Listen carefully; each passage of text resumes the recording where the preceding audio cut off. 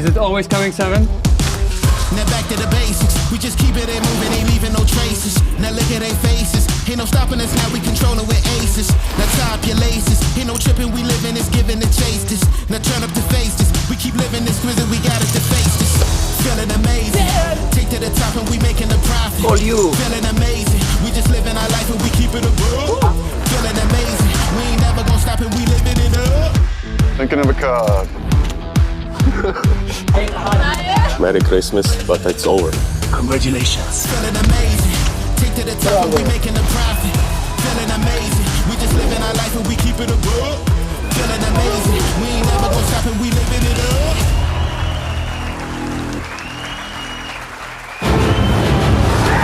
Stamets takes the win here in Barcelona. Jason Mercier, he went with his instinct, he made the call. There's the professional level, and there's the Ivy League. Sebastian Paoli coming to terms with what he has just achieved. Nicky Corrin has done it! 2 main event titles! Sebastian Mallets has gone from poker fanboy to poker champion.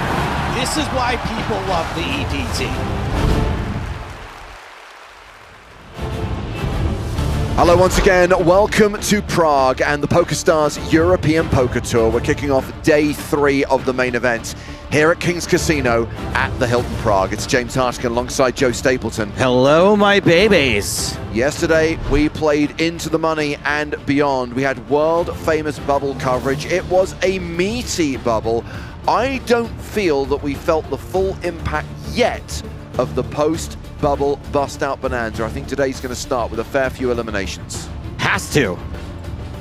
We need to cut through this field. 163 players returning today. We're scheduled to play 5 full levels. No target, although if we do get down to 40, we might stop there, but that is highly unlikely, highly improbable. And then we'll pick up the action tomorrow with day 4. Penultimate day on Saturday, final table on Sunday, live at 12:30 every day apart from Sunday. The final day live at 1 p.m, half an hour later, 1300 Central European time. I hope you enjoyed our live coverage yesterday, our slightly longer than planned broadcast. Hopefully you can stay with us for the course of today, and we would love to hear from you. Questions and comments are welcome in the live chat on YouTube, in the live chat on Twitch. A bit later on today, Joe and I are going to be filming some reels for the PokerStars Instagram channel, although those might not appear on Instagram for another 6 months. Who knows? I have no idea what's going on ever or when, unless I do it myself. Stay across the socials. X, Facebook, and Instagram are your friends. So who are the big stacks coming into play today? Tournament chip leader is Parwan Bansal with 850k. Just behind him on the leaderboard is Terry Jordan from the UK.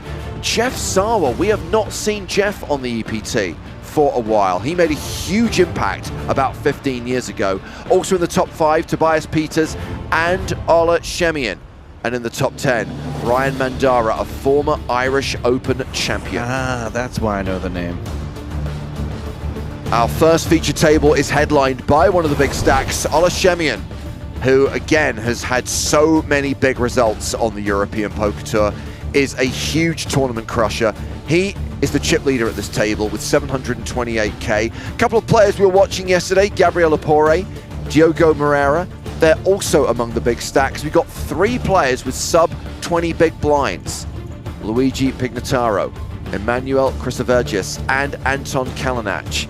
Kalinach edging into the danger zone with the blind starting at 2k, 5k with a 5k big blind ante.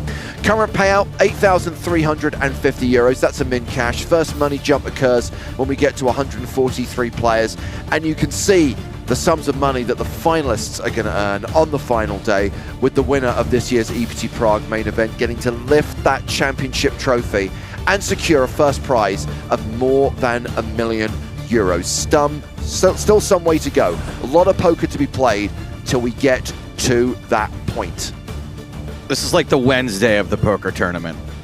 Even though it's officially a Thursday. That's right.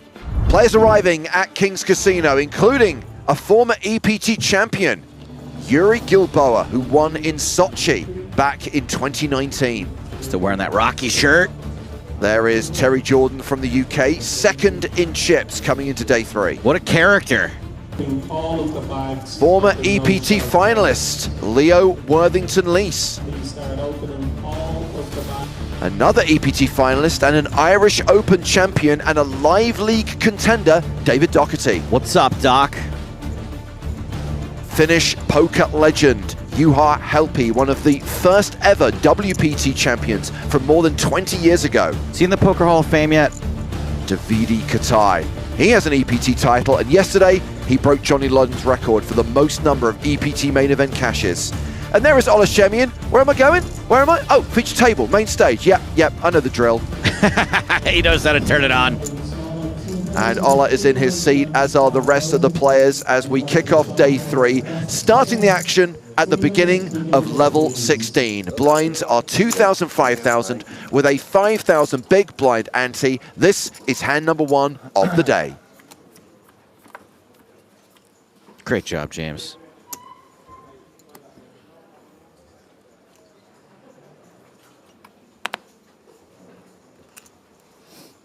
Luigi Pignataro, one of the shorter stacks of the table, first to act, he folds.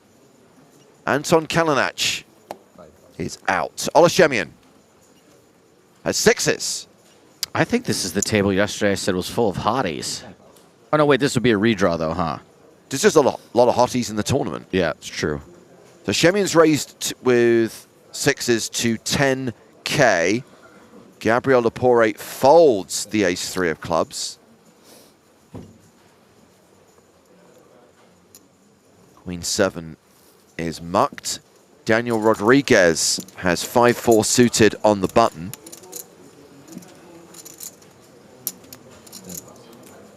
Round to the blinds. That's Suari folding the small. Diogo Moreira 8-7 off in the big. He is the third biggest stack at the table, has 321K to start the hand. Average stack right now is 225K, so he's going to defend.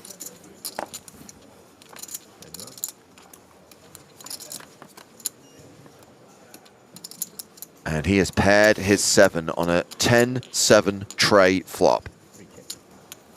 It's pretty annoying when they're just over cards and they still hit. Action checked to Shemian. Yeah, there's so many hands that big blinded fan is going to connect with there. I don't think it's a mandatory c-bet. Yep. Ola checks behind. We get the Jack of Diamonds on the turn. And now a ton more hands that maybe haven't outflopped 6s yet have picked up equity.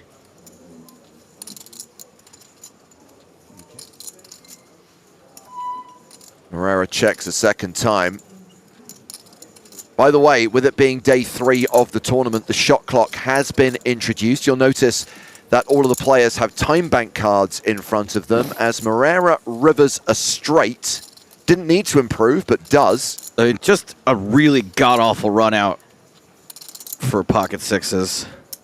A reminder, the shot clock gives players 15 seconds on their first action, 30 seconds on subsequent decisions. They have been given 6 time bank cards at the start of the day.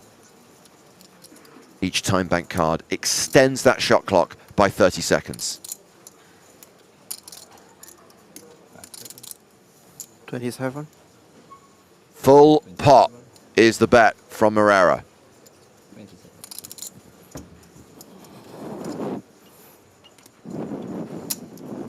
Strong bet. It is a strong bet. And Shemian will fold. The problem with Moreira pulling up his top to cover his mouth there is that we get to hear him breathing heavily through his nose into his microphone.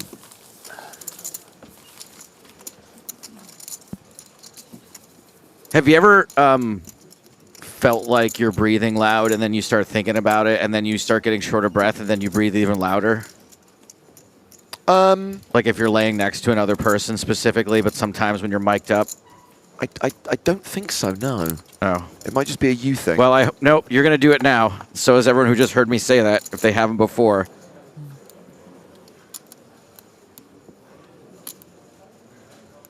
Maybe it's because you didn't have parents that yelled at you for breathing too loud like mine did. Oh, Joey.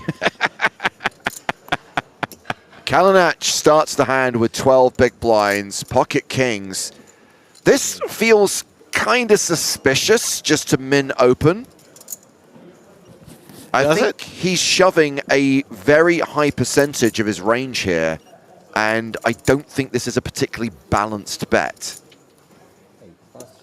You only have to be balanced if people are paying attention. True. And do these seem like the sort of people that are... Yeah, actually they do, now that I say it out loud. And that is going to be raise and take it for Kalinic. They saw through his complicated plot. At least he just bought himself another orbit as he now posts the big blind. And of course the ante on behalf of the table to answer your question. Hasui, that's how the big blind ante works. It is a single bet posted by the player in the big blind, effectively posting the ante on behalf of everyone. Not to be confused with the Anton. Anton Vig, a former EPT champion, just eliminated, cashing for 8,350 euros, and already we are down to 159 players. By the way, Vig started the hand with a round average, 223k, so must have been a huge hand, must have been some kind of cooler.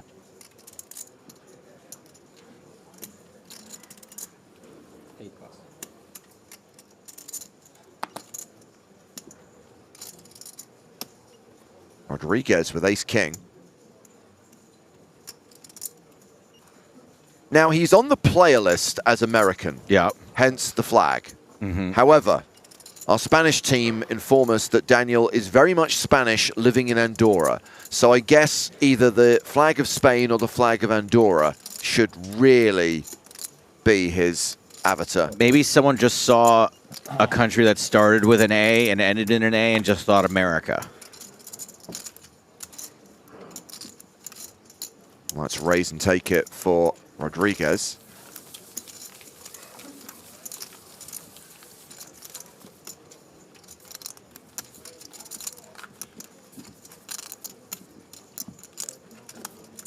I mean, I don't think you get to use that American flag unless you submit 5 years of social media history.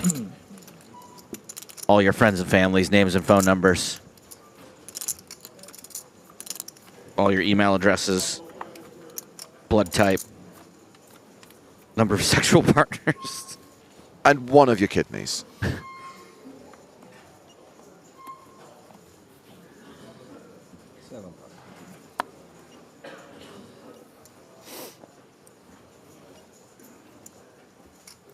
Action has been folded to Rodriguez.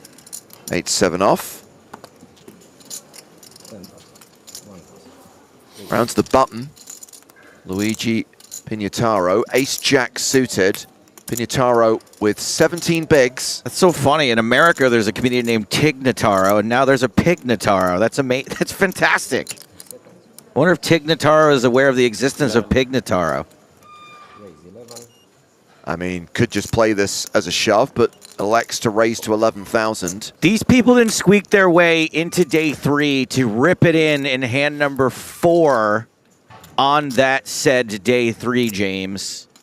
Well, it might all be going in here if Olashemian decides to 3-bet king-queen. All in. Shemian shoves on Pignataro.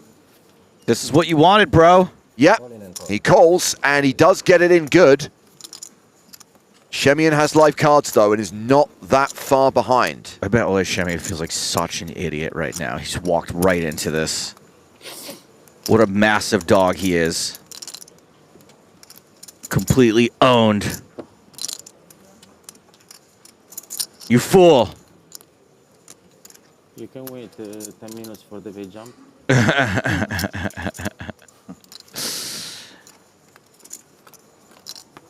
Yeah, look at the percentages. The equity's running very close, but ace-jack holding on this 9-9 deuce flop, and now Pignataro will become a pretty big favorite to double up through Shemian, 71%. You want to jack on the side? Yeah. Oh, no. Wow. Shemian pairs his king on the turn, and now Pignataro needs Barry Greenstein to make an appearance. There it is. Oh my goodness. Ace on the river, hits a 2-outer, and Pignataro is going to double up. I started on 97, but Amazing.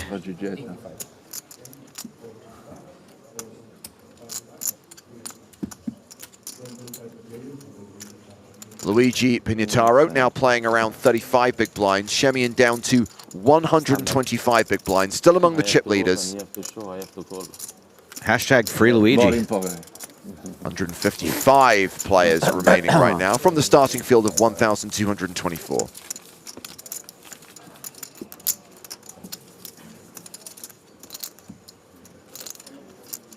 Let's take a brief pause from the action at the feature table and head out into the field and check on some of the other players competing on day 3.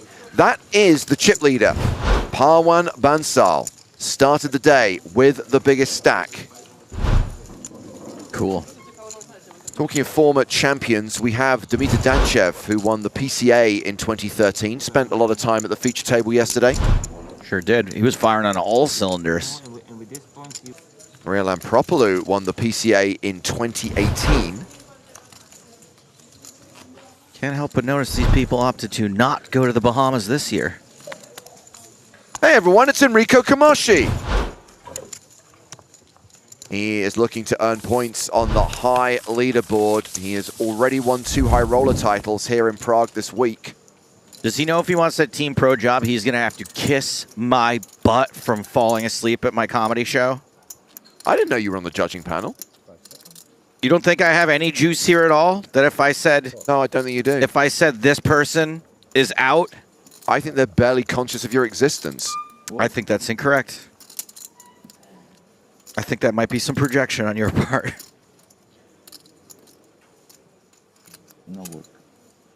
By the way, I don't even know who they is. I legitimately have no idea who actually decides that. Blind v blind.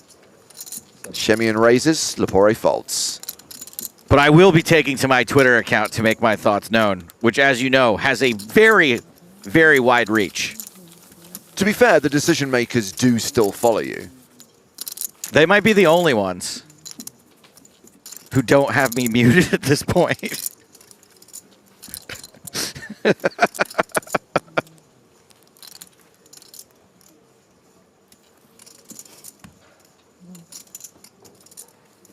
Why are people writing Maria in chat? Oh, Maria Lampropoulou. Yes. There's no way Maria Ho is in chat right now.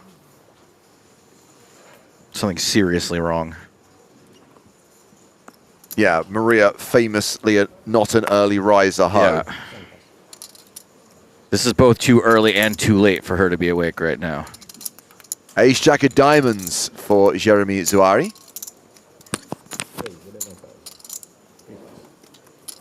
Makes it 11K and it's going to zip up. Shoop. Pignataro with Jack 5. Yeah, you're folding, bro. We know it. Thank you. He did say he wanted to stall 10 minutes to the pay jump, and he's on his way. Pay jump is 12 eliminations away. We're at 155. Take the over on 10 minutes, but maybe. This is by 15.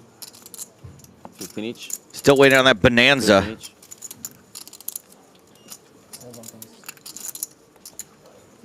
$7-5 for Chris Avergis.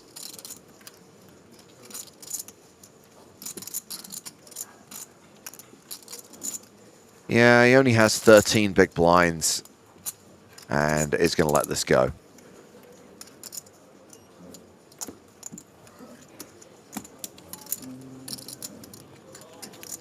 Got my boy Andreas in the box. What's up, my dude? Sorry? The time bank. It's automatic how we take it. Okay. You don't really have to put it in. No, Wildcard up on Twitch says. Don't fold, just don't do anything. You take when... I ask you every many seconds have to be 30 seconds, okay? Is poker more enjoyable or not? More enjoyable than what? I'm just going to say more enjoyable. Okay, sure. Thanks for your question. Yes.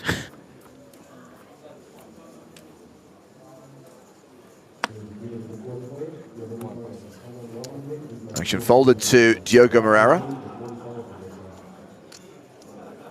Not going to play 7-4. Pinataro. 10 deuce.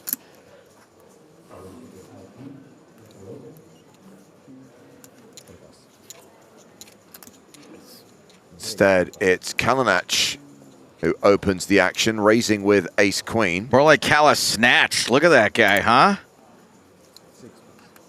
Lepore is on the button with king 10 of diamonds.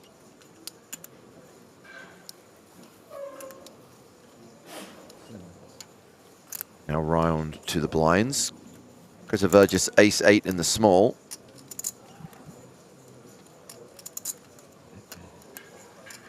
Nope. Daniel Rodriguez in the big. Ace-10. That's a hand. For Daniel the Jet Rodriguez.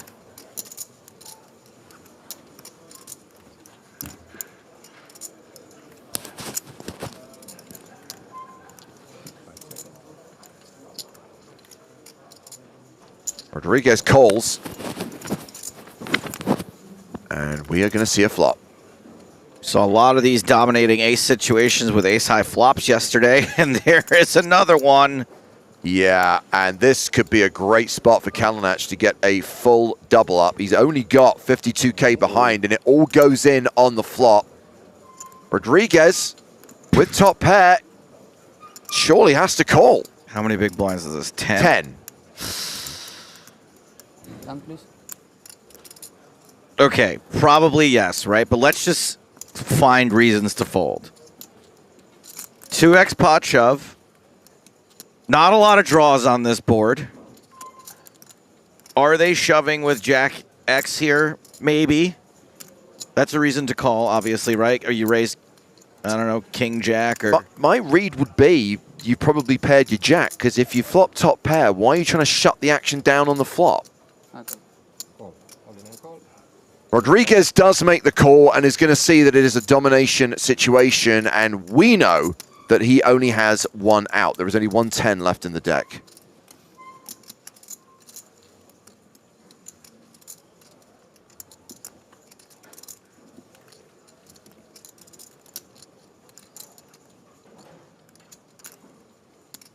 Kalinic, 9-1 favorite to get the full double up through Rodriguez. Only has to fade the 10 of spades. Kella snatched. Yeah, so we've seen two of the short stacks double up at this table. First Pinataro, now it's Kalinic's turn, meaning Rodriguez is now the low man at the table. If you bet on 2 streets, he's left with 60K, which is 12 bigs. If you bet on 2 streets, it's the same. Yeah, good. Was close. I did want to address this question from YouTube that says, where is Kelly Minkin? If you show up in the YouTube chat and the first thing you do is ask where is location of certain female poker player, you probably should never know the location of that certain female poker player. So, I'm just a fan, Joe. I'm their biggest fan. Yeah, let's, okay, they said they're joking, so, all right. I'm gonna delete this text message to Kelly.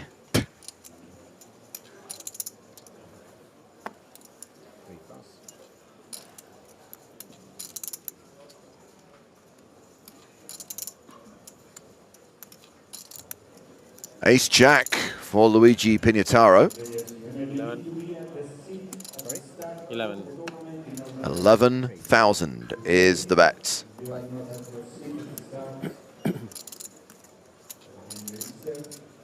Get this man a pipe. It would really complete his look. And maybe like a knit cap, a wool cap.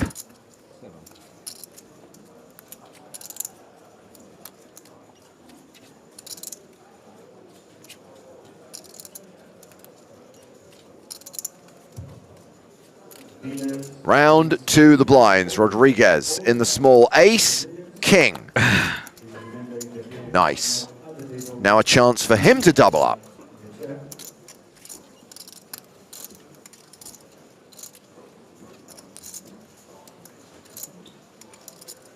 And that is not an all-in. He has left a 5K chip behind. He has left one big behind. What's the rule on this now? So the rule is if Pinataro now re-raises to put him all in, he has, I believe, 30 seconds to make a decision. He cannot use his time bank cards to extend the clock. So leaving the one chip is okay. Yes. Just when the action's back on you, you can't burn all your time. Correct. Banks. Okay. But you may still fold. Correct. You still have both options available. 57 times. Oh, you have one more, bro? Yeah. Okay. All in. All in. He's staring at the clock, and there's still a fair few players to go until the pay jump. You don't get much time here. Yeah, I know. It's like one people more. And You have a board behind you. One people more. 4 people, You not have a board behind. 4 people. No, you have a One board behind you. Okay.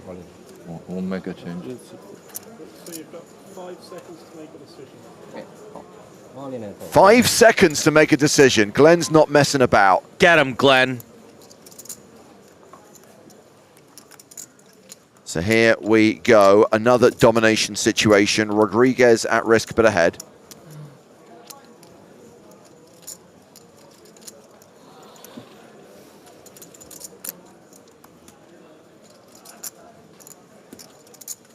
Yeah, I think he thought like the money jump was the next player out, when actually we're at 147 and it's not until 143. So all good in the hood and looking good for a double up. Yeah, a spade on the turn makes things. What? 10 of spades. Yeah, a little pingy.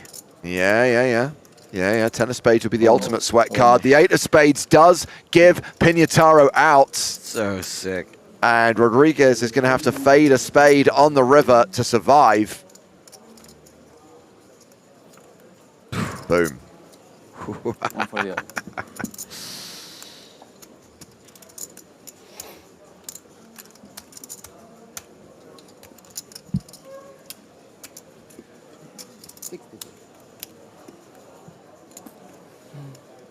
Pinataro got pinged. So that sees Rodriguez move back up to around 25 bigs. Pinataro drops down to a similar number of chips, around 23 big blinds. Chris Avergis is the table shorty now with 13 big blinds. Still more than an hour to play at this blind level. We're, what, 23 minutes into the day? And already we've seen around 15 eliminations. If we look at more faces in the field, including our most recent EPT champion, Tomasz Brzezinski, who won in Malta. It's his 3rd consecutive EPT main event cash. Remember, he was 4th in Barcelona before that win in Malta. One of our Gold Pass winners, Ricardo Pinto. Also, at the outer tables today, we have Robert Hydorn. He won a Platinum Pass to the first PSPC in the Bahamas in 2019. That's where I know him from. This guy's a sick one. Klaas Segebrecht. It's a sick one? And talking of online beasts, we saw a bit of him in action yesterday. Roland Rakita. I love the way he coordinates his fleece with his hat. Yeah, he's got a nice fashion sense about him. I do. I love it.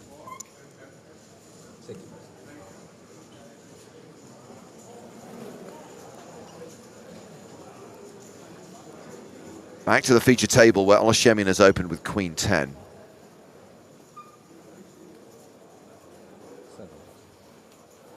You know, Olashemian getting a little loose here with this Queen 10 offsuit open. They tell me not to do this. Granted, I don't have the post-flop skill of Olashemian. Rodriguez calling on the button with ace-6 suited. Zwari in the small blind. Is it possible to call the service? So he got a decision here? One more time. Yeah, he's going to really call with 9-8 offsuit. 6-5 off for Moreira, getting a pretty phenomenal price.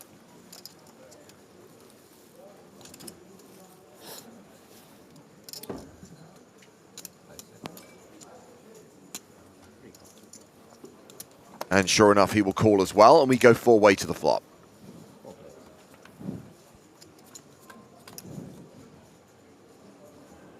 flop 9-4-4. Well, yeah, buddy. Yeah, Zawari's loose call from the small may have worked out for him. Where's your condescending tone now? People keep telling me you're not meant to play results in this game.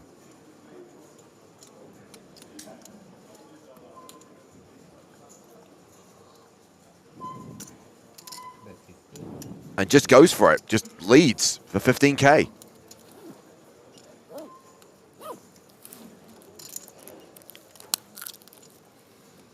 Olashemian, undeterred.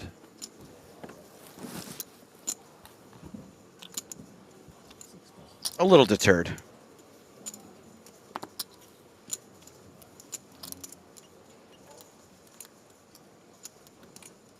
Yes. What a play here. The flat and the small blind, the donk lead. That's not gonna. You're not gonna learn any lessons from that. No. A memo to Joe Stapleton from Project X9999 on the Tube of You. Hey Joe, Czech here. I think they're saying that they are from the Czech Republic. They're Czechanese, yeah. I know you love Coca-Cola. Have you tried Kafola while you're in Prague? We love it, but foreigners say it tastes not that good. Thanks for your opinion. I don't believe I've ever had a Kafola. In fact, if someone will bring me one, I'll do a live taste test on the air. Can we make that happen? I want to see if Joe is one of those foreigners who says it tastes not that good. I don't think we have a staff this year to...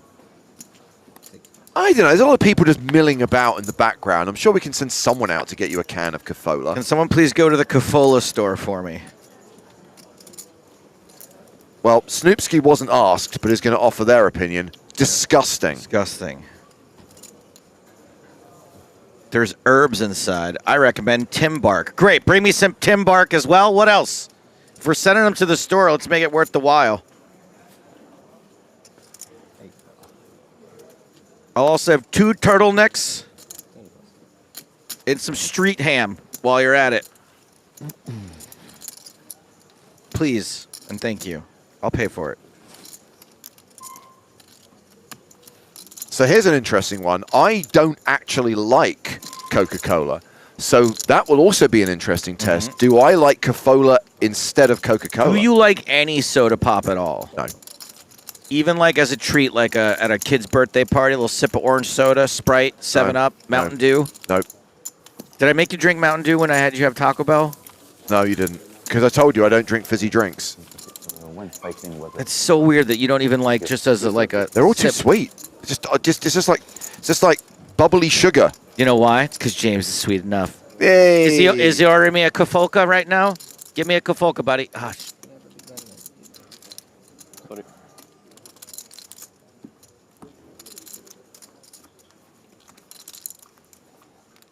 Tech says if we organize someone to come scoop the delivery, they'll send it. Send it to the Hilton. I'll run out and get it. No offense, but I do think we have to source it. We can't rely on something that someone's randomly sent to us because... I will. I'll drink it. I'll eat it. I'll put anything in my mouth. Would rather you not die on air.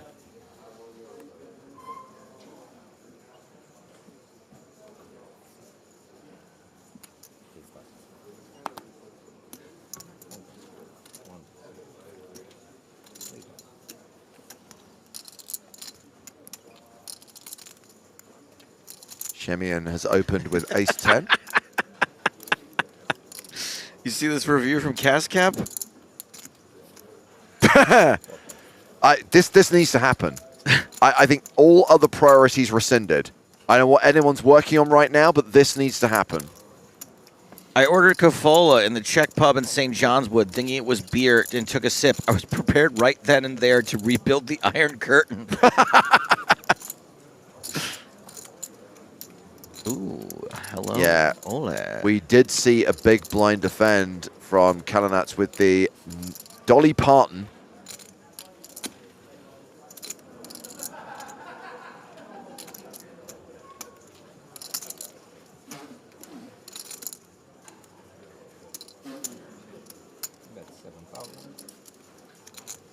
Shemian's continuation bet of 7K. is met with a fold. Wow. That one that was an literally all-timer. That was made top 10. My ears reverberate. Hashtag embrace the squeak. That was a top 10. Are we clipping these? We should do a top 10 squeaks of the week. Very good fold. Maybe we pay people to do this stuff. I'm sure our YouTube agency can get on. How funny would that be in our YouTube? Top 10 chair squeaks from EPT Prague. Love it. Give it to me now. An elimination from one of the outer tables. Nuno Alvarez out. More like no Alvarez. Cashing for 8,350 euros. We're also at a min plus cash. He was eliminated by Enrico Kamoshi. So here's the thing. Kamoshi is now just 161 points behind Clemens Reuter on the high league leaderboard. Ooh. By using the points calculator in the app, we've worked out that Kamoshi has bagged at least 140 points from this tournament. And with every elimination, he is getting more points. So there's a very good chance that after this event, he moves ahead of Reuter and takes the #1 spot. Where the hell is Reuter right now? I don't know. He's in the wind? I don't know. I also know that Kamoshi has stated his intent to go to Cannes and play the 5K super high roller there. He is determined to win that high leaderboard. What if that doesn't run? He's got to get some other people to make sure they play. He's a man of influence. By the way, some other recent eliminations to tell you about. We've lost James Aikenhead, Dimitar Danchev, David Doherty, and Mohamed El Reis. We are down to 144. We're on the pay jump, and Moreira has opened with aces. What day is the super high roller in Cannes? I'm going to see if I'm free. Check the app. I don't know the full schedule for Cannes. I'm going to get on the app right now. How do you spell PokerStars? That was raise and take it for Moreira, and we're at 143. Boom, min plus cash now locked up by everyone. PokerStars open Cannes. Do you think I should play the 5K high roller if I'm free? That's the super high roller, the 5K. Super high roller, yeah. And that way maybe... That'd be my way to get back at Enrico Kamoshi for his little snooze. Can you imagine if you denied him first place on the high leaderboard as... Out of spite. As revenge. Joe fires like 6 5K bullets in a high roller just to get back at Enrico for sleeping through his stand-up gig.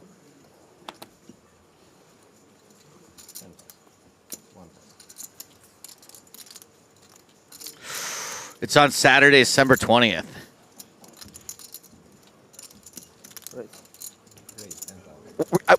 And what's the relevance of that? I mean, well, my girlfriend's working that day and is going to be real busy.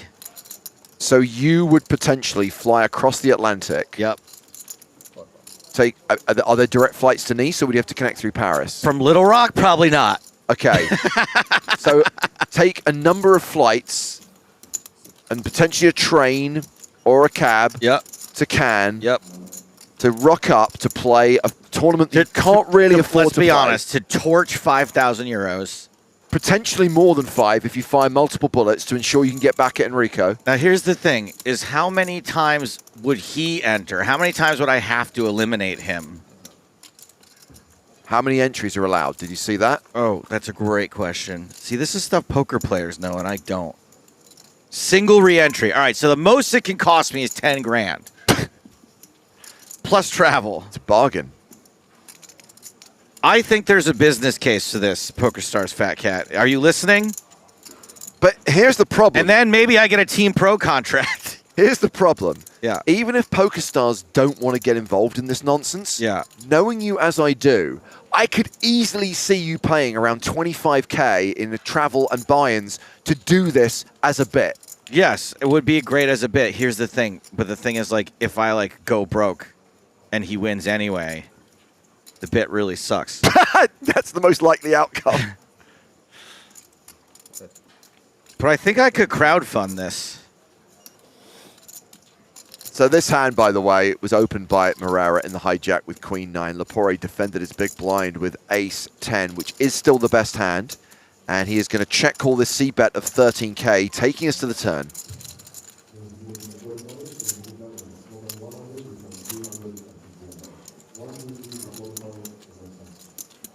And And that is a wheel draw for Lepore to go with ace high, which is still the best hand.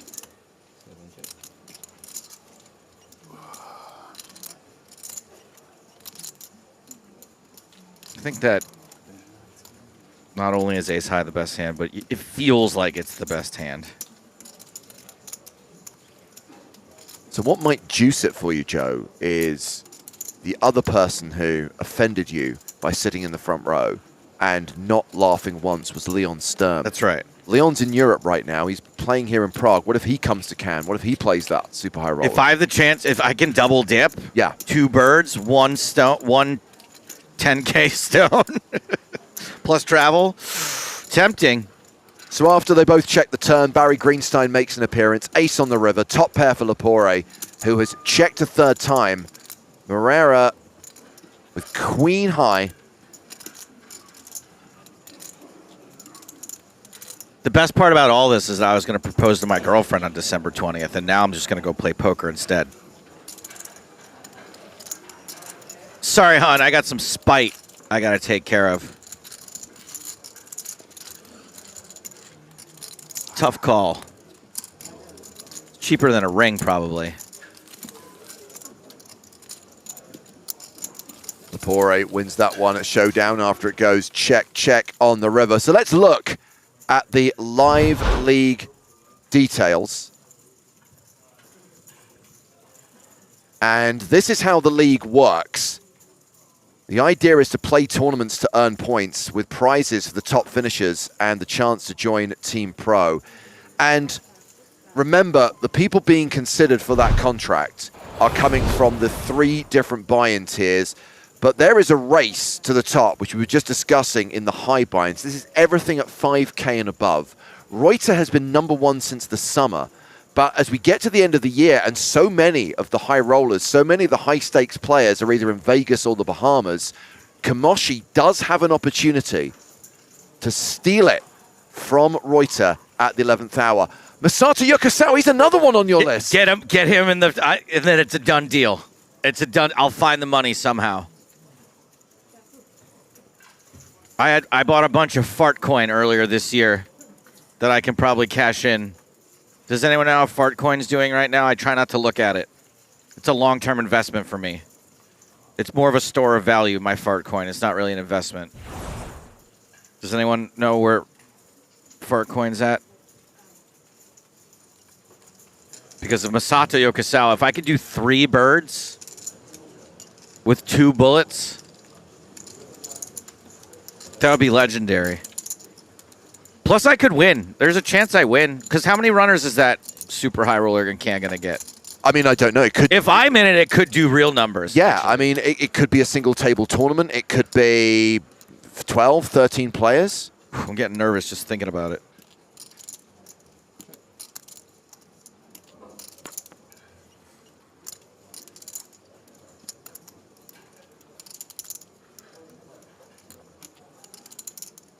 They're telling me my meme coins are down 90%. Damn it.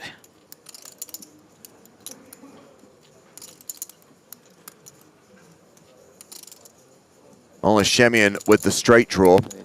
Chris Avergis with second pair, calling this continuation bet of 6,000.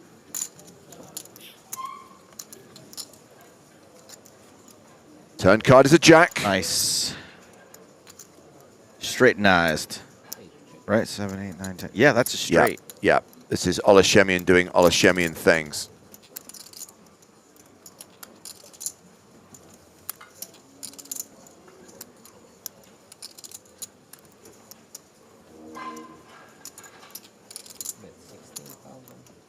And a second barrel fired, 16,000.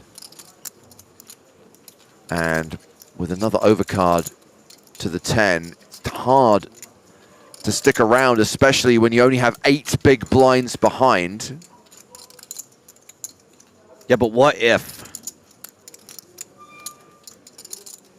you're unblocking the queen you need? Anybody ever think of that? Shemian still table chip leader, still among the tournament chip leaders. 600 and 56,000, which equates to more than 130 big blinds, and still 50 minutes to play until the blinds go up.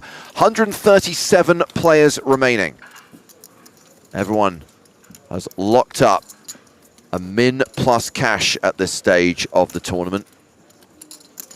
Next money jump will be when we're at 119. Right now, everyone's guaranteed 9,600 euros. How about this one from Nerd Dog, who says, these commentators remind me of eating chalk. Does it remind you of drawing with chalk, as in maybe like a chalk outline, as in you dead and you banned? Why would you eat? Actually, isn't there like chalk in indigestion tablets? There is, yeah. Okay. Was there any chance that was a compliment? I don't know. Maybe he has horrible gas and constantly needs to eat chalk, and it makes him feel better. So our commentary makes him feel better the way that eating chalk makes him feel better to help him with his horrible gas. I may have screwed up. Unfortunately, there's no way to undo it, so you're still banned.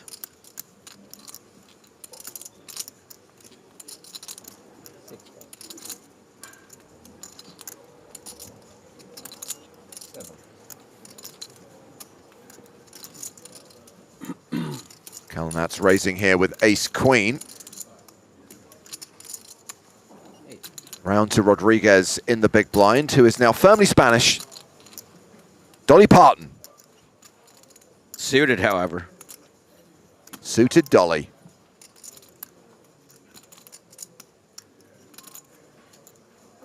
Dolly clubs.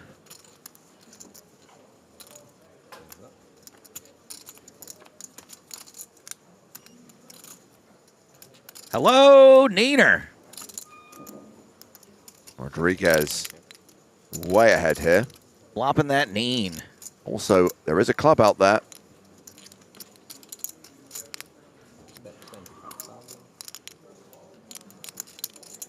Continuation bet from Kalinats of 25,000.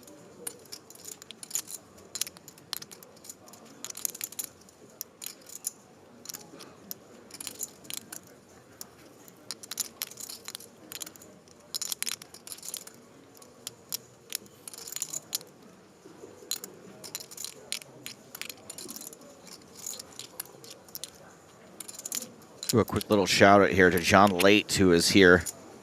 Wanted to meet up with us, but was only playing some of the early prelim events. Busted the open, but cashed in the cup. Hopefully we catch you next year, John. So he was late, but he's played the early events. That's right. L-A-I-G-H-T. Is that how you pronounce it? Late? Light? Yeah, like Leighton. Like Leighton Buzzard.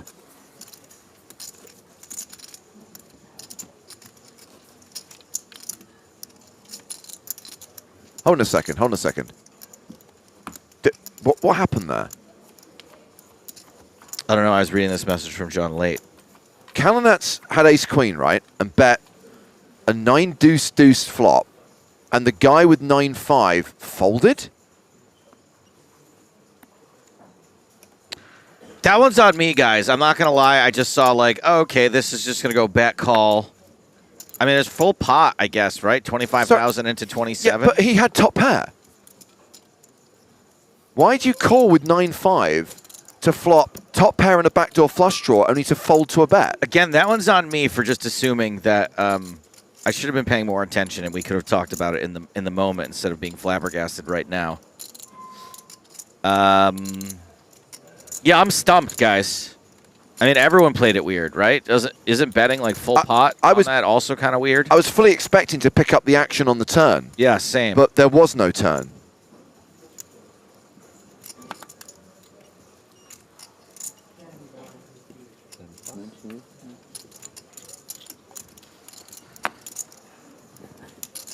Well, anyway, Chris Avergis is now all in with King 3. Zuari with King 10 in the big blind.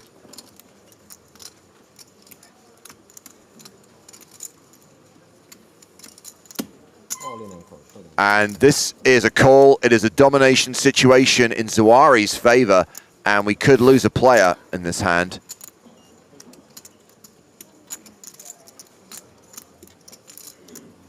Well, at least no one can fold top pair. Respect to Nerd Dog, who says, never mind, it's the players who are reminding me of eating chalk. Holy, who folds there? How did Nerd Dog get back in the mix? I think Ed must have unmuted him.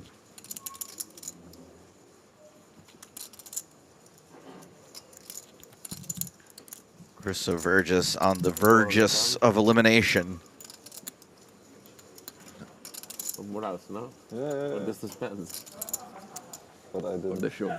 Only a 3 on the river will save him. There's a reason why there's no books called 3 on the River. It ain't happening.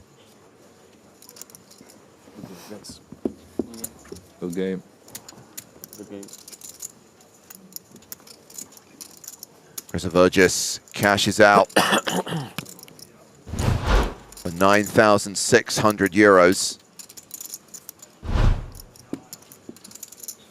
As you win also this? Smooth exit, though. I'll give him an 8 out of 10 on the departure.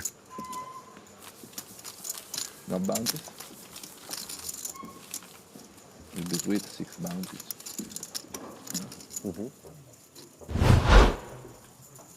So a reminder, the dates for next year's Irish Open have been announced. For the 4th year in a row, PokerStars and Paddy Power Poker will sponsor this event.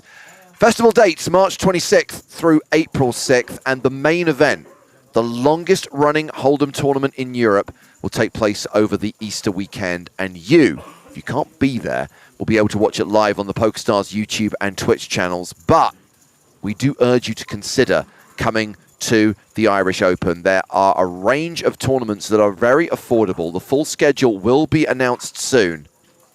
But it's a decent length festival next year, running March 26th to April 6th. And you said I don't have much juice with this company, but I specifically asked that they put it over the weekend that conflicts with the Platt wedding. And they obliged me. Sorry, Jeff. By the way, quick update from the outer tables. Ryan Mandara, who, as we know, is a former Irish Open champion, briefly took the chip lead in the main event. However, just a few moments ago, Par 1 Bansal retook the chip lead and is still number 1 with a stack of more than $1 million. Ace-King raising here. And it's going to be raise and take it. Ace-King. King. Ace-King. At the day 3, the other table have the time bank or only the feature?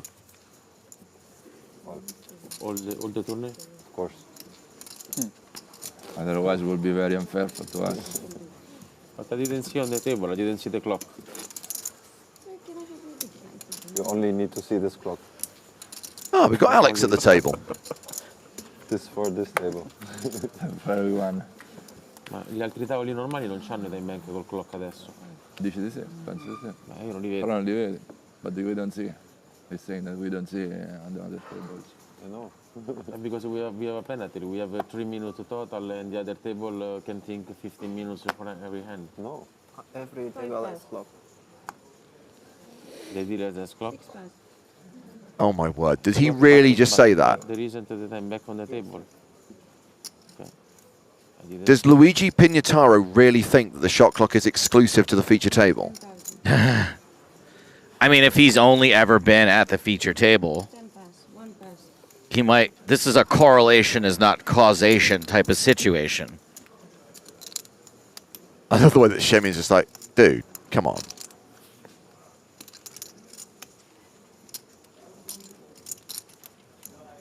Lapore is raised with kings.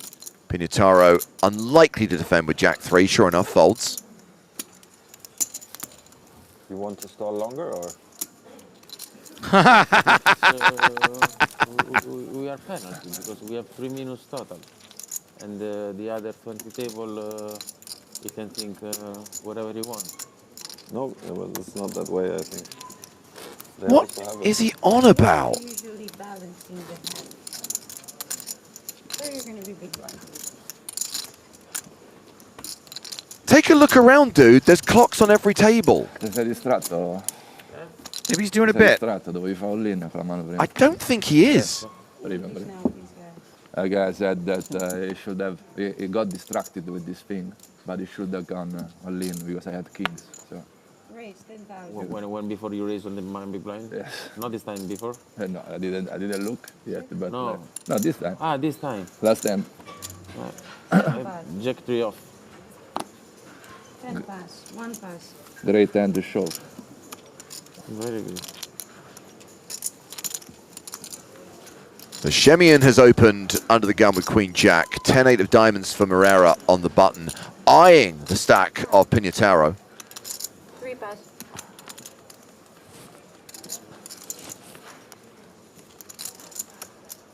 So unfair. If he was at any other table, he'd have 15 minutes to make this decision.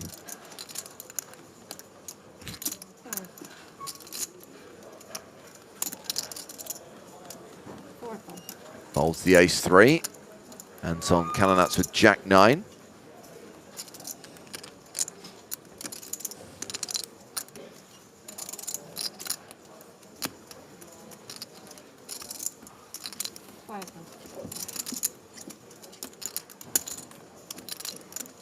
Raise and take it for Shemian.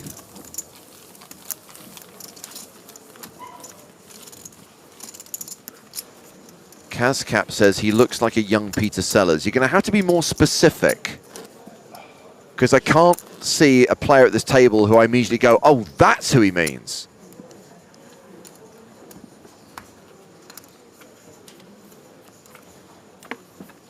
A reminder for those of you who are new to the game of bad lookalikes, you cannot compare a poker player to another poker player. You have to find a lookalike who is someone mainstream famous, known for something other than playing the pokers.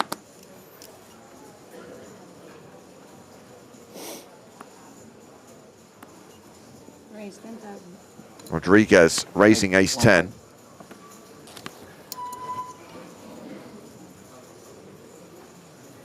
Zawari with King Jack of clubs. Oh. 3 pass.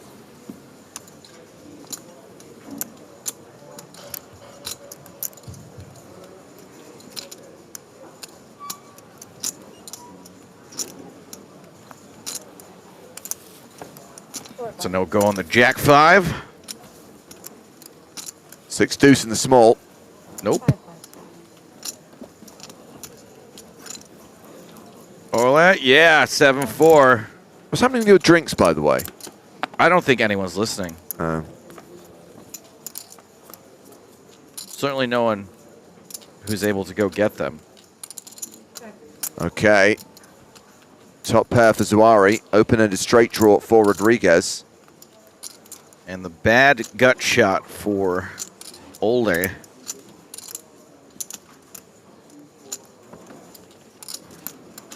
Trying to see where that 13% even comes from. Just catching. What? I don't even know. Runner? No, yeah. 13% seems like a lot for needing running cards. That's 24,000. The 10? 10? Oh, I guess so. Anywho, he's gone away.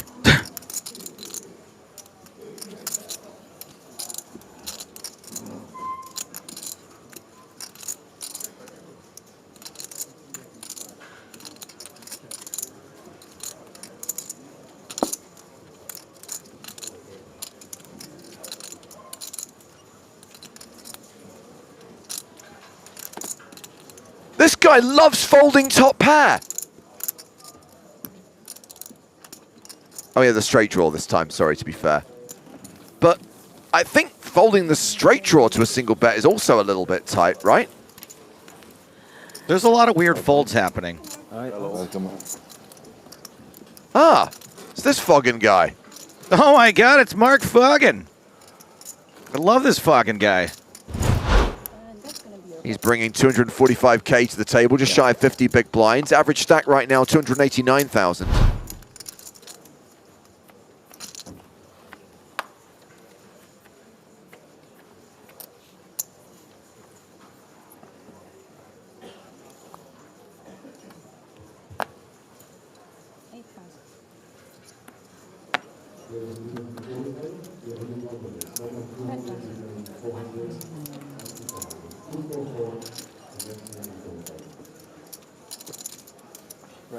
Raise 10,000.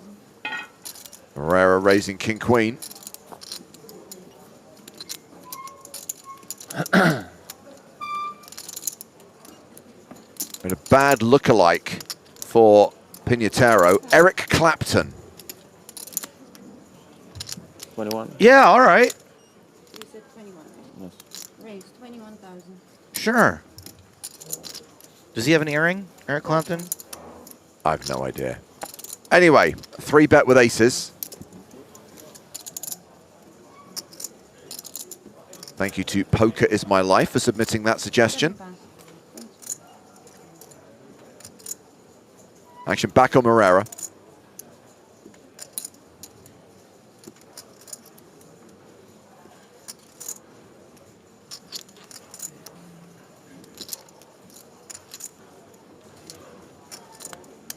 King Queen offsuit, much more difficult proposition to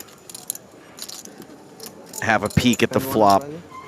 There aren't a lot of chips to be won here. Pinataro with a short stack isn't going to be messing around too often. Is going to have King Queen dominated quite a bit.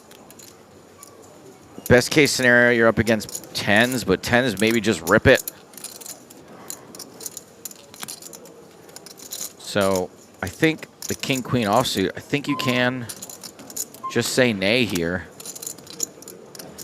It is only 11,000 more, but there it goes. In the bin.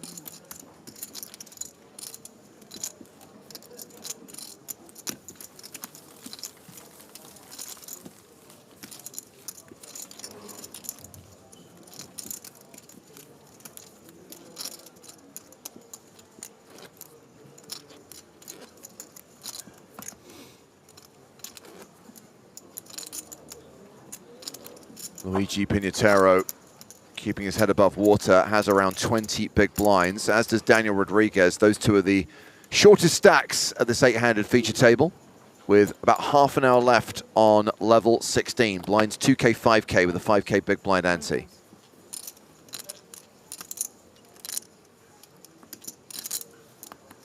Yeah, don't worry, Samal, we've spotted it as well. Someone in the graphics team screwed up. I will be talking to them later. We'll fix it. They do have a Thursday afternoon chat. Regardless, he's not really going to shout at them. 4 5. Herrera has raised with 7s. Nice discipline fold here. There you go. 6 5. Discipline. 2 paint cards are the same color. I know what you're thinking. Well, let it go. King 6 for Mark Foggin.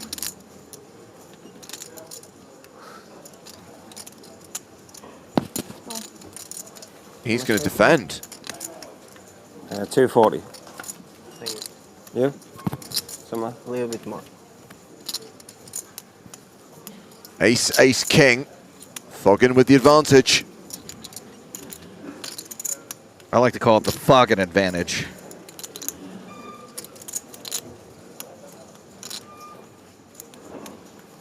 Now this is a pretty pukey board for ace king, but sorry, for pocket 7s.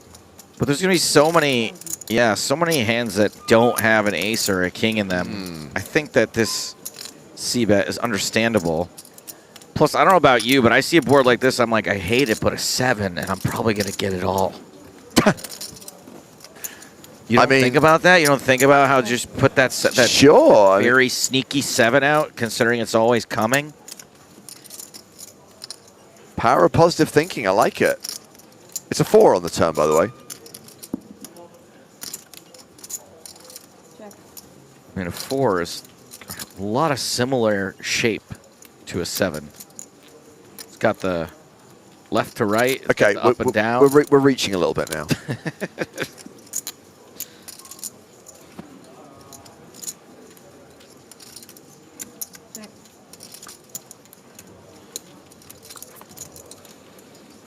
Oh. Ah. Oh. So So Foggin check called the flop for 6K. It went check, check on the turn.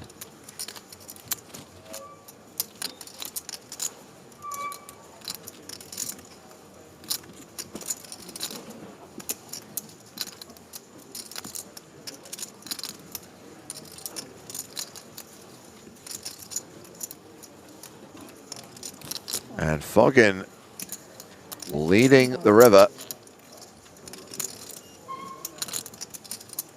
13,000 into 39,000.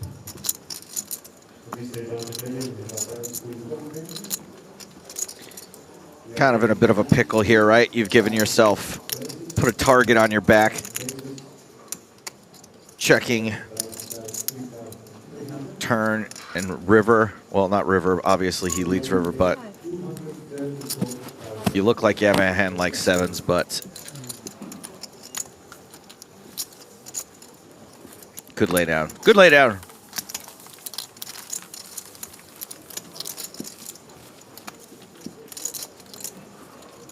Mark Foggin up over 50 big, still below average. The average stack close to 300K now. You gave that guy nightmares. Down to 125 players. That was so funny. Did you tell him in the end or no? No. I didn't see him anymore. Oh, okay. To be fair. I think he's still here, actually. Huh? I think he's still here. One pass.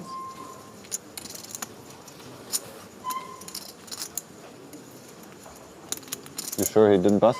No, I'm sure he's still here. Okay. Yeah, he's dead.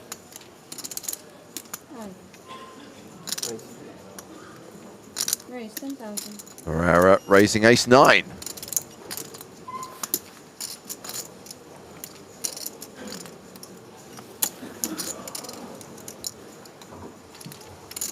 One. 4 pass.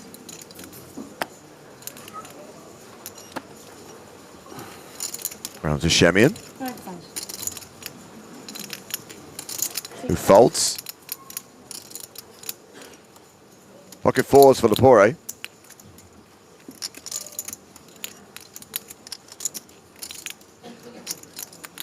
Fours in position. Who's in the small blind? Foggin and Rodriguez are in the blinds. Rodriguez could ship it in. Oh boy, Foggin with a hand.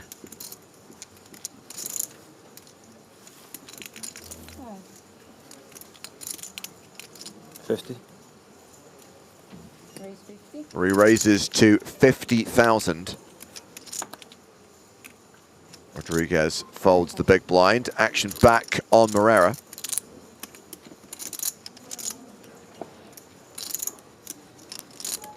Nope. 7 pass. And Lepore quickly folds as well. Look, I'm not one of those people that thinks it doesn't like all modern poker, but can we just get a set mine every once in a while? Can we get a guy just flick it in with pocket fours and try to flop a set? Yeah, I mean, Lepore's pretty deep. And you got to look at Foggin's stack too, right? Which is also deep enough. Absolutely. Like, 3-bet first in 1 hour. I was thinking. First 3-bet in 1 hour. Not 3-bet here. 1 You're hour. the only guy. I didn't realize. Sorry, Al. You're breaking the rules. Yeah, sorry about that. Okay. Good way to enter the back. Oh, sorry. Okay. Why? You broke our line. We play so. You actually did. Nobody told me. You actually bet, fold. Why? You many aggressive. Not 3-bets, only leans. Someone should tell Pinatara that they're not allowed to 3-bet the outer tables. You did. Yeah. But that is I'm 3-bet for first and you will for second. It's alpha 3-bet. You set the tempo. Didn't count. Didn't count. Didn't count. It's a small. It's a little bit small. Yes. Yeah. 5 pass.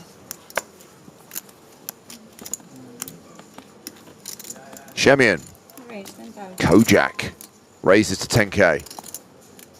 7 pass. You know how I'm trying to innovate the game? I mean, always trying to change, see if we sure. Pitch ideas for changes. I mean, continuous change, right? Consistent evolution. What if you get a card, right, that entitles you to 1 free flop whenever you want to use it, as long as it's not on an all-in. Like up to, let's say like up to 10 big blinds. Okay. So like you have pocket fours in that situation. You're like, you know what? I'm going to use my 1 free flop card. So you don't have to match the bet. You don't have to match the bet. You just get to see the flop. I like a lot of your ideas. This one I'm not so sure about. You got to think about it a little bit. Yeah, it needs to be workshopped for sure.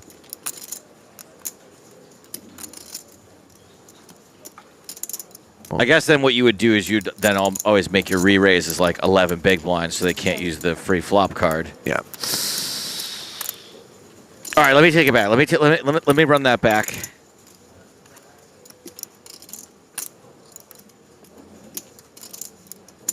So Shemian's pre-flop open was defended by Zawari in the big blind. Went check on the flop. Shemian pairs his king on the turn, makes a delayed c-bet of 20k. Zawari folds.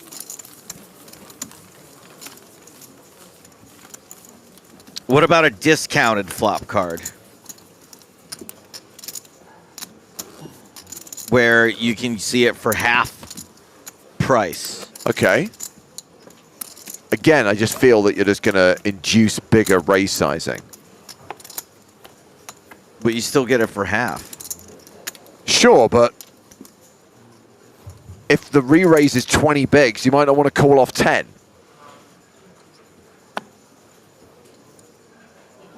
I think half might be something. Okay. Here's an idea. Have a sit down with Kenny Hallett. No. Nobody smart can weigh in on this. Dummies only. I don't want genuine criticism. I want acceptance and a pat on the head.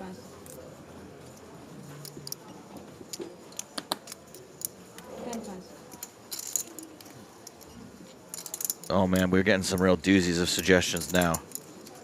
How about you get a flop a set card where you're guaranteed to flop a set, but you play it under the table so others can't see? No. I'm not having anything that influences the outcome of the deck. I'm not a fan of that. How about this one? You have to use your flop card when you're about to call. If you fold, the flop is discarded, and the rest of the pre-flop is dealt as normal. I don't even understand what that means. Exactly. Good. Same. Look at that. If only you guys could work together here. Shows you the true power of teamwork. Your ace, my queen.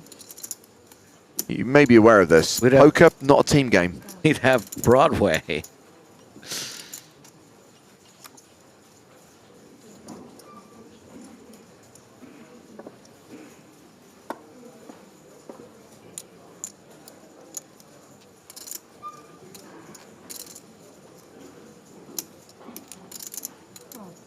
$6,000 apiece.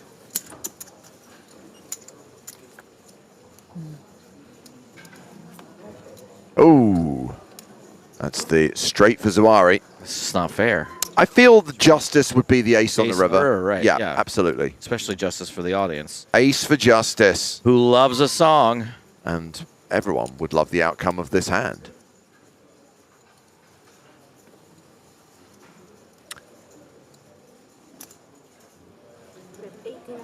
Zawari fires a second barrel, 18,000.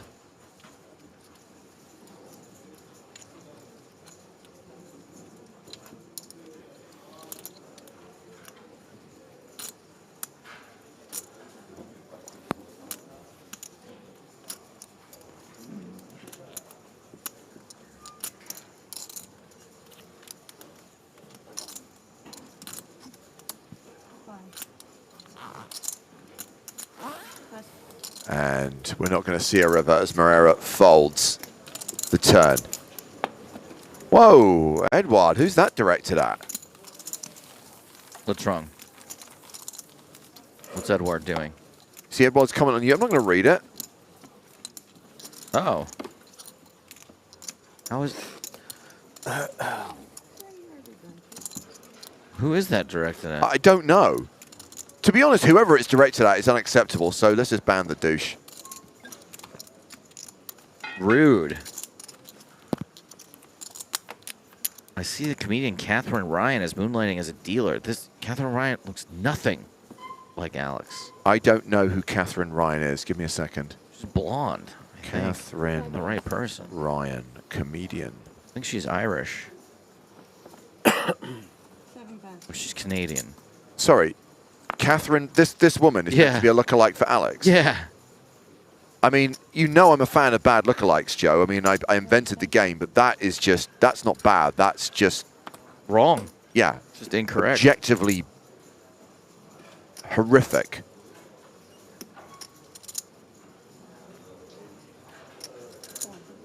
It's like saying 2 + 2 = cat. Like, it's not a bad answer. It's just not 1 pass, 3 pass. in the realm. Foggin has opened Jack-9 of hearts. Rodriguez is jammed with Ace-Jack of spades. Pignataro with King-Deuce of clubs in the bag. How much is it?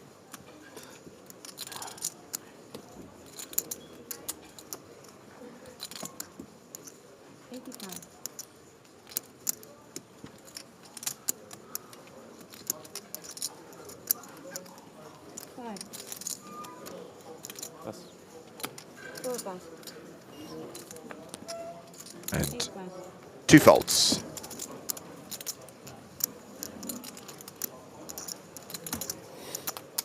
Thank you.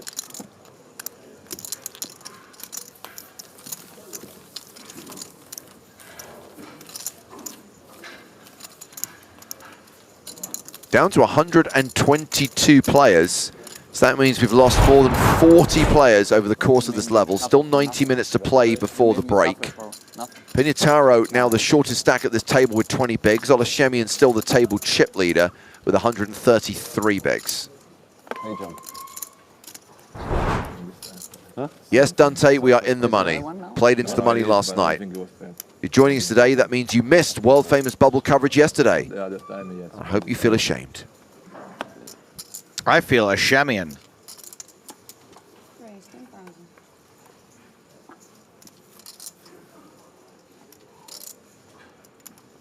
Shemian raising ace-king.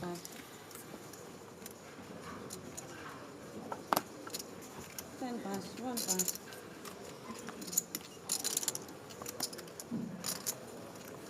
3 pass.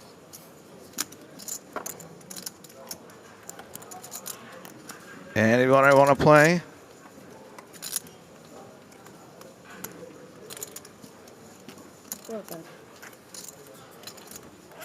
Anton. No. Nay. Because the card. Very, very good. I'm lucky. Yes, I think you put. Yeah, every time you have one hand under the gun. Yeah. Only the nuts. What do you think? Yeah, you show his 10 is king under the gun. Yeah.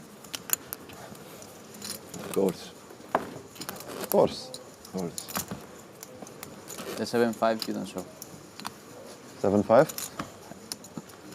What's 7-5? No, Nuts player.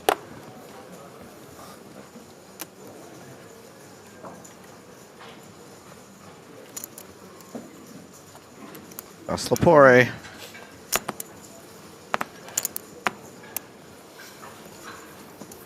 Eight pass.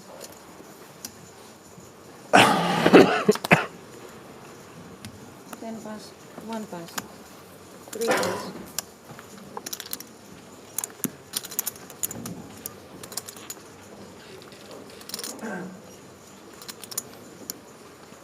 4 pass. 5 pass. A walk for Olashemian. Okay. Oh. No. Boo boo. Good fold. Lucky, man. Why not? Go. So satisfying to win a pot of any size with ace king. So Gang Gang asking, is $1 million an okay first prize for an EPT main event? Well, the answer to that question is yes. If you're referring to the specific tournament, it's significantly more than $1 million because it's €1 million to the winner. Doesn't matter. Same. And in response to it used to be 3 to 4 million, Too lucky anyway. there are a handful of EPTs that had Make sure he 2.5, calls. 3 million first prizes during a very brief period at the height of the poker boom with 10K buy-in tournaments. 10 pass. 1 pass. I think any time you can win 7 figures in euros, you know it's a good tournament. Have to agree.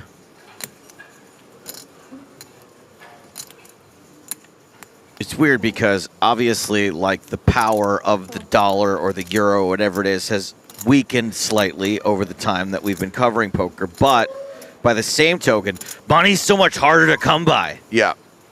And so even these 650, 700, 750 first place prizes, I look at them the same way that I used to look at 1.5 or 2 million back in the day. Sure. So we got the raise from Foggin. Morera with ace queen suited, just calls. Ace 10 from Kalinaz folds on the button. Shemian also suited, also in spades. Out of position. 6 pass. Looked tempted for a moment, kicks him in. Jack 8 off for the big blind. Is closing the action.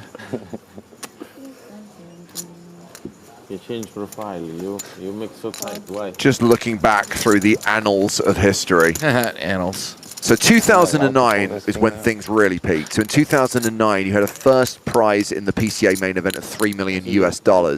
And in the EPT Grand Final in Monte Carlo, I think this is the single biggest prize ever awarded, 2.3 million euros to Peter de Corva. That's huge. That was when it was a 10K though, right? Exactly, yes. And it's also, as I said, the height of the poker boom.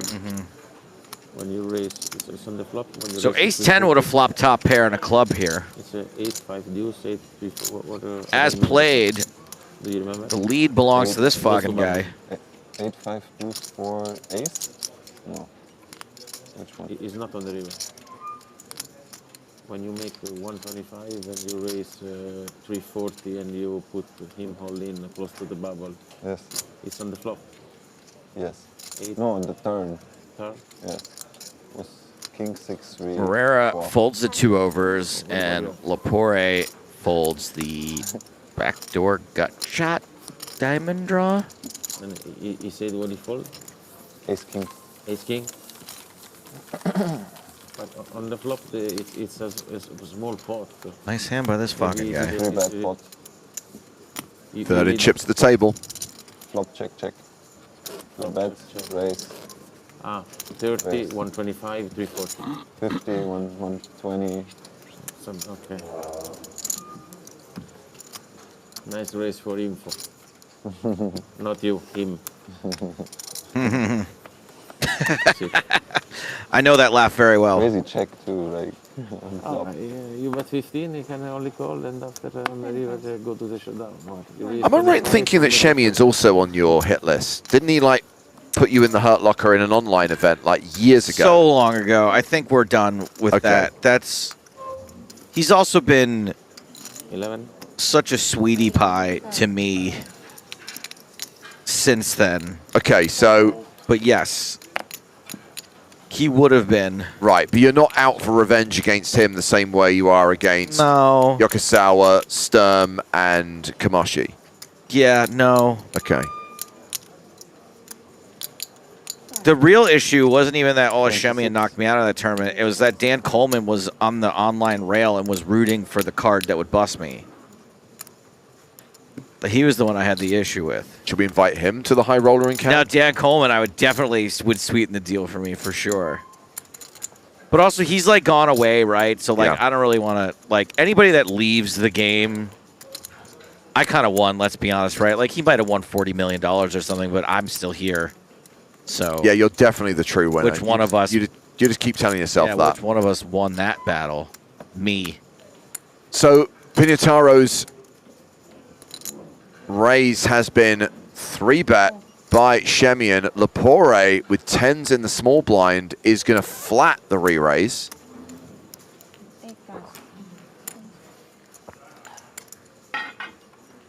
Action back on Pinataro.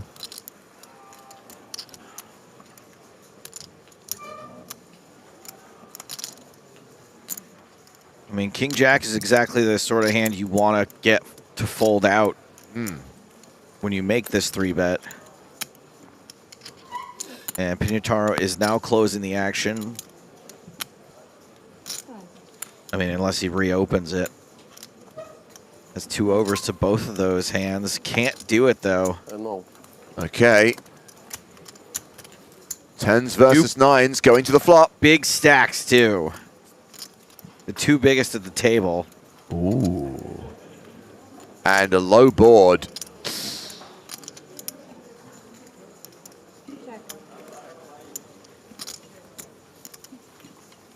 Poire playing in flow. Checks to Shemian.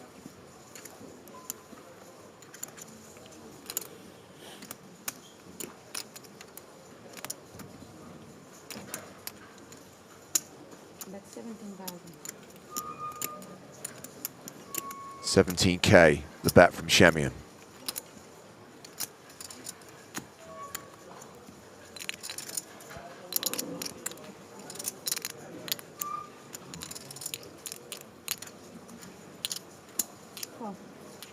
Lepore calls.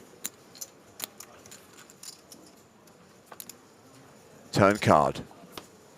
This is not good news for Ole Shemian. It's a 5.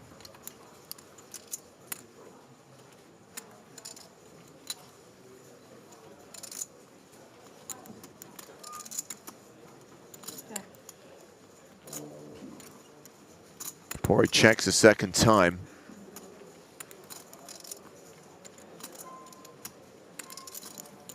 Perfectly happy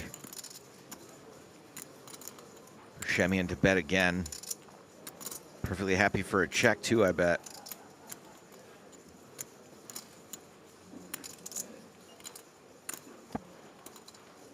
How big is Ole going to go? This doesn't look big enough to get a fold from 2 9s. Sorry, 2 10s. Shemian not accidentally bluffing here. He is still betting for value. Unfortunately. Yeah, 28K called by Lepore. River card.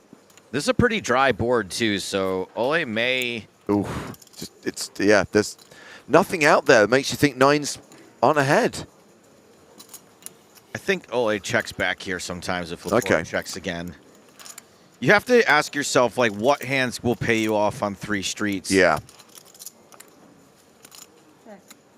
Check. Yeah. Yes. Jacks or 10s. Yeah, he knew exactly where he was at once he gets called twice.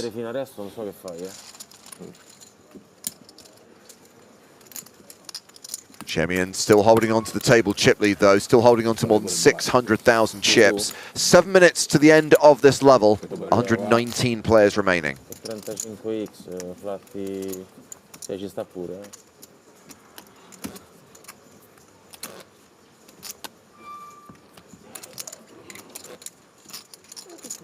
Okay.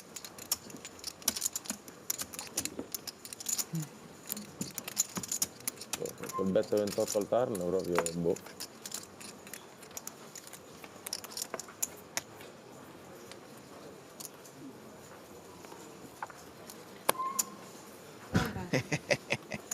So much squeaking today. Well, it's probably once the room is emptier, right? Yeah, like, yeah. Hear more of them. Absolutely. Fewer bodies to absorb the squeaks.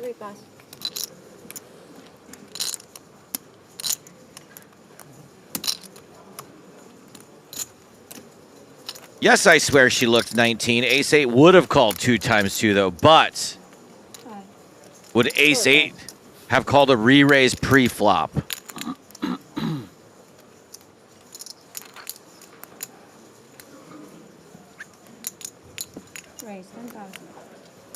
King Jack raises to 10,000.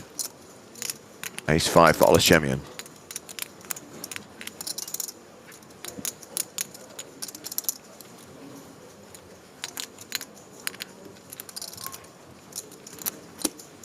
Raise 23,000. He's going after King Jack again. Get out of here with your King Jacks.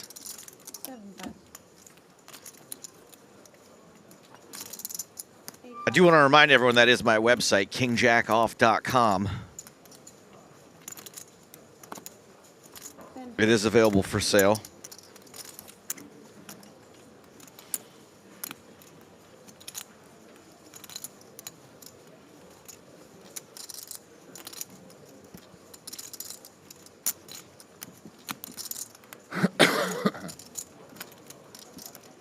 I think you're folding.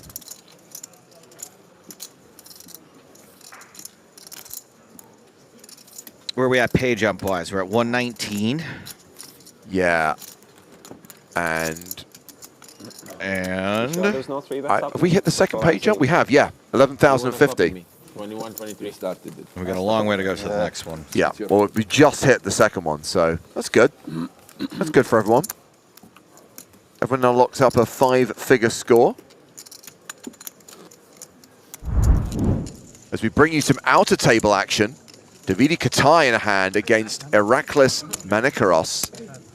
And you can see a bet there of 5,000 from Manikaros. And action on Katai. Well, on the flop, the board is the Jack of Spades, 4 of Spades, 3 of Clubs. In response to that 5K bet, Davide Katai moves all in. Quick call. Wow. Queen 10 of Spades for a flush draw. Katai with top pair. Katai rivers 2 pair, fades the flush, and doubles up. Doubles up to not much, it looks like. To 115K. Geez, that's not good. Yeah, playing around 20 big blinds.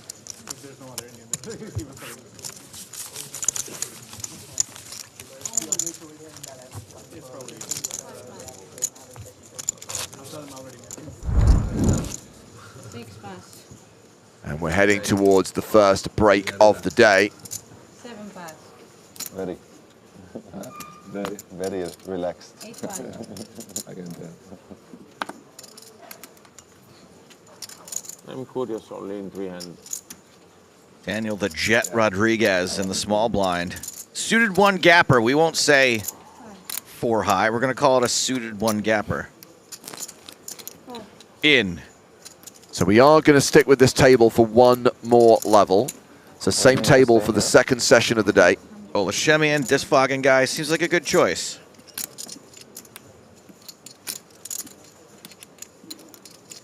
Raise 18,000.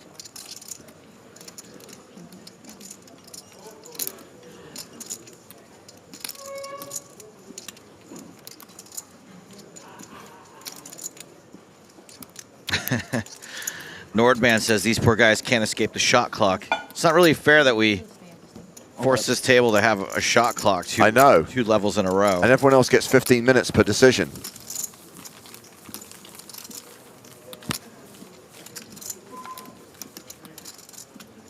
I gotta see where my Calofa Cola's at.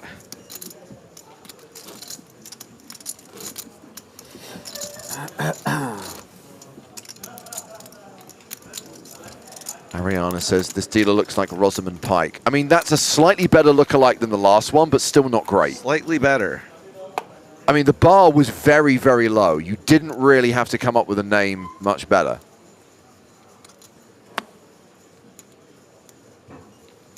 Four pass. 5 pass. 6 pass. Thank you for the offer, Tech, to send me that soda pop. I do want the soda. I cannot accept it from you. I feel like that someone around these parts should want to enhance the stream and to do a fun bit. And it shouldn't have to fall onto an audience member's head to make it happen. Also, it's not that we don't trust the audience, but we don't trust the audience. We've no idea what bizarre chemicals he might inject into Joe Stapleton's drink. There's a lot of people out there that want to cause him really nasty harm. I mean, the more you talk about people injecting chemicals into it, the more I think we should let them send it in.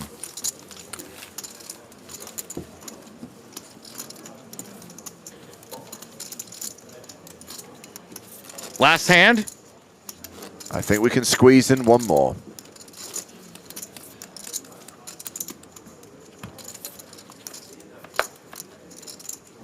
All right, there's a lot of chatter going on YouTube about this particular dealer, and I have gotten permission from her that if you would like to follow her on Instagram, you can follow her at Stills by Stormy. She's quite a talented photographer. Go ahead and give her a follow, Stills by Stormy. But I will warn you that the fellow that was dealing just before her, that's her partner. So I'd say just enjoy the photography and get the rest of it out of your stupid little heads. 10-5. How much you play? I don't think she's Argentinian, Ed. Not Spanish, not Argentinian, Raise. not Greek. It's a board. What year is it? Exactly.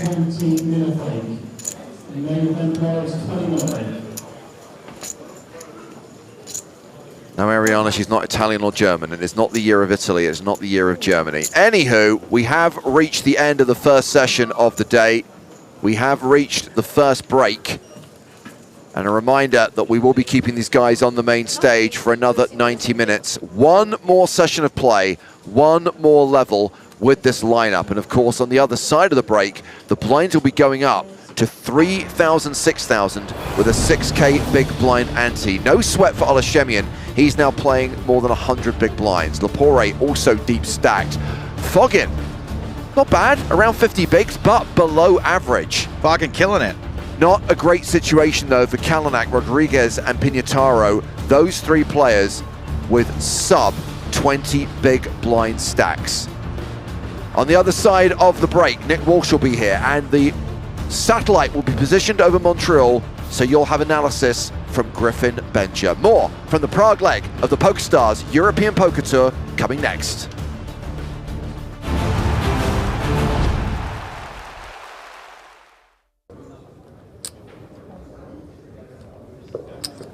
So six-handed action continues. Folded around to Olashemian in the cutoff. You mentioned we haven't seen Ola for a while. It looks like he went to the mountains for a few months, trained with a Shaolin monk, drank a bunch of rainwater, learned to fight with a stick. Ace deuce offsuit. Raises to 130,000.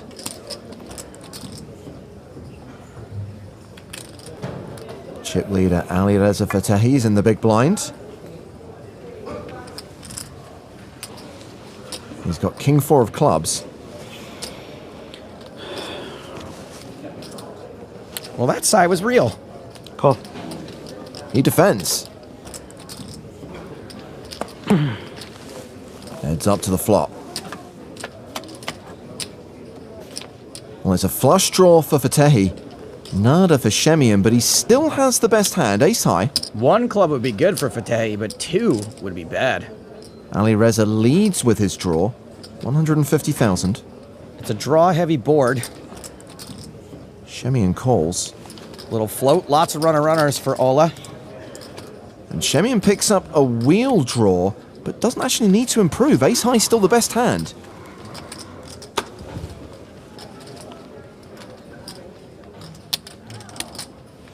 Another semi-bluff from Ali Reza, 230,000.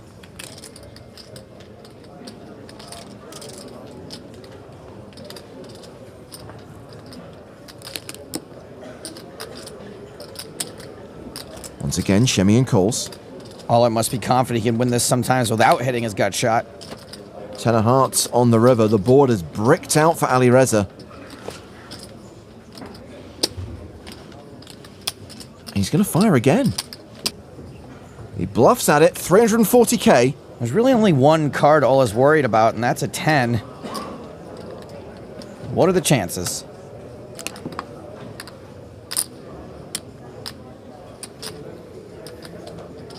Shemian only has ace high.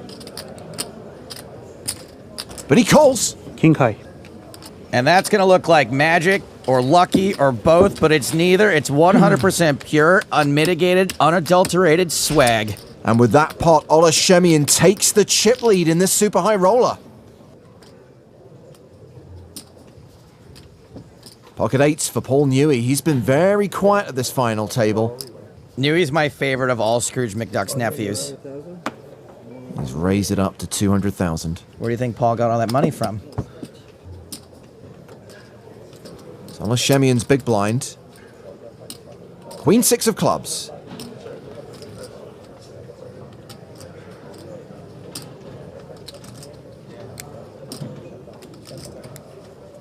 He calls.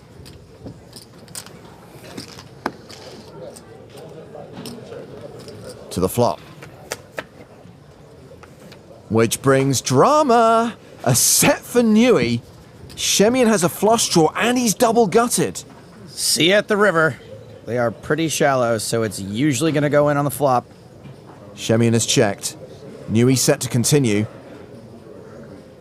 Always bet your sets, especially on a board wetter than the sinks in an airport bathroom. What are people doing in there? I don't like to think about it. 285,000. Ola can't fold these draws, and he's probably not going to just call for a huge chunk of his stack.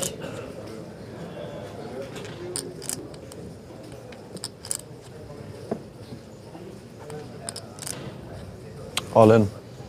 Call. Shoving a call. Newey at risk, but ahead. A 6-4 favorite. Not a massive favorite. Opzione. Flop. Hashtag understatement. You're the favorite. Statistically, no. Swagtistically, yes. I think you're the favorite. Not now. Shemian makes his flush. 3. Newey needs the board to pair. 7. 7 from heaven. It's a king, he's out. You got me covered, haven't you? I don't know. I have 2.5 here, I think. Exactly. Newey out in 5th. Yep, again, guys. Unlucky Paul. What a flop. Cheers. Mustafa. Cheers. Cheers. Poor Paul Newey. Not literally. He's still rich AF. I'm gonna take your revenge.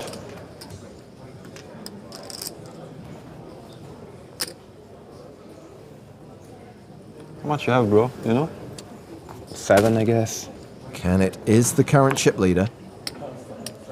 Shemian with ace-10 on the button, raises. 240. Ali Reza Fatehi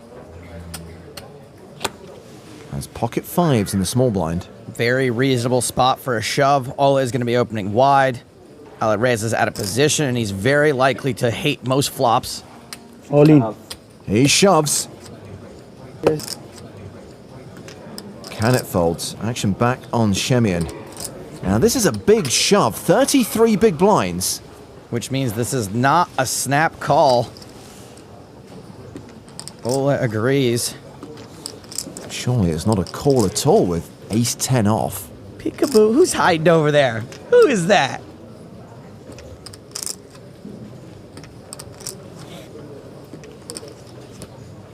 Shemian's really thinking about this, isn't he? Yes.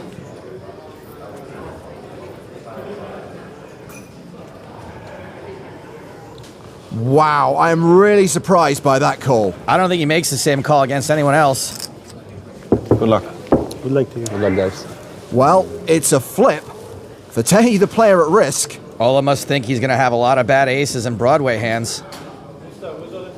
Ole against Ali Reza. Yeah. Not now, Igor. Let's blow the whistle and start this race.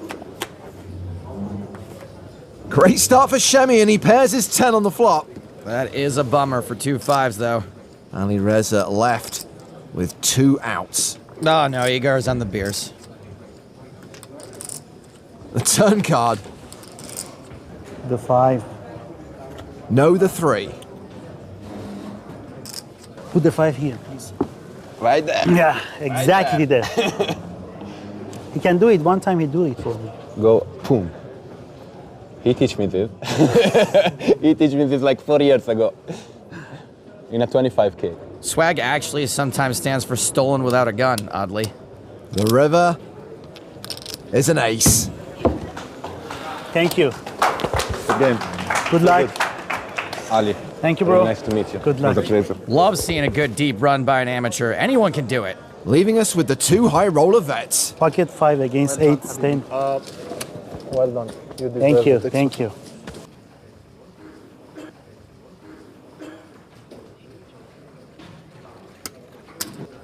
Blind 61-20. Shemian limps in from the button with ace-5.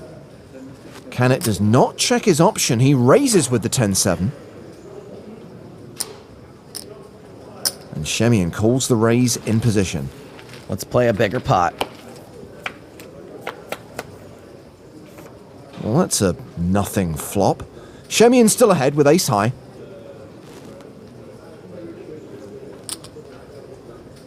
Canet continues to show aggression. That's 350,000. I don't think we're going to see Ola call a 3-bet with ace-high too often and then fold the flop right away. He calls. The turn card is a 4. Well, both players now have straight draws. Shemian's open-ended. Canet has a gut shot. He needs a 5. All the more reason neither of these guys is likely to fold. Canet continuing to demonstrate strength. 875,000.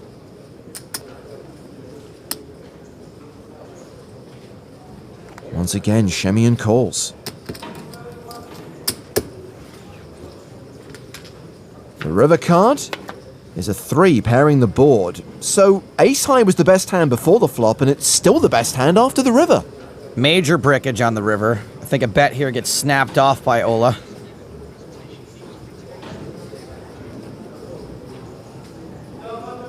I think Canet's going to give it a go. He's not waving the white flag of surrender. Fires out a bluff of 1.95 million. It's actually a pretty great run out to call with ace-high, just like he did with Fatehi earlier. White flag, more like white swag.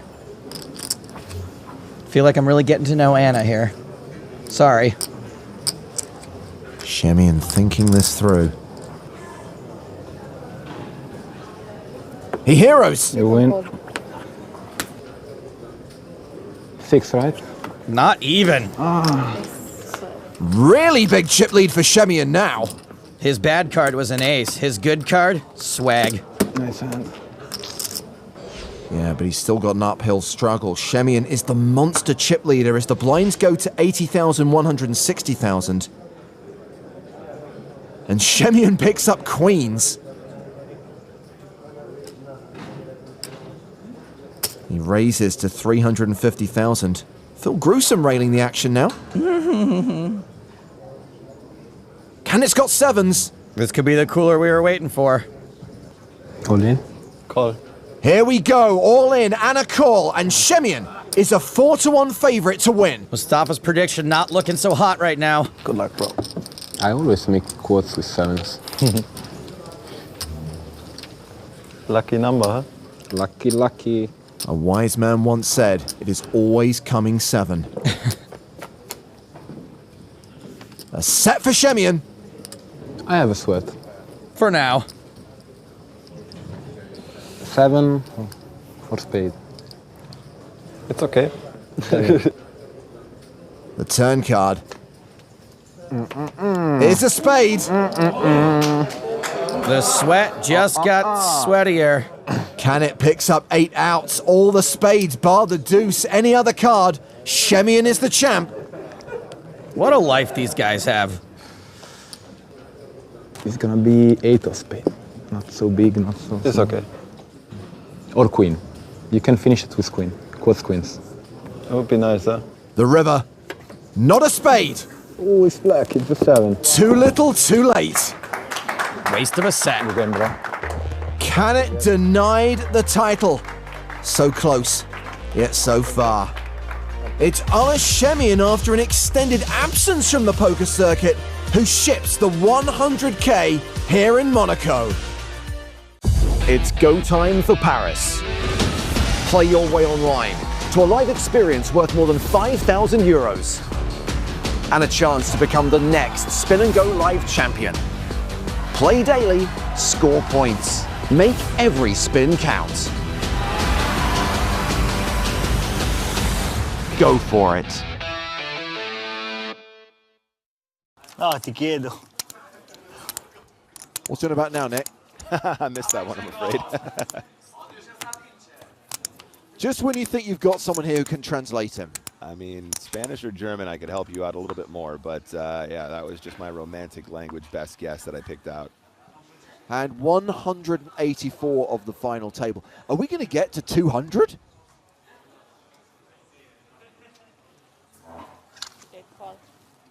Ooh, queens for Glovny, and he limp. just complete. He knows what to do. Yes, he's got him. Yep. He's got him. He's guaranteed he's got him. Yes. Cortolazzi does not change his strategy. He jams on Glovny, who calls all in with the queens. Oh, disaster for the Italian. Well, hold on. Hold on. He's got an ace. Oh. Many people believe there is always an ace on the desk. And Glovny is the at-risk player, and if Cortolazzi does improve here, if he were to spike that ace, this would be over, and the Italian would take down EPT Prague. Glovny needs queens to hold to survive. He's proved to be pretty invincible so far.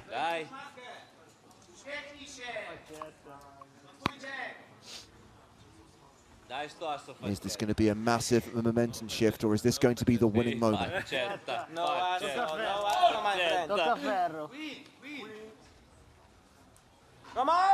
No ace on the flop. Jack 5-5. Queen's good. Not a good start for Cortolazzi. Gonna need an ace. No backdoors here. No wheel backdoors. No nothing. Only an ace from space. Only a berry. 87% chance that Glovny doubles up. Make that a 93% chance. Just has to fade Barry Greenstein. Just has to fade the ace on the river. If that happens, we have our champion.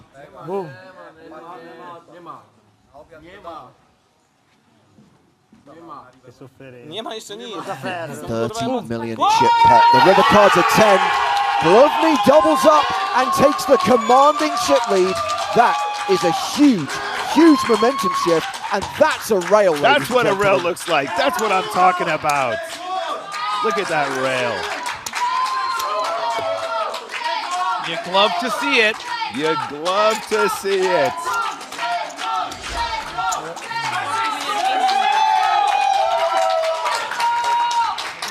That is Grzegorzy's girlfriend, Annette, you see, leading the cheering section there. And he has the huge chip advantage now. It's 30 million place, 5.6 million, 11 bigs for Cortolazzi. Griffin, now he can just open jam, right? Yeah, absolutely. But I guarantee you every decision Glovny's going to make right now is going to be very, very calculated, just as it has been all tournament. Don't give, your opponent a chance to get back in this. You can see how erratic the Italian has been playing. One double up, another, shove, and suddenly Cortolazzi's going to have the chip lead. Okay. So be careful, pick your spots, and you'll finish them off. There's a lot of glasses going to waste. We've had 4 consecutive days of squeaky chairs, and now the catering section is suffering a massive shortage. Okay, thank you. All right, so just asking him what his chip stack is. He said he thinks it's around 6 mil. Yeah, and he was waiting for him. Absolutely waiting. I can guarantee you that Queens is very rarely a limp at that effective stack depth. But if you know your guy, if you know how erratically they're playing, that's a trap all day long. And look at that result. Hand 185, and it's 8-4, and he's all in. Cortolazzi shoves with 8-4 of clubs. He's got it. Called. That is a quick call. Cards on their back. It's King Queen of clubs for Glovny. Ja król dáma suites. A on 8-4 v tym samym. And now it is the PokerStars qualifier who is the 2-1 favorite to win EPT Prague. But very large live cards here for Cortolazzi. You can see by the percentages, 32% to win this hand. Very, very winnable.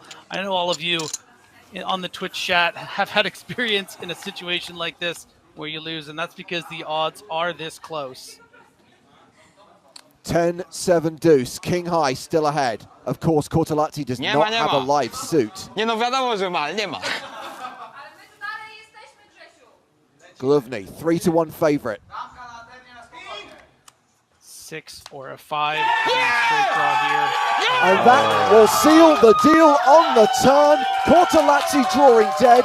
And Grzegorz Gluvny has taken down EPT Prague for just shy of 700,000 euros. Yes, that's the rail we're looking for. Listen to that. Say his name. A deserving champion, played an excellent final table. Yep.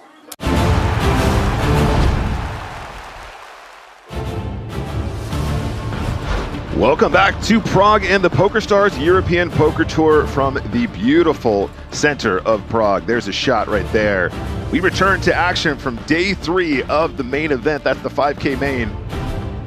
And we are getting into the business end of the deal here. Chip leaders on screen now. Pawan Bansal currently overall chip leader in the event, 1.2 million. Terry Jordan, known face there, currently in second.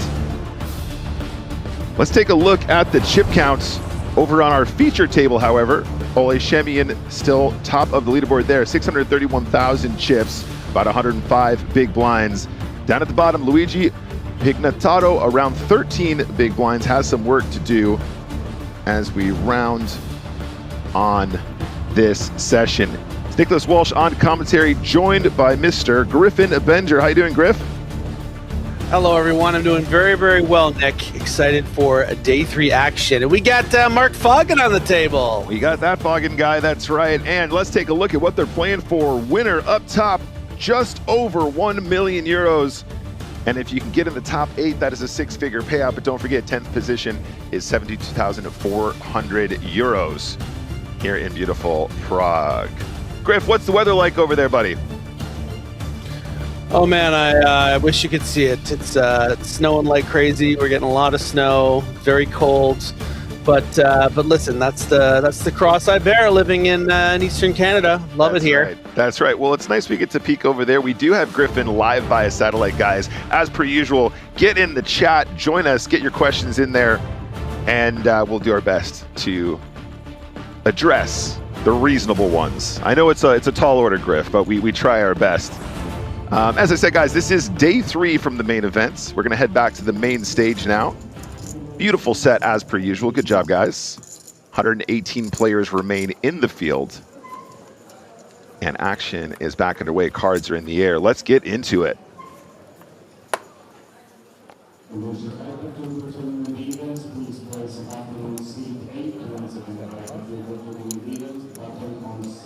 There's a shot of Wizzo there on the left. One of the legends of the tournament scene, really showing his might here in Prague. We had him featured for a lot of day 2. Just been going up and up and up. Yeah, absolutely. Just a force to be reckoned with. Has been playing high-stakes poker for so long. And Griff, you will recall from yesterday's session, was on quite the heater as well. And when good players get good cards, it is something to behold. Yeah, and it's always nice to see sort of the intricacies of how, they make more chips in those situations they're running good than others might. We saw that amazing hand with 6-5 suited where he elected to take a 3-bet line pre-flop and got that Jack 5-6 board and took 80 big blinds off a player with Ace Jack. Yeah, you're absolutely right. So often the edge in poker is about winning more in good spots and losing the minimum in bad, and he's a real pro at that. So worth mentioning, first hand kicking things off. Unless yeah, you know what? That was a cutoff open with the Queen 5 offsuit by Zuari and the Ace 7 fold off the short stack. So maybe an intentional target from the man in seat 1. Obviously a pretty tight fold to let go of the Spraggy, facing in late position open. I think that can be played as a shove or a call more so than a fold.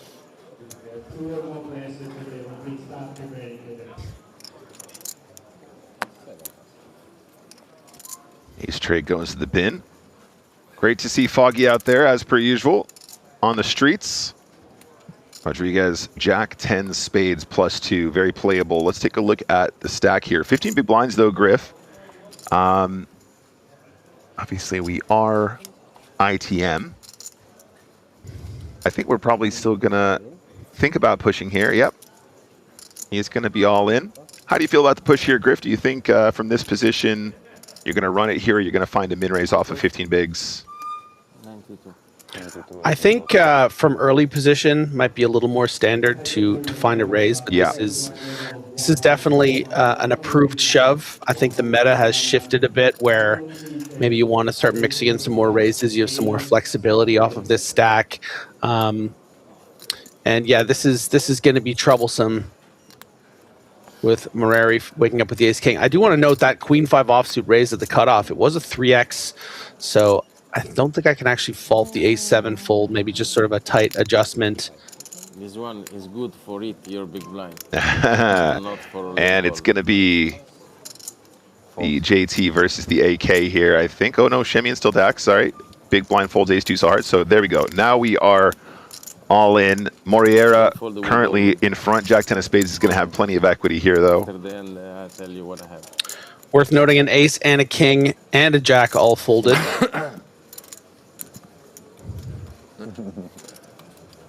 Little bit more. King jack.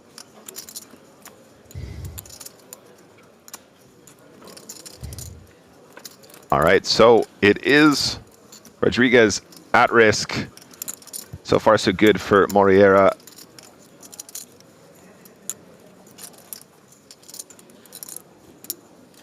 %72% for the hold. Moriera, 7 of diamonds is clean for the ace-king.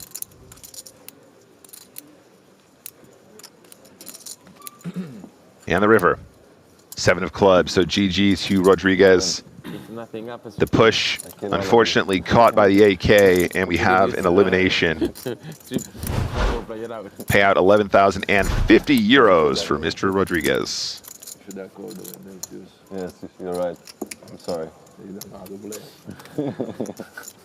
Yeah, interesting spot there, Griff, for sure. Like, when we look at those situations, I mean, shoving Jack-10 of spades is going to be a profitable push, no doubt, right? Seems completely fine if we're looking at more of a push-fold strategy. But as you say, without knowing the exact stack dynamics, you know, it could be that he's thinking the push is going to perform better if he's raising into players who he thinks have stacks that are just going to take him to the flop too often, and he's feeling a little bit more uncomfortable about that against some of the bigger stacks.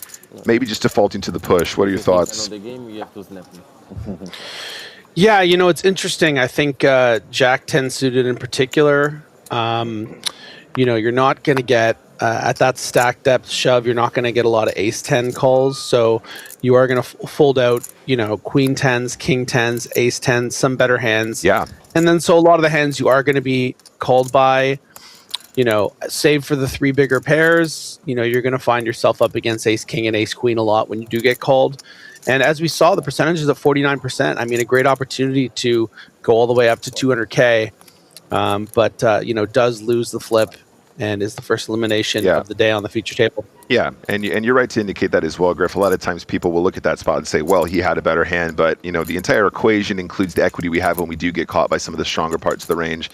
And sure enough, yeah, still not in terrible shape against AK. Chat, let us know what you think. Let us know if you want to push there, you want to min raise. I got 6-3, man. Or raise in some capacity. Ace king. I smell it. 6-4, man, 6-3. Good vibes on the table. Love to see it. Every time you see the So it's snowing over there, Griff. Are you a big Christmas guy, Griff? Are you a Christmas enjoyer? Ace king. Neutral? Ace king. I would say I'm more than neutral. I'm a medium Christmas enjoyer. All right, fair enough. I find, you know, it's a nice thing to fall back on as the weather gets particularly cold out here. Yeah. Just to get in the spirit. Gets dark too. Yeah, it gets very dark. Yeah, I'm with you, man. In the last couple of years in particular, I feel like I've been getting a lot more into the get the tree out, get the tree decorated, get it festive. But I can't help whenever I land in Prague to get a little bit more Christmassy because it's just such a nice Christmas vibe here in Prague as well. Oh, little glance here at the cards. Let's return to the action. 115 players remain. That was after we saw the elimination just now. Ace Trey. This is Pignataro has less than 15 big blinds here. I think he started the hand with around, started a hand with around 12 big blinds. It's 15. 1-5. 1-3. Yeah, this is going to lean a little loose with the ace-3 at the hijack off the stack depth, but with the other shorter stack at the cutoff, if you can get past Ole and hopefully find some weak holdings in the blinds, and does get one through. So nice find there with Taro. Yeah, really nice find. Like as you say, Griff, definitely on the wider side as an open, but that positional dynamic seemed to work nicely for him, and that's a huge pickup, right? Starts the hand with 12. 11 or 12 big blinds, gets out with around 15, so a huge percentage increase in the total chips. Now looking at a 15 big blind stack.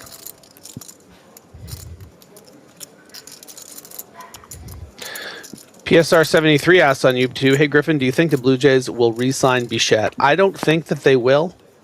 This, of course, is referring to the baseball team that I am a diehard fan of.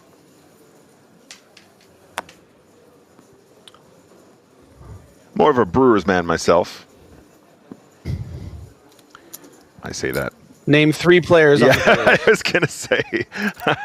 Take that with a pinch of salt. I've been to Brewers games before in my life. I'll do you a favor. Name 1 Brewer player. I'm going to embarrass you in front. No, I legitimately don't know. I'm sorry. It's the same way I'm a Packers fan because I was born in Wisconsin. But Brett Favre. I know Brett Favre, yeah, exactly. Yeah, he probably doesn't play anymore, does he? I don't know. Lapore, good to see him back on the tables. We had a little Lapore action yesterday.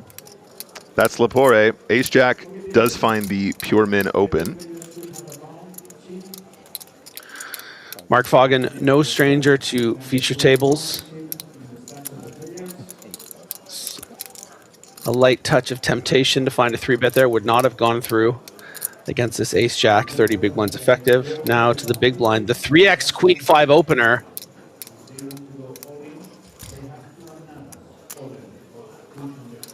It looks like a 3-bet to me. 36. That is 3 times the initial open. Pretty standard here. Although what I would say, actually, sorry, Griff, not standard. Button versus big blind. I guess traditionally we'd go closer to 4x. So actually on the smaller side for a 3-bet out of position. Lapore now sitting in position with a pretty strong hand facing a relatively small 3-bet when you think about, button versus big blind. I think you just got to call Yeah, here every time, Griff. I think at 45 big blinds, you're going to want to be finding calls here. Going to be ahead of the bluffs and well behind of the value range. And I think he's liking that price. The 3x makes it easier to play. It does, Facing a bigger raise, it gets a little dicier. Oh, okay. We don't know the other card, but the 10 of clubs is certainly an interesting one on this board. I mean, you can imagine ace 10 clubs, jack 10 clubs, king 10 clubs, all not feeling too scared. We might get that card returning in just a moment, but let's play it blind for now, guys. I think we would. Sorry to interrupt there, Nick. Yeah, I think in general we can expect less 3-bets from the jack 10 suiteds and king 10 suiteds. Ace 10 suited certainly a possibility at this price. Does Lapore elect to continue without a club in hand? Does he think he's just sort of mucking about? As far as the actual value range with this 10 of clubs at this stack depth, we're expecting 2 10s, which are well ahead of the ace jack. Yep. So curious to see how Lapore elects to proceed. I don't mind the fold. Yeah, it's an interesting one, right, Griff? Because it was a smaller 3-bet pre, right? It was it was actually 3x rather than something closer to 4x, and then the c-bet was like around almost quarter pot. I mean, maybe a little bit more, but yeah, fair enough. I feel that. Let's take a look at some outer table action. I got Terry Jordan here in seat 3. This is versus Dimitrios Kilantaris in seat 4. And we're on the river. 6 of clubs, deuce so far. It's 8 of spades, 9 of spades, 10 of spades. Dimitrios Kilantaris bets 58K into a pot around 70K, excuse me. That's the bet there. And a call. And Kilantaris has 5-4 of diamonds for a bluff. Jordan has 8 of clubs, 7 of clubs for the straight and wins. Jordan is up to over 1 million chips. Terry Jordan looking good in this event. with around 114 players remaining. Nice work there, Terry. Yeah, and we saw at the start of the level the chip leaders, only one was in 7 figures, so that's really going to vault Jordan up into that top 3, top 5 stack. Looking good. Yep, continuing to dominate. Still a long ways to go, but chipping up nicely there. Let's return to the feature table now.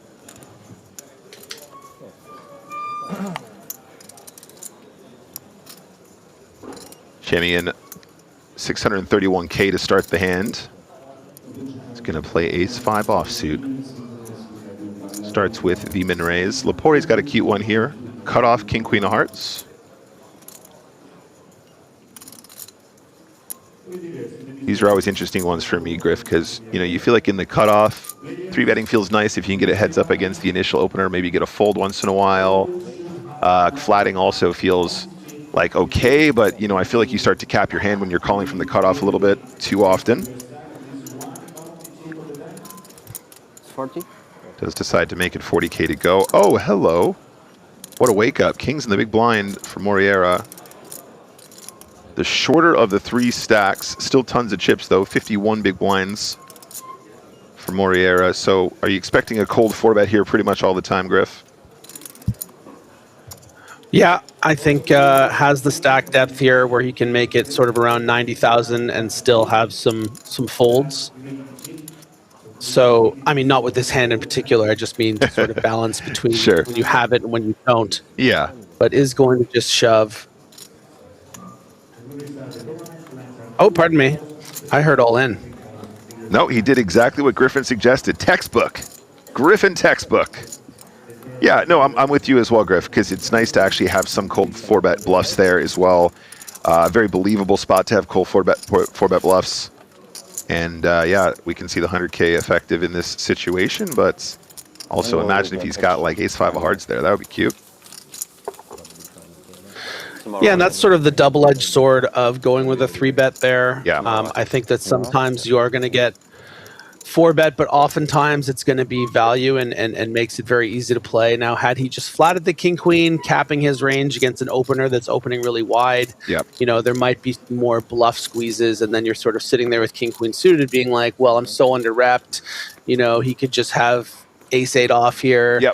You decide to peel, suddenly you're in a queen-high flop, and you're doubling up a 300K stack. So I like the way that Laporte played that, really got away quickly too. Yeah, nice one. King 10 suited for Kalinak. Under the gun, 94K, meaning around 15 big blinds. And I think I think maybe we want to mix in more raises off this this stack. Just because when you do get called, you're going to be in a lot of trouble. More playability off these 15 big blind stacks. Again, like the meta has changed. Your tournament life is just so valuable with 113 players left. Of course, we see it's going to get through, but... Yeah. No, I'm with you, Griff. Again, I think probably in the Jack 10 suited and King 10 suited spot, I'm going to probably find more min raise than shove. The shove, of course, never being particularly awful. The other thing to consider as well, audience, is that when we're playing live here, we also have that big blind ante in play. And so a lot of the times, we're going to open off a short stack from early position. A lot of people will respect that. It looks very strong, and often it is. And then it folds around to the big blind who feels obliged to go with, a huge portion of the deck because there's just such a good price to continue and see a flop. And that's really advantageous with a hand as playable as King 10 suited. So, I think probably I do find a small raise there myself, but is a pickup for Kalinak. Straight into the big blind now as well. So started last hand with 15 big blinds. Now 16 big blinds behind after putting in the big blind and the big blind ante.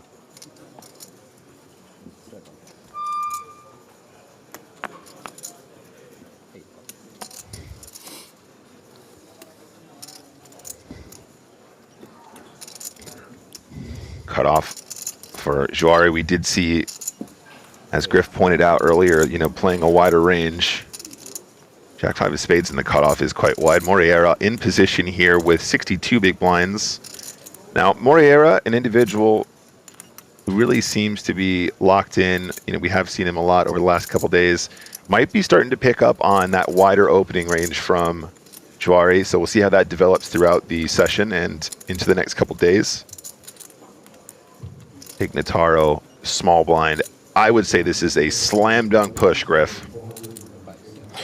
Yeah, Zuari's wide late position opens going to get punished now. We saw the queen 5 off to start the level.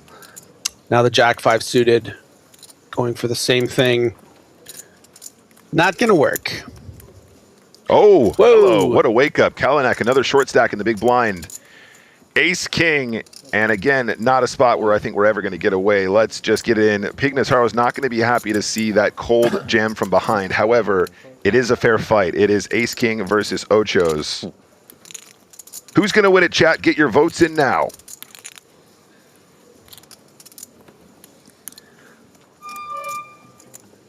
Embrace the squeak.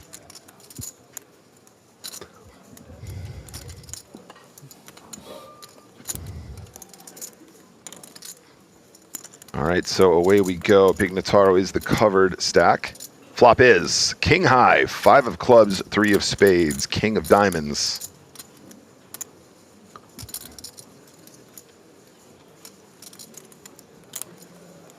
And the turn, that is no Cho. No Ocho on the turn, 4 spades. And the river is the 10 of hearts, so it is GG to Pignataro.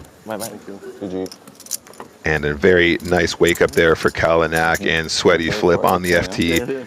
Get that clip for Kalinak. Yeah, I feel like that was pretty unlucky for Luigi to run into it there. 11,050 for elimination there. 113th position, not too bad. Nice flip to win there for Kalinak, well done. Yeah, Luigi, time to head home to your mansion. Back to the mansion, Luigi. Did you ever play that game, Griff? I played it a little bit, yeah.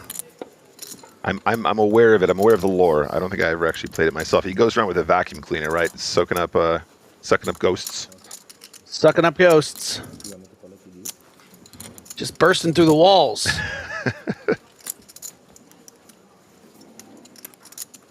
So 112 left in the field, guys.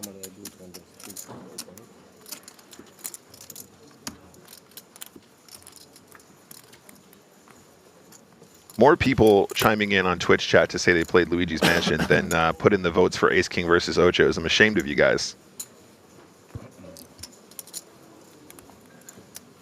Blind still 3K, 6K, 6K, big blind ante.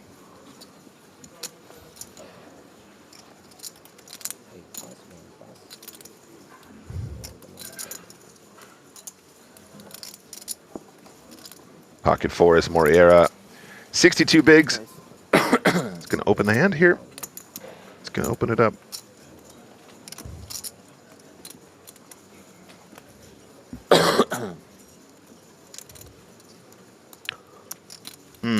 Griffin, ace-10 offsuit.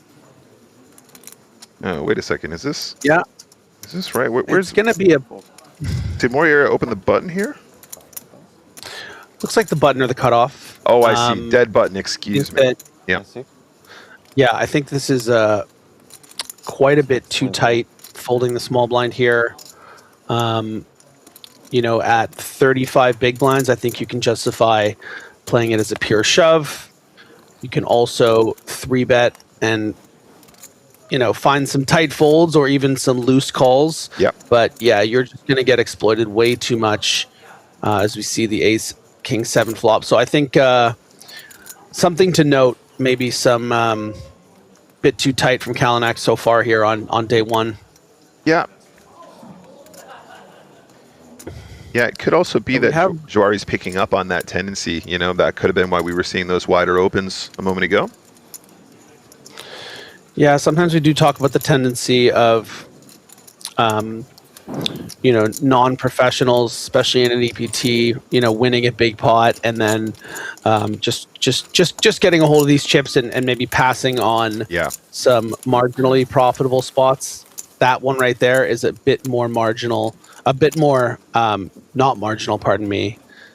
I mean, ace 10 in the small against a big stack button open. Yeah. You know, it's just a clear mistake. He happened to have 4s there, but he could have just had, you know, Queen 6 suited, and it would have really highlighted how poor of a fold that was. Yep, I'm with you, Griff. I do think probably just going to find a shove there personally, but fair play, understandable. Fold from under the gun. I mean, it's also one of those things. I mean, if you are aware of your image, you don't even need to shove there because I don't think you're going to get a lot of 4-bet shoves. He happened to have pocket 4s, so certainly a candidate to 4-bet shove on 35 big blinds, but yeah, just too tight for me. Yeah, I'm with you, Griff. I mean, that's a great point as well. If your image is that you're going to play on the tighter side, people even potentially getting away from 4s there pre-flop. Kalanick is going to stick around, though. So Moriera from the cutoff here. Initial opener was King 6 clubs. Shemian wakes up with kings in the small blind here. 50. And the 3-bet is... Yeah, and I hate to pick on Kalanick here, Nick, but this action here, this quick call from the button, it just feels very face-up as a marginal holding like what he happens to have, ace 6 suited. You know, it just looks like looking down at king queen and quickly calling.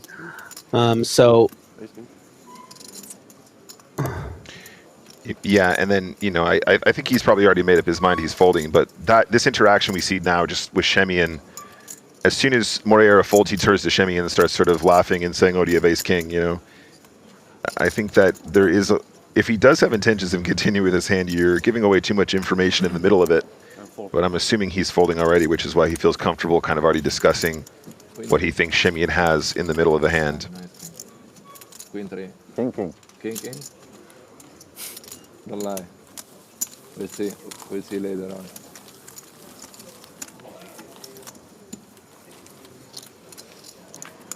Pick up for Shemian anyway, 106 big blinds. Me too. Me too. Well, I had the best one, so.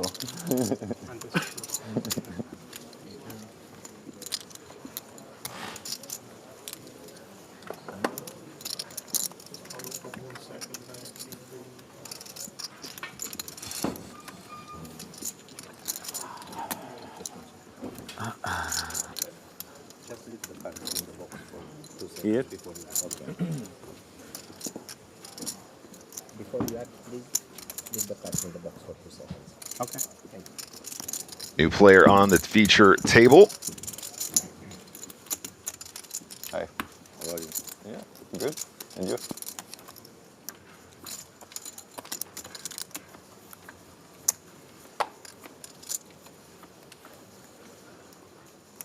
In fact, I think we get 2.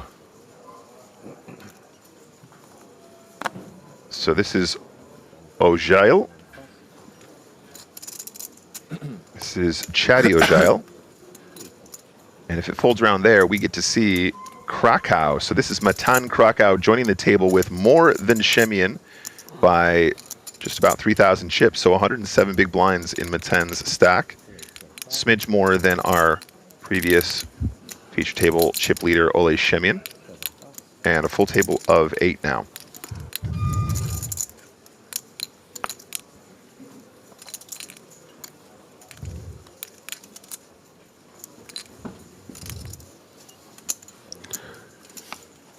Mark's going to see 3, about 45 effective, 7-4 of clubs. Oh, 7 in the window, but there's also an 8 to go with it. Shemian flops best.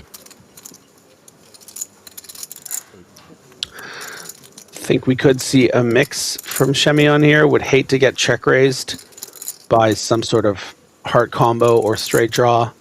Stay under repped, certainly an angle, but you also might want to clear out some equity with a small bet. Does go with that check back. Yep, Foggin's in a bit of a tricky one here, isn't he, Griff? It's the spot where you have enough showdown that could easily be winning, but not so much showdown that you feel confident perhaps betting turn. We do see a check.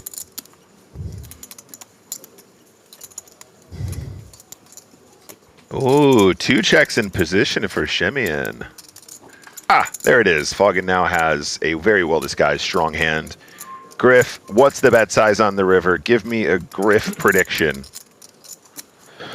Yeah, I think he's going to go very large here. I would expect to see something in the range of 40 to 50K.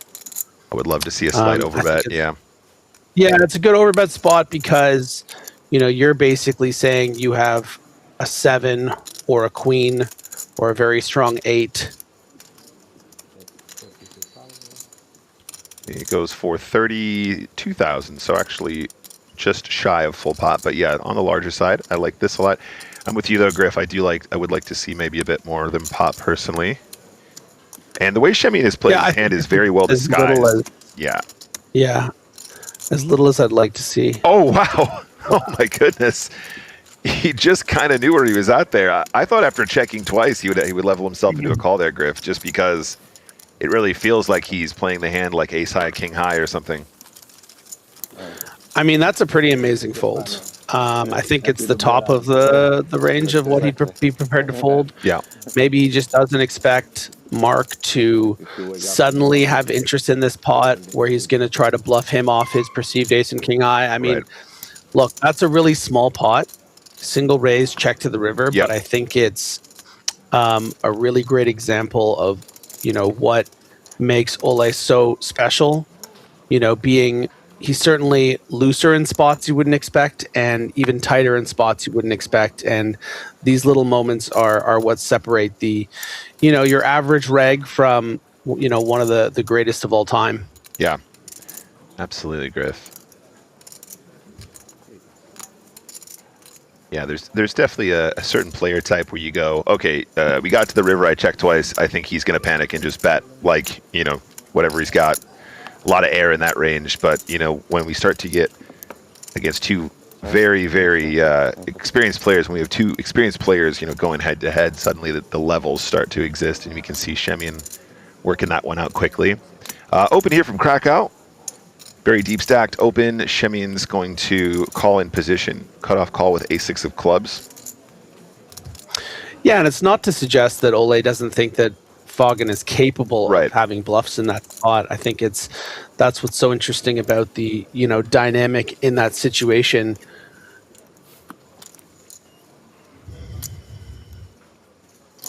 So 2 players to the flop. Oh, wait, 1 sec. Do we have action still?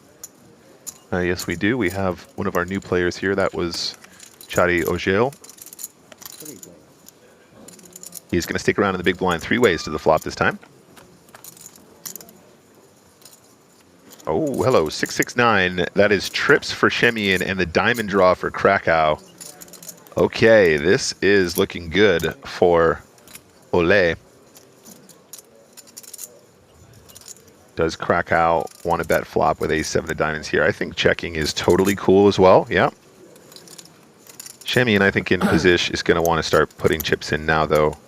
I feel like this is the kind of board where Ole would probably bet a lot of his range. Griff, would you agree with that statement? In position in the cutoff? I don't think so. I mean, I certainly appreciate the sentiment of, you know, because he has all these chips, because he's been shown weakness, but it's tough against the big blind that can find a lot of check raises here. I think that Krakow can have a strong range, raising in early position and not be prepared to fold on this board. He's going to check some overpairs. He's going to check some strong ace highs. Okay. So I think that Shemian is going to lean relative strength when he decides to bet here. I don't think he's just taking, you know, king, queen every time and just deciding to bet and finding himself on an island. I think it also depends on what impression he has of the big blind. Is he someone that is going to check raise 10-8 a lot of the time? Stuff like that. So, and speaking to those strong ace highs that might check call, those are hands like ace queen and ace king that something like king queen or king jack is dominated against. So I like the way that Krakow's playing this as a check call on the flop. This flush draw going to be pretty under-repped, and I wouldn't expect to see a fold here on the turn, of course, with this nut flush draw. So turn bet here, 38K into a pot of 69. Nice.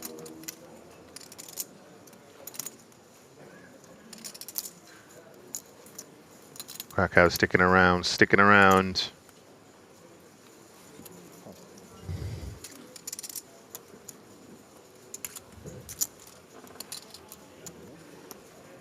And the river is It is the 7 of clubs. So Krakow's hand does improve into 2 pair. Not sure if it'll be enough to call a triple, though. Here, let's see what Shemian wants to do. Yeah, and Krakow's range really strengthened by that turn call. I think a hand like pocket 8s can find a fold on the turn. So now we're thinking, okay, this is something like, you know, pocket 10s, pocket queens, maybe an ace-jack of hearts that check called on the flop. So Shemian is going to go pretty big. You know, because of our assessment, Nick, of maybe not seeing a ton of sort of random bluffs like a queen jack pardon me, on the flop, or a king jack, that really does strengthen Shemian's range.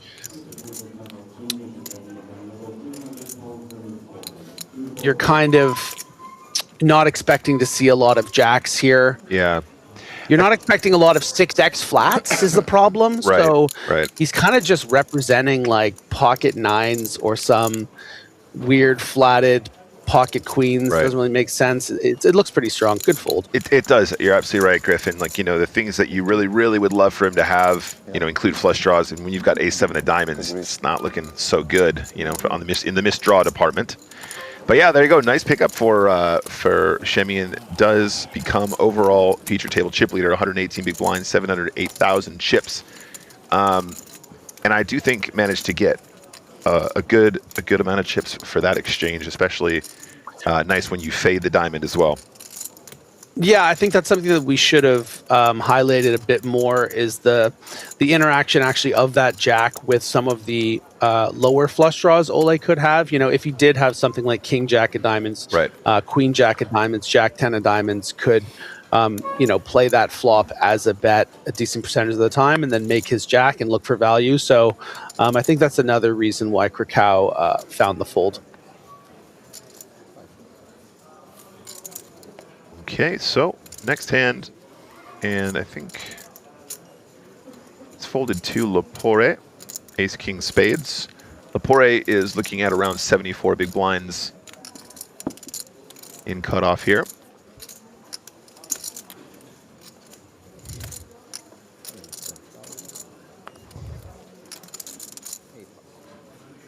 Starts with a min raise.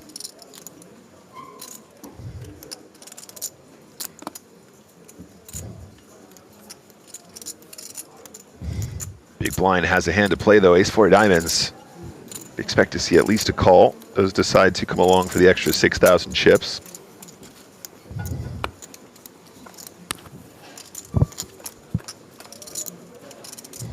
And on the flop, jack of spades, 7 of hearts, 3 of diamonds.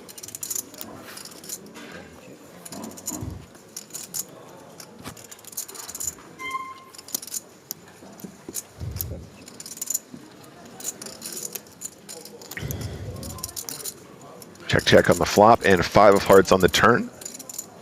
And so we do have this sort of 4 of diamonds straight blocker. We pick up a gut shot with the ace 4. Jouari might decide to start firing now as a lead. Definitely feels like a board that might favor the big blinds range. Yeah, and I don't think Zora expects ace 4 to be best here once we see a check back from Lepore. Yep. Having said that, you know, it could be some, you know, something like an ace 7 or a pocket 8s that you're not going to fold out. Mm-hmm. Yeah, I do think it's an interesting turn, isn't it, Griff? Because if we decide that we're going to lead at it, we do feel committed to continue repping river and potentially to disastrous effect if our opponent does have some jack X they check back, or like you said, pocket 9s, pocket 8s that just wants to continue calling versus what could be quite a few bluffs. We see 24K on the turn, so about 2/3 pot. A little bit more, in fact, and Jouari's going to stick around. Check raise turn would be really interesting there, but yeah, that would have been real. That would have been actually, I think, nice. Check raise turn. I think I might have preferred that. Is a good river for ace 4. That's the straight. In fact, it was a double belly buster on the turn. I didn't even spot it. It was 2 gut shots. Oh yeah, love a double belly buster. Now, Yeah, I Jawari. saw it. I just wanted you to discover it on your own. Thank you, mate. You know, sometimes you got to let them learn on your own. You know, you can't always be there to hold their hand. Now, Jawari, I imagine, has to bet river. It feels like too scary of a river to want to check and let your opponent get away. Bet's 89, so slight overbet. That was 81K in the pot, 89K river lead. Yeah, appreciating the swiftness with it, which Lepore is acting. Snap folds the ace-king there. Snap fold the king-queen suited.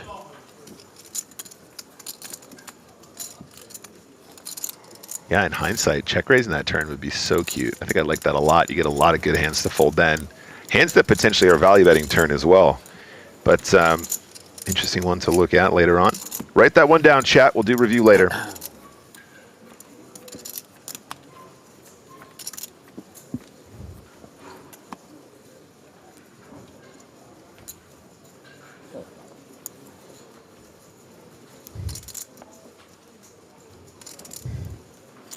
Kalinak is folding the 7-5, fair play. Chip leader, Shemian has the Grafton.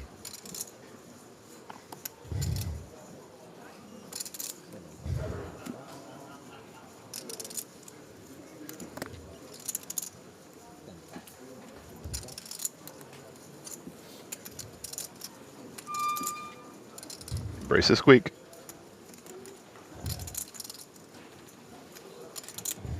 Moriera, big blind, 9-6 off, facing the UTG +2 range.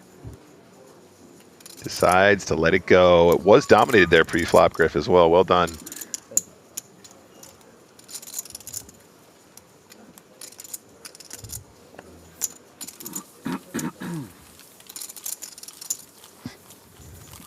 There's a look at some of our outer tables. Beautiful jib shot. And all of the tables you can see there with red table numbers are main event. And if you guys have never been to an EPT before, this is a system that we employ for ease of access, ease of finding your table. We've got lots of tables dotted all around the main floor here. They are color-coded and numbered, and then we have these sort of legends that we have posted on screen so you guys can find which room you're in, which color you're on, and then which table you're sitting at. So you can get in as many events as possible without having to ask for too much help. Love that system. I think it's really good. Just streamlines the process. Ace 10 for Foggin here. Foggins does have 49 big blinds to start the hand. Kicks us off with a min raise.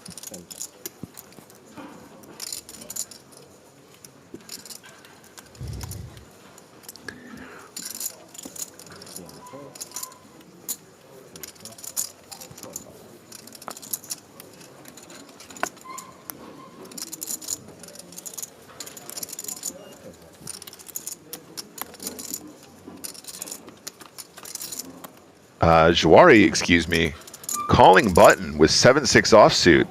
Spicy indeed.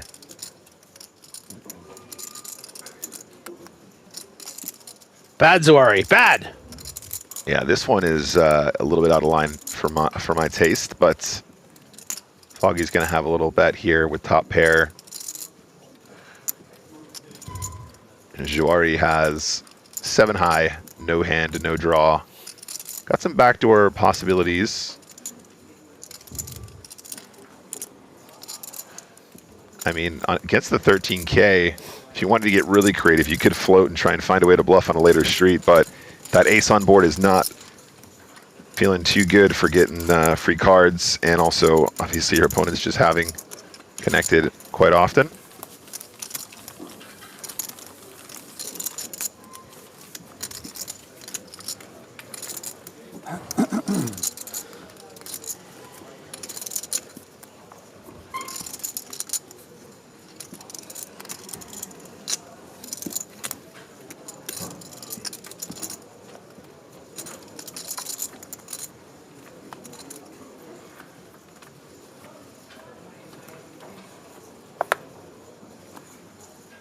Blind still 3K, 6K, guys, for another 47 minutes or so, in fact. It will remain that way until the end of this session, until our next break. 107 left in the field. Hijack. Ojale here, 57 big blinds.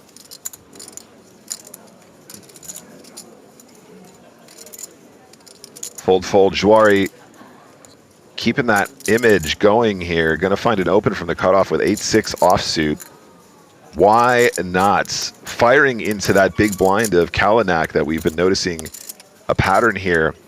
Attacking the less experienced player here. Do you have a note?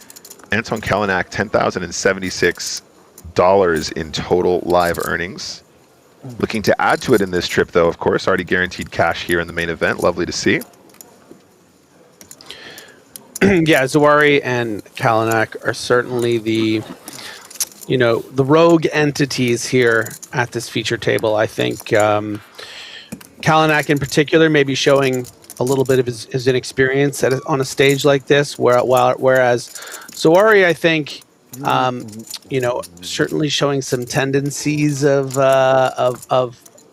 coloring outside of the lines, but at least, you know, is willing to splash around in a way that if you are going to play unorthodox, you know, you should probably lean aggressive. And we've seen the Queen 5 open, the Jack 5 suited open, you know, the 7-6 flat, things that are going to at least throw people off. Yeah. Whereas Kalinak maybe a bit too tight in some spots like the Ace-10 fold. Yeah. Yeah. Rogue entities, not to be confused with flush entities, of course. No, don't confuse the legends. Don't confuse those. That would be silly. Ojale King Queen offsuit +2. Let's raise it up here.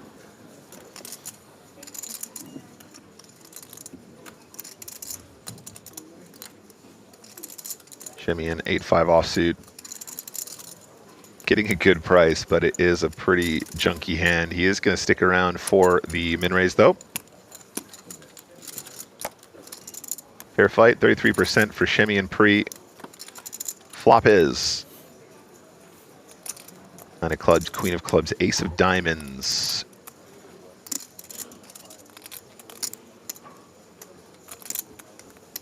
%3 for Shimmy, and can he make it work? The greatest. Yeah, that's fair enough. Not a lot going on there, just puts it in the bin.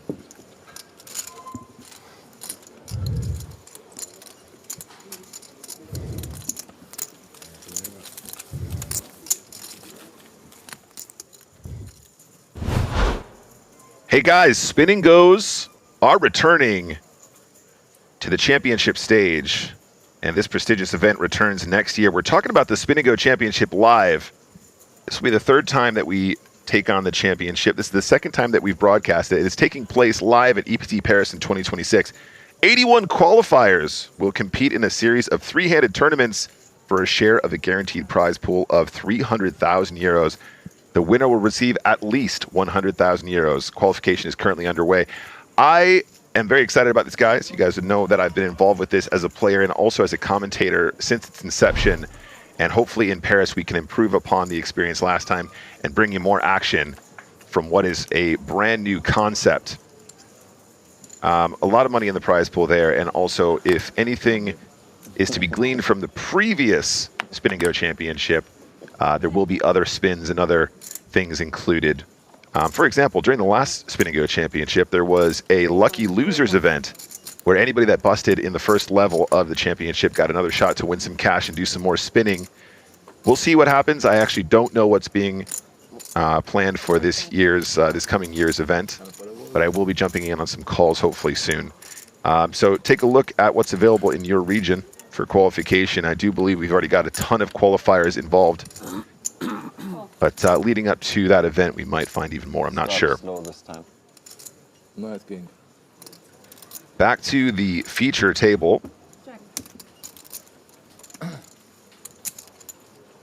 Shimmy and limps, blind beat blind, Lapore checks big.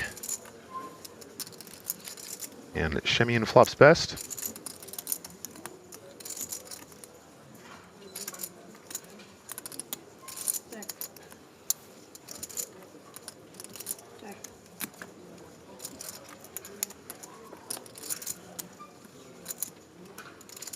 Check, check on the turn now. You know, Griff, after you see it goes check, check at that speed, you know, do you start to sort of glean a little information from your opponent there? Like when Lepore checks that flop that quickly, suddenly I feel like they have less flush draws. They're probably going to have less pairs. Would you say that's true most of the time?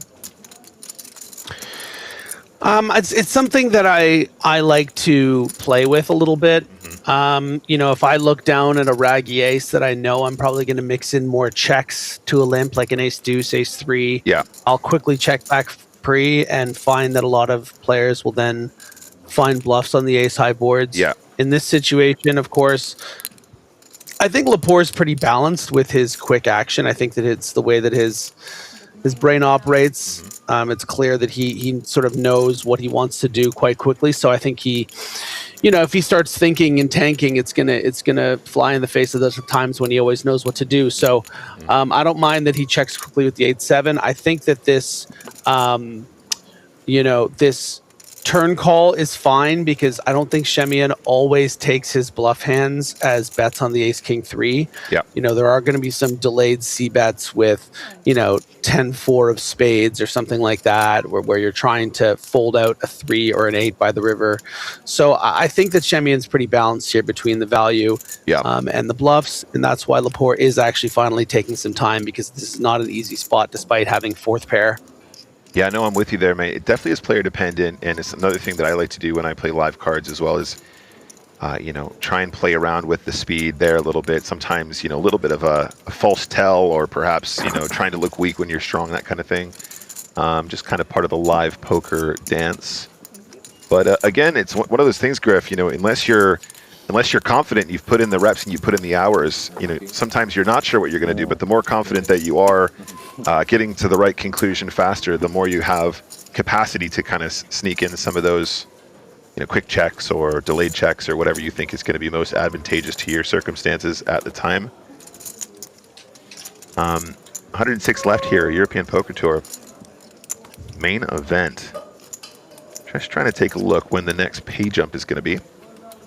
We have seen a couple of eliminations since we kicked off second session of Cards of Commentary. We're looking at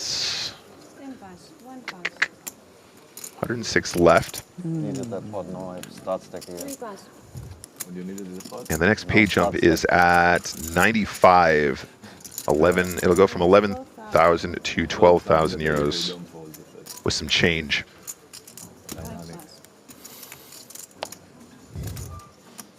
Krakow's going to open from the hijack here. Queen Jack offsuit.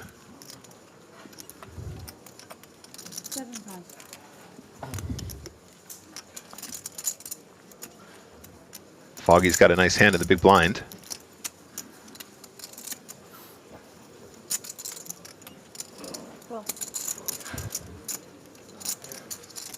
Raising the call. Domination situation pre-flop, Griff.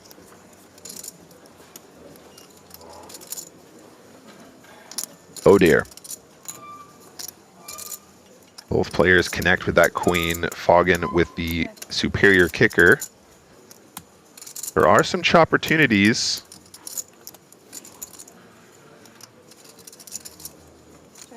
Two checks. Oh, there's a chopportunity. Nines and queens with an ace kicker, currently the best hand for both players. Yeah, and more reason to see checks on this turn, even more so on the flop. I think it's a nice check back from Krakow. You don't want to be check raised on this board, and now with the ace, of course, big blind is going to have some ace-x type hands. I think Foggin could decide to throw out a little blocker bet here. Would have expected to see, you know, bluffs come out with something by this turn card. So there we go, Nick. Here we go. And Griffin, we're going to try and do this live via satellite, guys, so bear with us. Griffin, this is going to be a chop pot, and you know what they say. Everyone loves a chop pot. It sounded good in my ears, but that's probably a bad thing. I mean, I went real early because I was real late yesterday, so I have a good feeling about this one. Ooh, we got some good ones out there, Griff. 7 out of 10, 8 out of 10, not bad. Well, got some bad news, guys. That is Adria Collonge is the Busterino, 11,050 euros for his 106th position exit. Adria was third place in the most recent EPT Malta main event. And also, as an additional note, in the EPT Malta vein, we've also lost the winner of that same event, Thomas Brzezinski. And to be fair, he's been on quite the run. So claps for Tomasz Brzezinski because he's been doing a fantastic job recently, including, of course, the win in Malta. Unfortunately, will not be winning the main event here in Prague this year, but we wish him all the best, both Adria and Tomasz.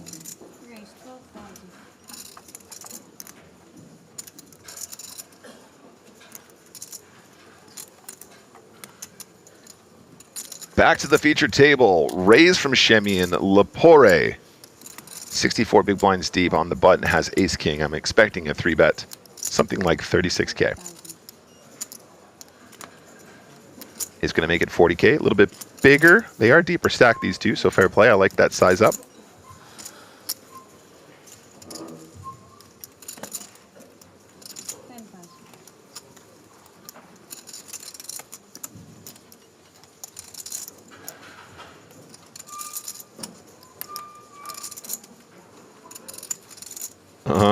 Shemian was feeling something for a moment, but decided against it. Your favorite hand? My favorite hand? Aces. Today. Ace king. Classic ace king. King 10. Good go. I Go 3-bet. I fold King 10 for you. You would have spiked the 10. For sure. Not because you like, but you just be ace king, king 10. Right? You already know what's going on.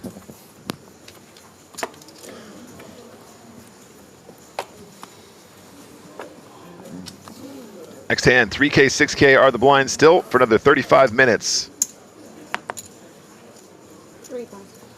Moriera not playing the small pocket pair. Yeah, I think that's a good adjustment at this stack depth. I think that you can justify playing pocket pairs sort of 50 to 65 big blinds deep, but when you start playing it under the gun, you know, you're going to run into some bigger hands plus the bluffs that are going to 3-bet you, and then you're not set mining at that stack depth. So I think this is a good adjustment. Oh, Zuari, you just can't help yourself, can you? Aces for Krakow. He does min open. Juari is going to stick around with, it would seem, any two cards, big blind. Fair play. Flop is 5-6. Queen does connect with that pair of fives. The Frenchman finding bottom pair. Krakow +1 with the aces. The over pair looking good so far. 80% on the flop. Checks it on over.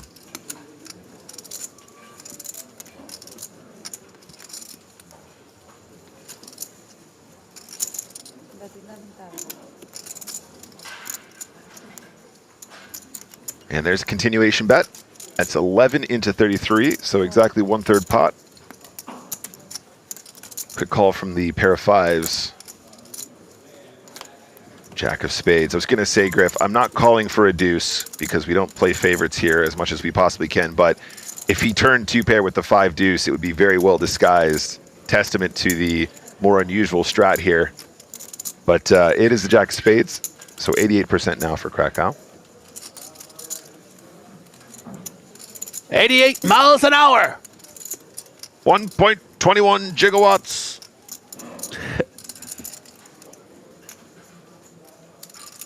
I would anticipate 2 barrels here for Krakow. This is totally cool. Goes for 35. I'd love to see what the actual solved turn size is here, Griff. I think this feels about right to me, but I'm always getting the turns wrong. And I'm always quite shocked to see how big we go on some occasions, but 35 into a pot of 55 seems like a very reasonable size. Yeah, the thing about aces without a spade here, I think you can really size up on this turn because you're unblocking the whole board. You know, the times that your 6, 7 opponent of has. spades and stuff. Yeah, all those spades. I mean, even 7, 9 of spades is a, a gutter, and he happens to have the 5 deuce, which will fold. But you're gonna, all the queen X's, all those 5, 6 X's with spades, all those straight draws with spades. I think it's fine to bet quite a bit more there. Yeah, I think 35 seems like a nice default. If you're kind of thinking about how am I going to simplify turn sizes on this texture, but I'm kind of with you there. It's a good exercise in general, though, right, guys? When you're trying to consider how you're going to size your bets, I think before you do anything, you go, what am I trying to get value from and how much will it pay? That's always a good sort of yardstick. And as you said, Griff, on that particular turn after that particular flop, you can think of a lot of combinations that don't want to slow down that you can get tons from. And I think finding those incremental adjustments are going to do you well in the long run, especially when you're value betting.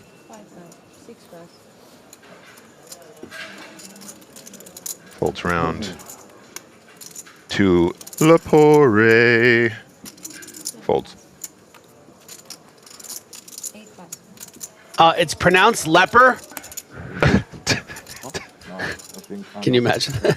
I've given up trying to pronounce people's names correctly. Not out of disrespect, just because we get so many people trying to tell us how to say it correctly to the point where there's 9 different pronunciations, so it's impossible to know which one is true. Oh, Jael is going to open the button here. There's another name I'm probably pronouncing incorrectly. I apologize, sir. Doing my best out here. Moyera is going to stick around with ace-4. Seems good. Button versus big blind. Gonna be enough equity here, I think, against range.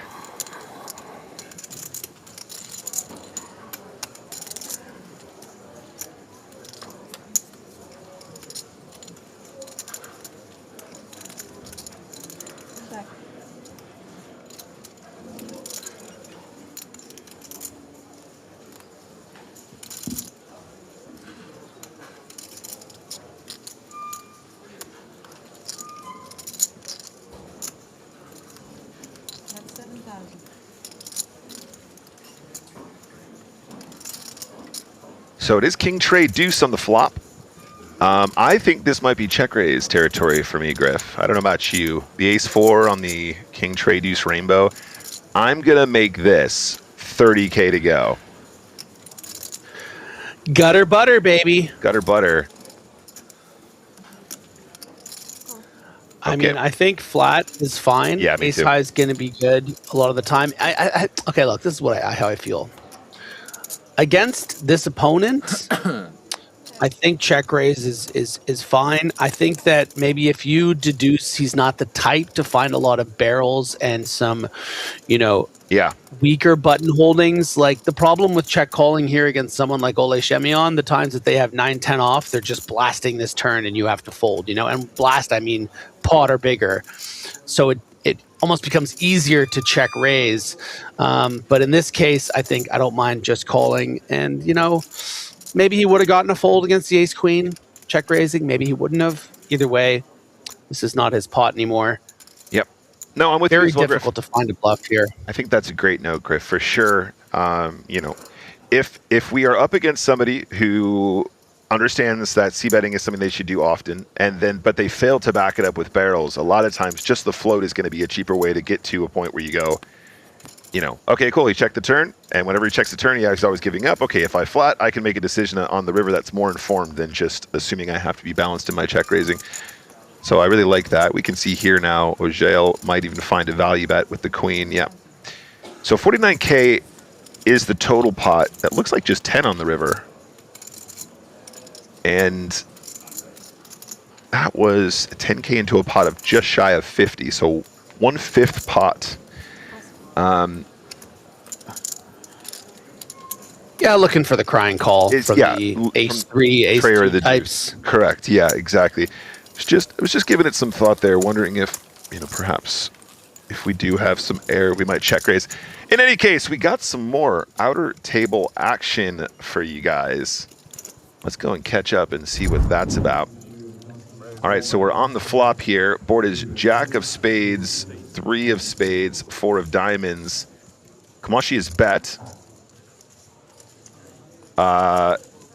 This is Filippo Rigone. He is announced all in, and Kamashi is in the tank on the flop here.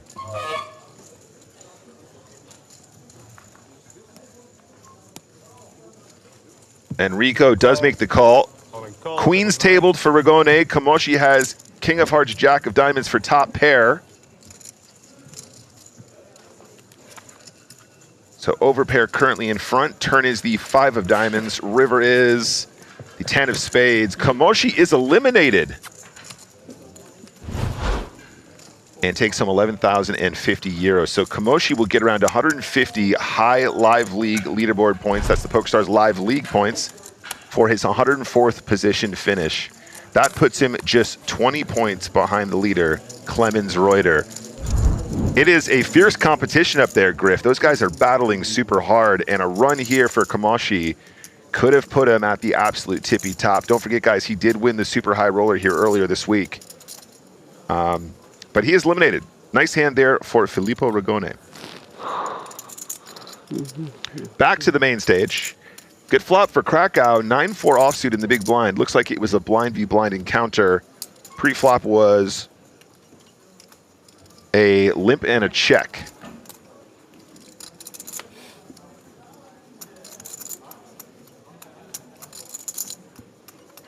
Storybook turn.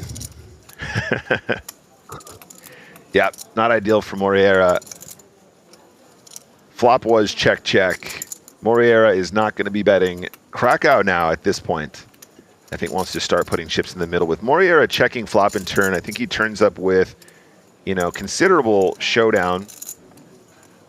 We can see here as strong as 2 pair, you know, sometimes just some high cards, king high, ace high, that sort of thing.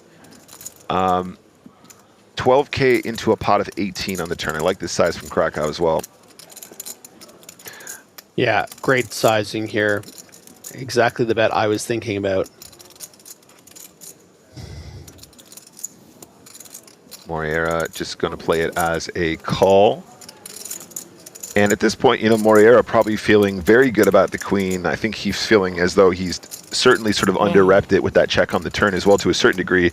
Not saying the check is unusual. I just think that, you know, he might very often think that Krakow is just trying to take it away. Perhaps he picked up a gut shot on the turn that he continues to rep. Perhaps he just has air, and he just thinks he's going to take it away from high cards. So 42K. I think that is interesting, Nick, too, is like, you know, Krakow isn't just only going to have a 9 here. I think that he can credibly value bet a queen as well. Yeah. And every queen has you out kicked here. Right. Even a 4. Yeah. Right. So this is a pretty problematic spot for Moriera. I think he's probably too high up in his range to fold here, but also it kind of reminds me of that spot with Ole where he found that, you know, surprising river fold against Mark Foggin. It's just one of those spots. It's like, is my opponent really going for some random bluff here? But yeah, is going to have to pay it off. The hand is too strong. Going to be showing the bad news. Yeah. Yeah, Griffin, you know, that's the thing about, you know, just playing tough opponents, right? The reason they're tough is because they're not one-dimensional. They're capable of having plays. They're capable of having bluffs.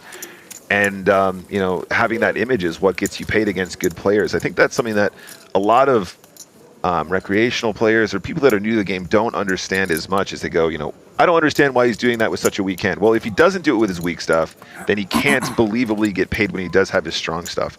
In this case, though, I would say it's a bit of a cooler for the queen, but nice pot there for Krakow. Now 108 big blinds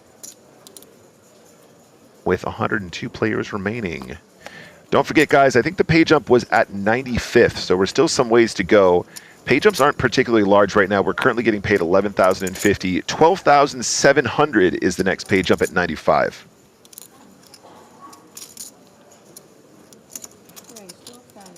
All right, Lapore. King Jack. Mr. Foggins, 53 big blinds now, so a little bit shorter, but still quite deep stacked for tournament poker. I think going to find a 3-bet here.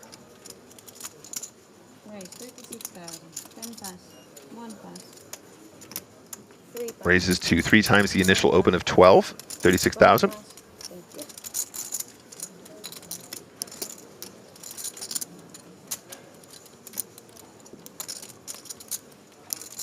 We've seen quick action from Lepore, taking a little bit of pause here, but yeah, is going to let it go.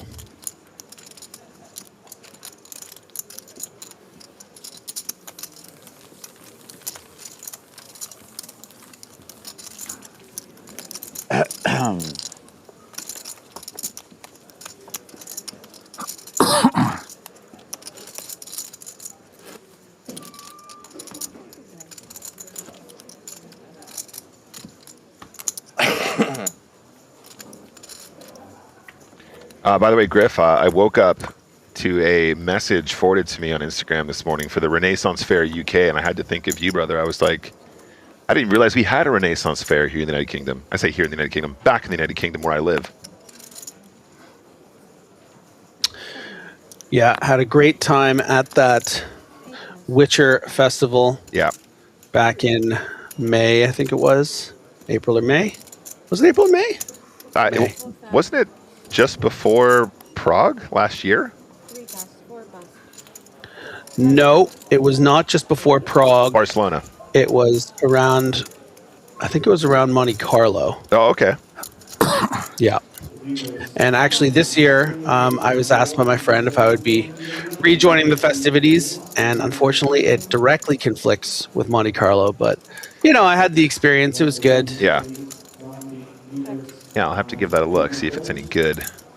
I'll report back. Anyway, on to the next one here. 6-4 queen, 2 diamonds. It's an interesting pronunciation. Very horse-like. Renaissance! Renaissance.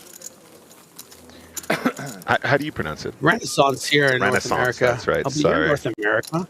You're North American. I am North American, but I've been anglicized over these years. You know, 27, 28 years in the UK now. So Renaissance. Like applesauce. You never picked up an accent that many years, eh? No, but you know what's funny is because I went to international school for all of my youth, I ended up sounding somewhat Canadian. Because that's what the international school accent sounds like, apparently. That's what I'm told. So these days when people say, are you Canadian? I just go, yeah, absolutely, 100%. You know what I find fascinating? I have a friend of mine, this guy Phil, who spent many years in the UK. Yeah. He went to school there, but he's, he's Canadian. I'm pretty sure he's born in Canada. And he sounds just like every other Canadian guy I know. But then anytime he's around British people, and I've seen it happen many times, he code switches and he has no control over it. He just completely sounds British all of a sudden. I love that. I love that. No, I do think people have said that I can do some funny accents, and occasionally even a convincing one, but I usually just put it on when I'm sort of cracking jokes and stuff. But yeah, I never got the accent. I did get the vernacular though. I do use a lot of English phrasing. Caitlin absolutely loves to poke fun at me because she thinks that I sound very English in my verbiage. There's a raise versus a limp happening here. Lepore raises, shimmy and folds the 7 tray. Okay. Not messing around with the sizing. Yeah. Almost 5x. Almost 5x, yeah. He made it 28K to go there. Blinds are currently 3K, 6K. That's on the large side, certainly. Aaron Paul Kramer makes a good point, though. I'm from Wisconsin. That's basically Canada. Close enough. I don't know. What are you talking about? We do not claim you, APK.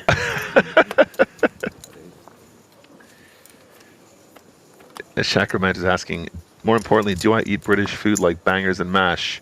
Bangers and or mash. You're not going to have bangers without the mash, Sacramento. Sure. Sure, I can get behind some bangers and mash. 3 bucks, 4 bucks. 5 bucks. It is Ole, shimmy, and blind v, not blind v blind on the dealer button. Gonna play the 9-7 of clubs. Seems good. Beautiful hand.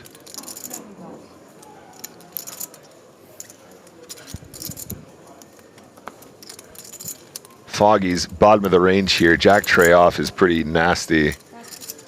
I mean, I guess there's a chance you could justify defending a lot of the deck there, but Probably not against Ole Shemian somehow. Probably not against Wizzo Wizzo. Hey, Sacramento. Shimon. There's nothing wrong with black pudding, mate. It's delicious. When you call it that, it starts to it's a bit weird, but there's nothing wrong with black pudding.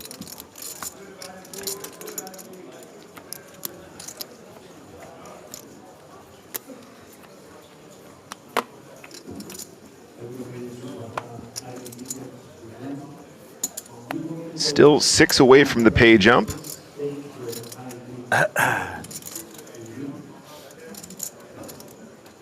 Moriera has a really nice hand here. Starts the hand with 49 big blinds. Let's kick it off with a raise, shall we?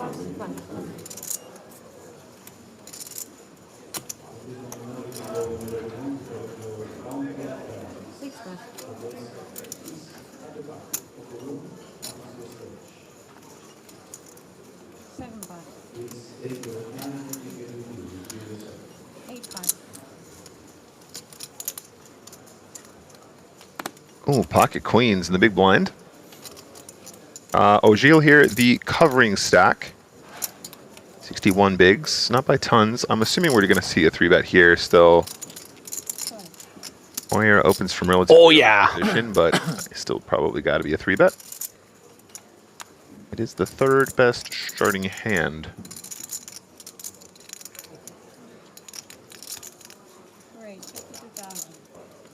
What was the size? 52,000. Okay, chunky.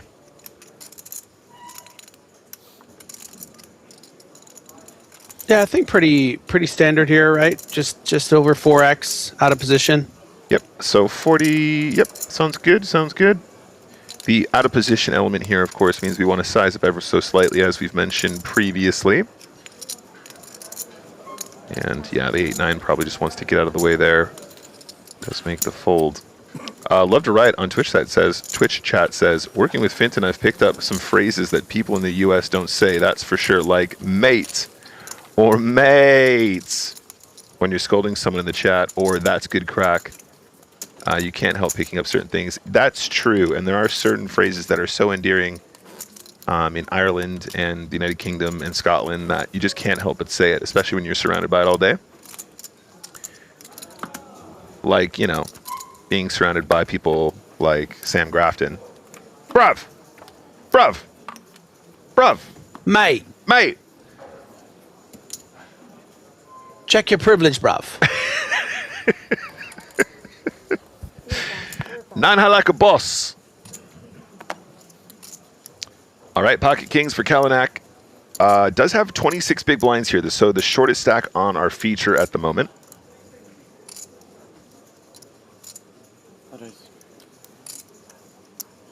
He says, I raise, and he makes it 2 times the big blind.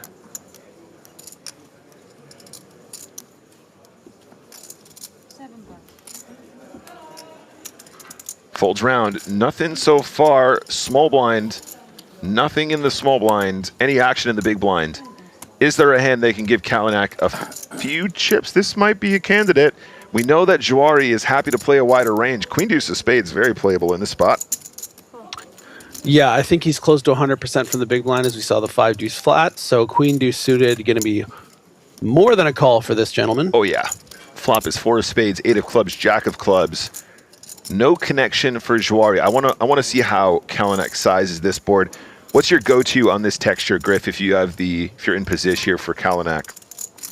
In Kalinak's position. Yeah, probably around 10K. Maybe you can even go a little bigger because you unblock the board. You're against an opponent that is going to have any piece in call. I think Zori would even call with like 6-7 off here with the bottom gutter. So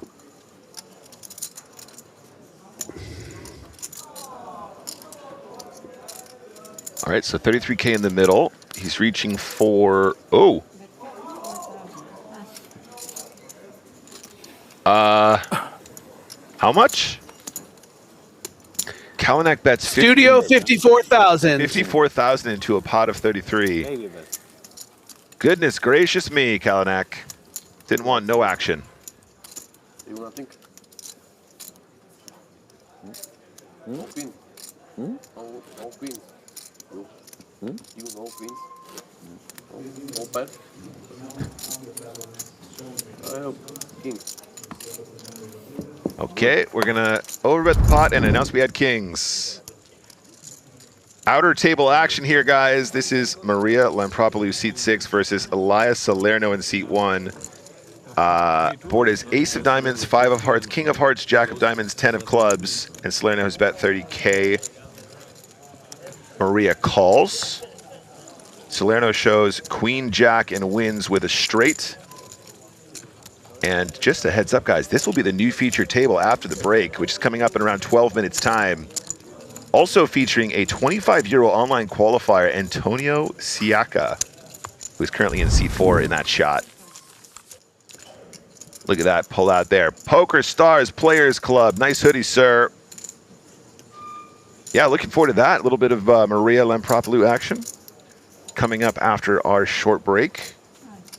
Next break will be around 20 minutes, guys, so not too long to wait before we jump back into the action. We'll have some new commentators for you as well as a new feature table.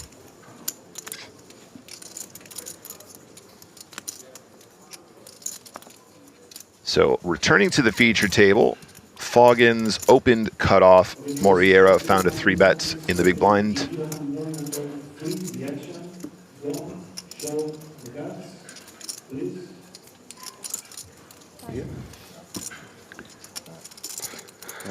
Didn't get a look at the other murky spot card. there. Yeah, the fogging of war. It's tough out there against Sharky. Ace rag, big blind, 3-bets. The fogging of war. 99 left, guys. 4 spots to the next pay jump. That's bad. I think these guys are probably looking forward to getting off the feature. Quite a big split in the audience, in the player pool, Griffin, right? A lot of people love the attention. A lot of people love being on the feature. A lot of people absolutely hate it. We've got a couple pros that absolutely despise being on the feature. Always good when the bubble goes quick. I know Griffin loves the attention, so. Oh, yeah. The only reason I do commentary is because it makes me feel closer to being on the feature table. Yeah. And every other time you play poker, you final table, so what can I say? Easy game. It is a curse. It's a curse. Sometimes success can be a heavy crown to wear. Ojale, king 10 of clubs in the cutoff. 12. Great, 4 pounds, 1 pass. Let's go ahead and play this hand.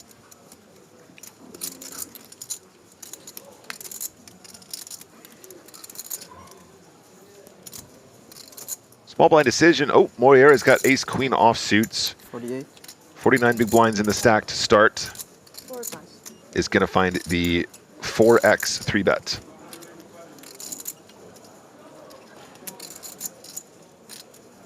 King 10 of clubs, probably technically a defend here, Griff.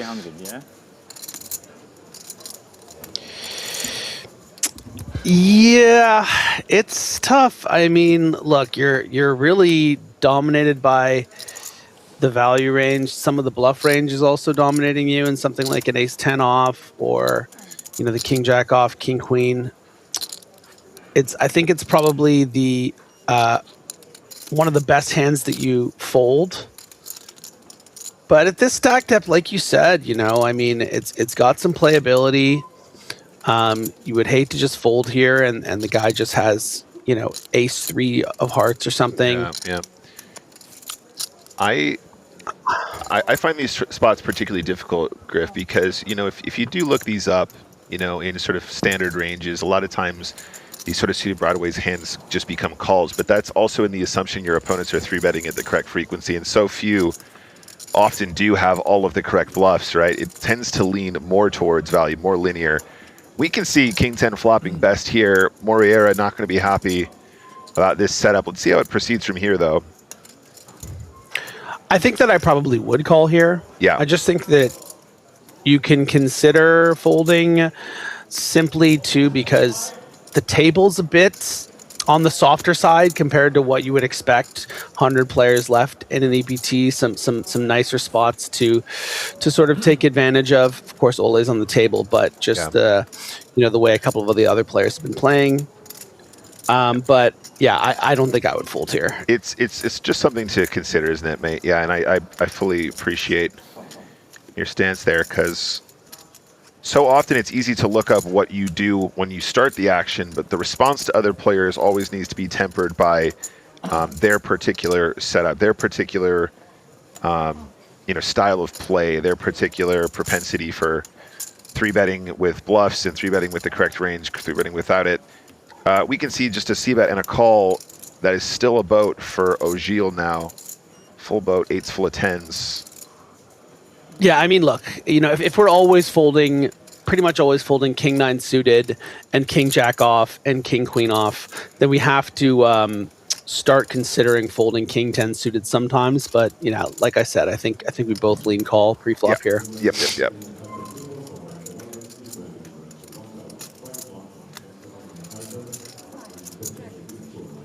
Checks it over. This is a really tricky one now as well, Griff, because you can imagine Ogil, might turn up here with some spade draws, some hands like maybe even like Queen Jack once in a while if he's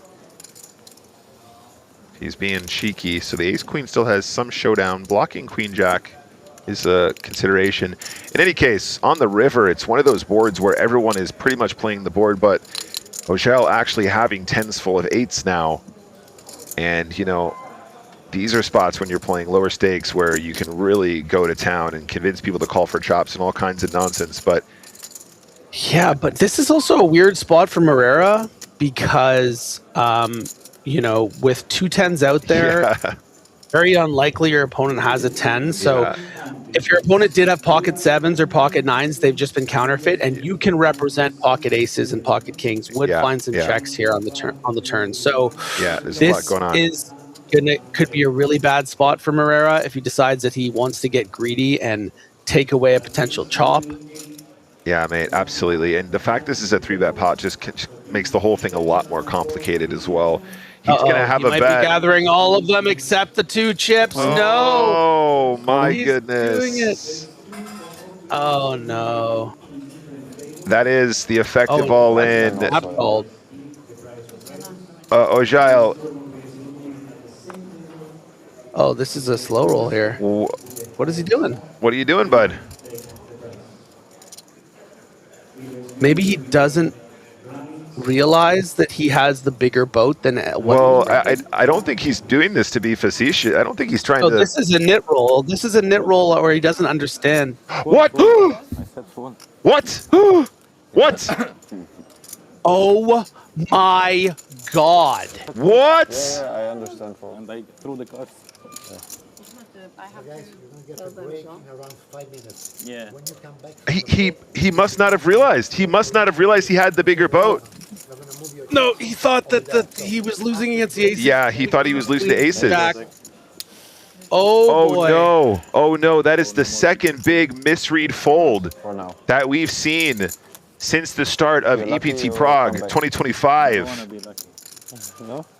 How you put this 10 on the river? And I have a 10 in my hand. Okay. Oh no, he You have a 10? he just announced that he knew that he had a 10. He just misread the board. Wait, they're talking about it now. Nuts. Yeah.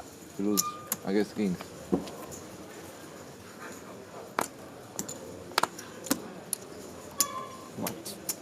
Oh no, Griff. Oh no, mate. I'm reeling. Oh, I'm reeling. Let's see if they continue talking about it.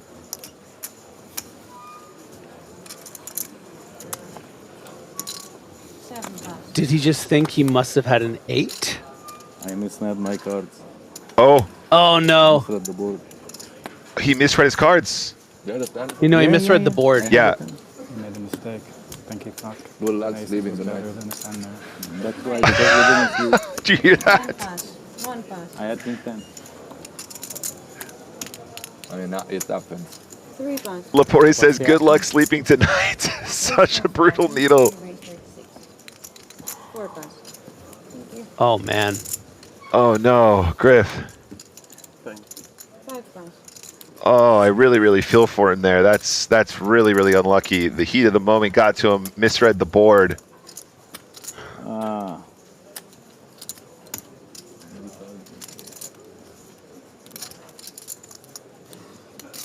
So a comment here from Vaughn Weekland. Yeah, he wasn't concerned about the 8. He, as we understand it, and I'm almost positive about this, he thought that he was losing to the bigger overpairs. Didn't recognize that he had the 10s full house, which was the effective nuts in the situation. You know, of course, if the board was a bit different there, if it was 10, 8, 8, 8, he would be losing to jacks, queens, kings, and aces. Oh dear. That would have been true till the river, right, Griff? You know, obviously the turn is a trap for him if they do have the overpair, but the river turned the tides against the overpairs, despite this fact we can see that it was a bluff with the ace-queen after all. Just a big misstep, and I really feel for him there. I think he announced his hand to the table, so he knew he had the 10. They asked him why he folded the nuts. Then he realized his mistake after the fact. Anyway, let's try and continue. We got a couple more minutes left before the next 20-minute break. It is just a 20-minute break, guys, so don't go anywhere. Action resumes, cards up and live from Prague after that 20-minute break.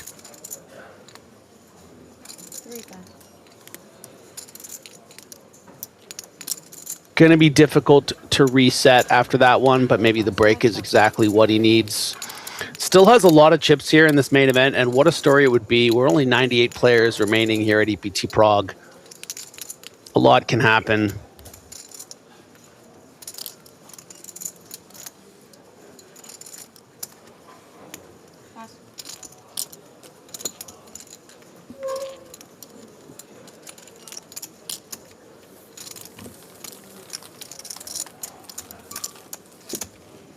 And you can see the slight redness of Ojel's face.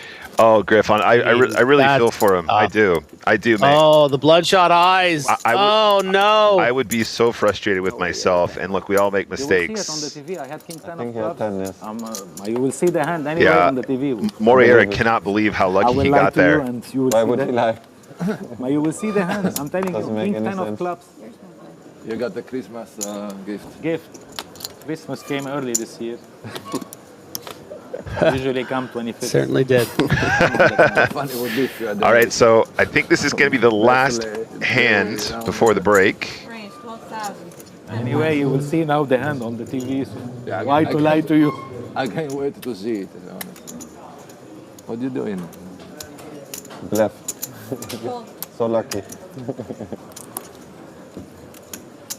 Bluff. 3 pass.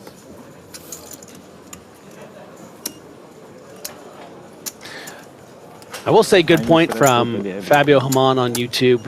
Phil Ivey has done a huge mistake like this in the past, so yes, he definitely can. I mean, look, these things happen. You're playing long days here at EPT Prague. That's why. And, you know, misreading a board, we saw it happen yesterday, folding the 10 high flush. Not even folding, just mucking, you know, not showing the hand. I mean, in a situation as intense as a 3-bet pot, a C-bet, you know, you think you just have this middle full house when your opponent is repping sort of the 4 bigger overpairs. And again, just not understanding in that moment that 10s full was obviously beating those hands, so it was the effective nuts. Wow, just crazy scenes here. Yeah. So jumping into this hand now, Griff. Foggin open from under the gun. Jouari calls with the 4s. Krakow taking the opportunity to squeeze, you know, seeing that flat from Jouari +2 and deciding to pounce on that as a squeeze to 52K. Foggins folds the best hand. I say the best hand, the dominating hand to the ace-10. Jouari presumably going to get out of the way now as well, though. Yeah, I think this is a bit tight from Foggin. I get it. You know, you just kind of want to go to break. Yeah. You have those 50 big blinds, but this is going to be a light squeeze a lot of the time against Jouari's wide flatting range. We saw the 7-6 off. We have a little more insight, Nick, to see how wide he's been calling, but he is just going to call Oh, this. okay. Never mind. He's sticking around. Get to a flop. Yeah, we are going to see a flop here. So on the flop, there is king, ace, king. So great start for Krakow. You know, do expect to see a very small continuation bet from Krakow quite often on this board. Let's see how they progress though. Jawari, first act.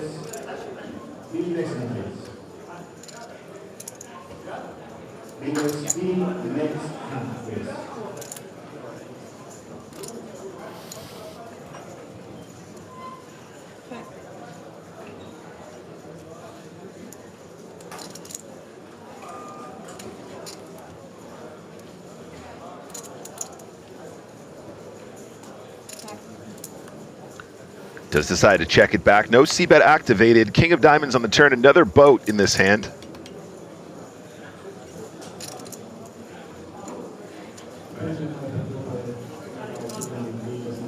Yeah, Zawari just needs to wave the white flag here. Pretty ambitious to start trying to bet here, trying to fold out something like queens or jacks. You would have to fire 2 bullets, but then there are those ace-x checkbacks to consider. Jawari gives it some consideration, checks turn as well.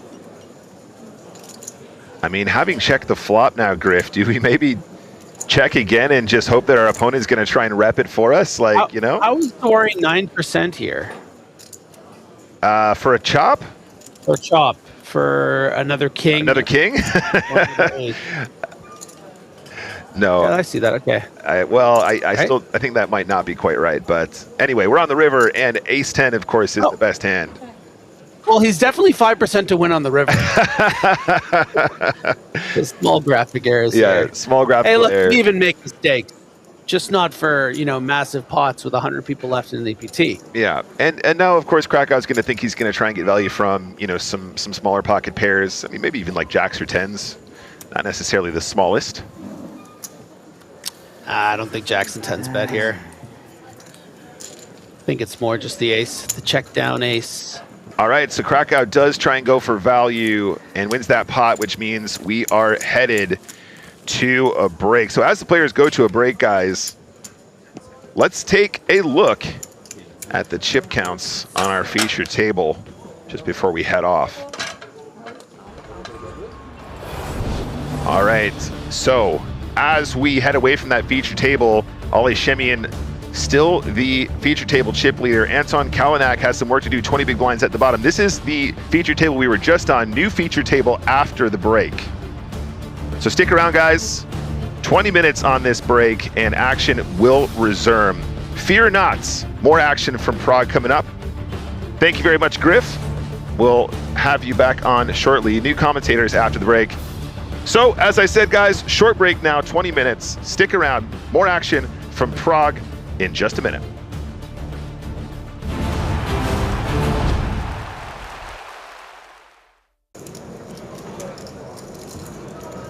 And the blinds are going up. 6,000, 12,000 with a 2,000 ante. And picking up the action here, there has been a raise from Martin Finger. Action's on Ryan Fee in the small blind. 98,000. A 3-bet. 80? 98,000. Jacks for Kurganov. Too strong to fold. Probably too strong to just call, too.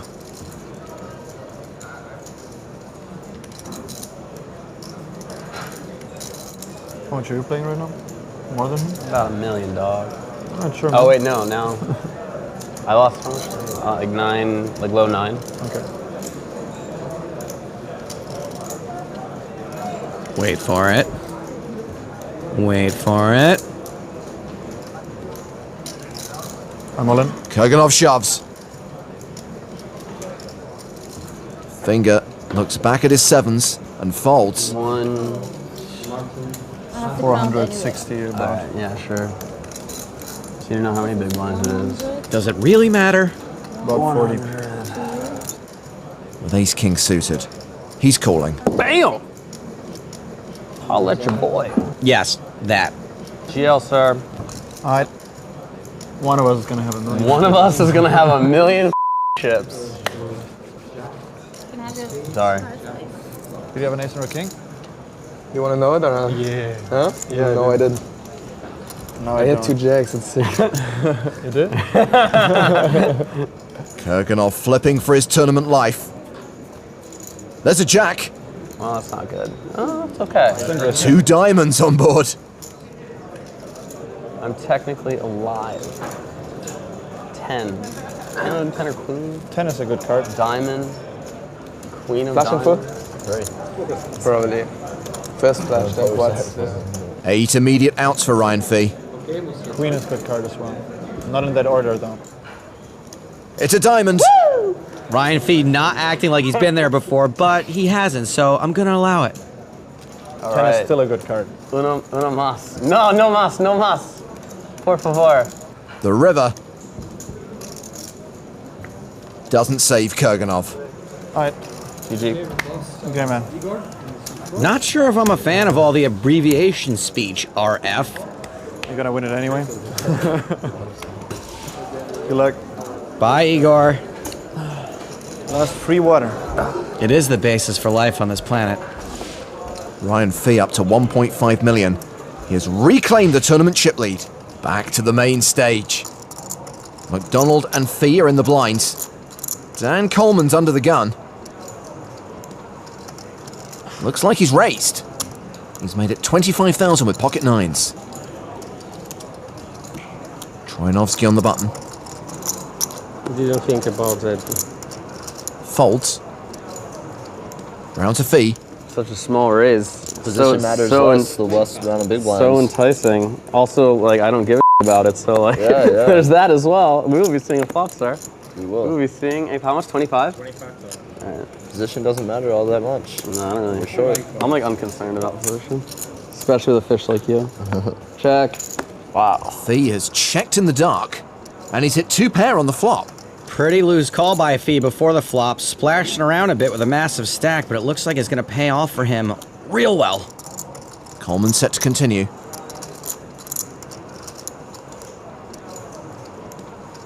Into a pot of 68,000. He bets 16K. I'd say there's a good shot Ryan raises this. Plenty he can get action from, and bottom 2 pairs, plenty to protect against. 55,000.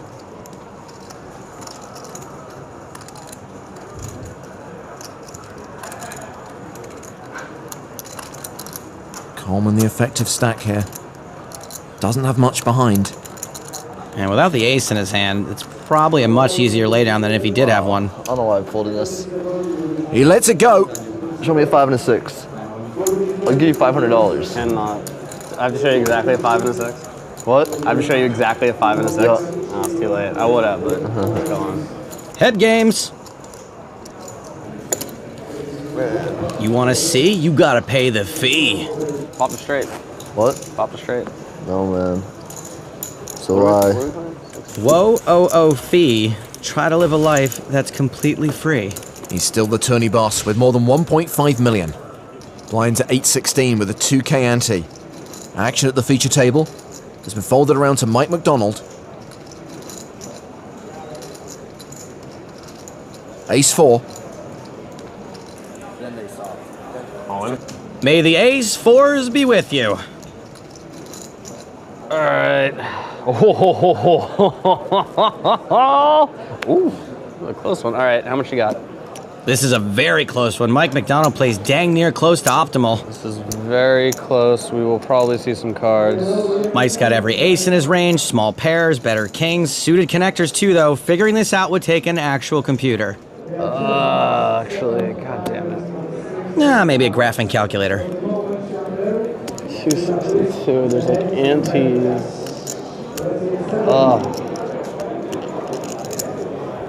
He calls. Mike McDonald is at risk. Yeah. TY. How much? 262.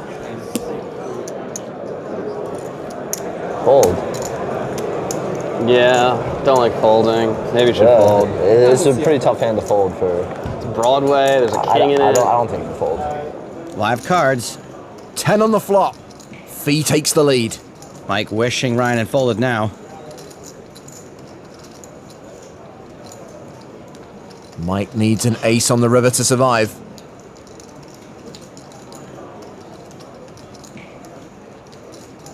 Doesn't get it. Good luck. Thanks, man. Good luck, guys. What is happening? It's like opposite day here on the EPT. These new guys are throwing bows. Mike McDonald still doesn't move his arms when he walks. That's gotta mean something. And Ryan Fee has more than 1.7 million, nearly 3 times the tournament average. Ismail Erkanov was the initial raiser. Fee set to 4-bet with kings. Makes it 300,000 total. Gets a fold from Erkanov. I'm all in. And Dan Shaq shoves, quickly called. That's a bad sign. How you gonna do it this time, Dan? Look. Queens have been lucky today. You'll find that in many poker books. Fee an 82% favorite and a queen on the flop. Wow. You just got shacked. Boom shakalaka. What is he doing? Fee down to 9%. Make that 5%. Nice hand. It's a double up for Shaq. How does he always pull this off? He's now up over 2 million, third in chips overall. Doesn't look like he knows either. Alright. What's happening? They moved me. Good luck. Oh, my man. Alright. Go get him. Go get him. I'll see you at the final table. Oh, sorry. Comfortable. 10-3 for Sven Reichardt in the cutoff, and he raises to 60,000. Look at you, Sven. You, Sven. 60. Ryan Fee in the big blind has King Jack. And typically you want to open these pants hands when you've got a weak player in the big blind. Granted, none of these players are weak, though. Fee calls. The flop is King 8-5, all diamonds, top pair for Fee. He checks to the pre-flop aggressor. Reichardt with just a 3-high flush draw continues. And it's a small c-bet, so we should typically be following this up with another barrel on the turn. Fee calls the 60k. It's the queen of spades on the turn. Doesn't change anything. Action goes check, check. Oh, giving up may save him some chips in this spot, but in the long run, he's probably going to lose every time he plays it this way. 8 of clubs on the river pairs the board. Looks like Fee is going to lead here for 110,000. I think Sven needs to give this up. His only other option is to raise, and I think that would be less believable than when a guy's online dating profile says he's looking for a serious relationship.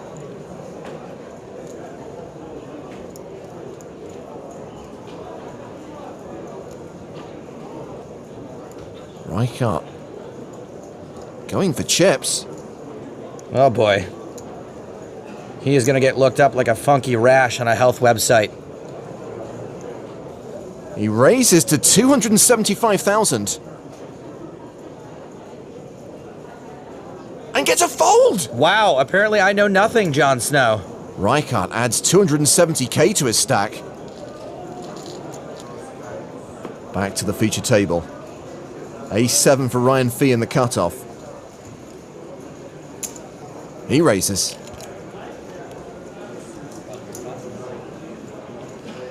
Erkanov in the small blind has ace-9. Erkanov, where are these people coming from? In his case, Russia. How much do you have? Like 7? 660. 660. King Queen for Coleman. He calls in the big blind. 3-way to the flop. Yeah. Fee is dominated. Coleman has the best equity with 2 live cards. But Ryan Fee pairs his 7 and takes the lead. The hand that's supposed to flop worst, flops best. Action check to Fee. He continues for 90,000. Erkanov folds. 85 or? Coleman may stick around with his 2 overcards. He calls. And sometimes King High will be the best hand. Turn card is the 5 of spades. Fee now an 86% favorite.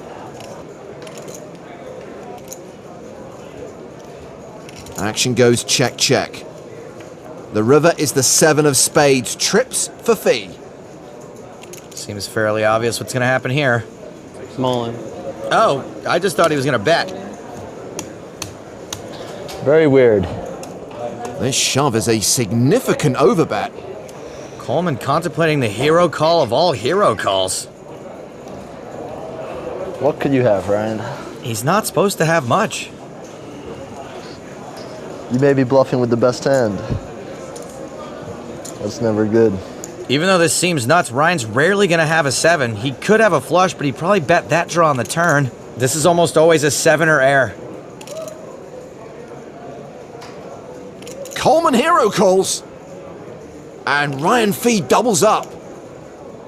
Now, even though Dan Coleman was wrong there, his ability to make ridiculous calls like that is why he's one of the best in the world and why he's won not 7, but 8 figures already this year. Oops. I wish I had like ace-6, like the ace of spades. Yeah. I didn't believe you. I called you a liar. That's true. You did call me a liar, but I'm an honest guy. I know that now. If you don't believe he's honest, check his tweets. He called Dan Shack a bleep. Blind's now 30-60. 120. Ryan Fee raising the button with Queen 10. Aces for Vlad. Ruh-roh. Troinovsky 3-bets, makes it 305,000. Action back on Fee. A small blind button dynamic may convince Ryan he should call here, but I think he can fold this most of the time. Vlad's a tough player, but I'm not sure how much he's going to be doing this with worse than Queen 10.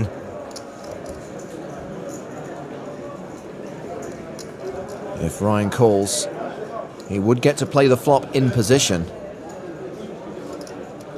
But he is a major underdog against aces.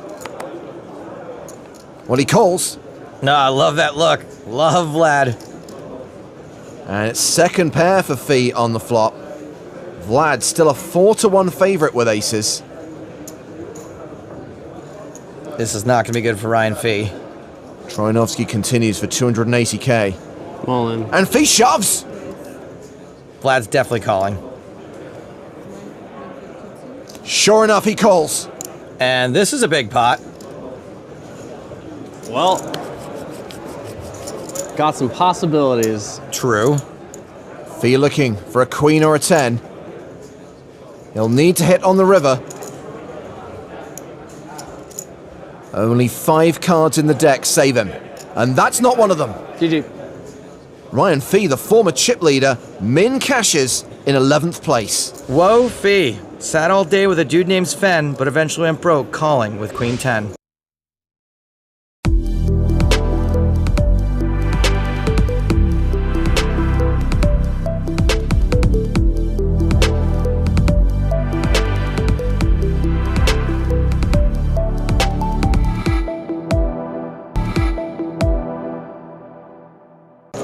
And there's a clash between everyone's favorite super high roller rivals, Dan Shack and Vanessa Selbst. All right, everybody, shut up for a second. Shut up. It's Vanessa Selbst and Dan Shack. I want popcorn. Where's my popcorn? And look at that flop. 2 pair for Selbst, a set for Shack. Boom, shakalaka. What is it with these two? This hand is the worst thing to happen to a Vanessa since the last time Dan Shack did this to Vanessa. Well, Selbst was the pre-flop aggressor. She continues the flop for 45,000. And the sick part, she is champing at the bit to get another raise in here. Well, Shack has made it 125,000. Vanessa can now 3-bet. She makes it 210,000. You guys are going to want to see this. I'm all in. A shove and a call. Hold on to your potatoes. Is that real? Yes, it's very real. She's got 4 outs. Vanessa needs a king or a jack. And she needs to hit on the river. She's out. What can you do? Never, ever, ever play against Dan Shack. Okay. I seriously can't even believe that just happened again. Vanessa's going to need to start labeling what she puts in the fridge because Dan Shack keeps eating her lunch. Oh, I didn't do the interview yet, but I was going to predict that you were going to be. They asked me who was most likely to win and get like a high roller that hadn't yet. And I said, Thank you, Vanessa. I appreciate it. Hope you get him. Still a long way to go. Not sure if serious.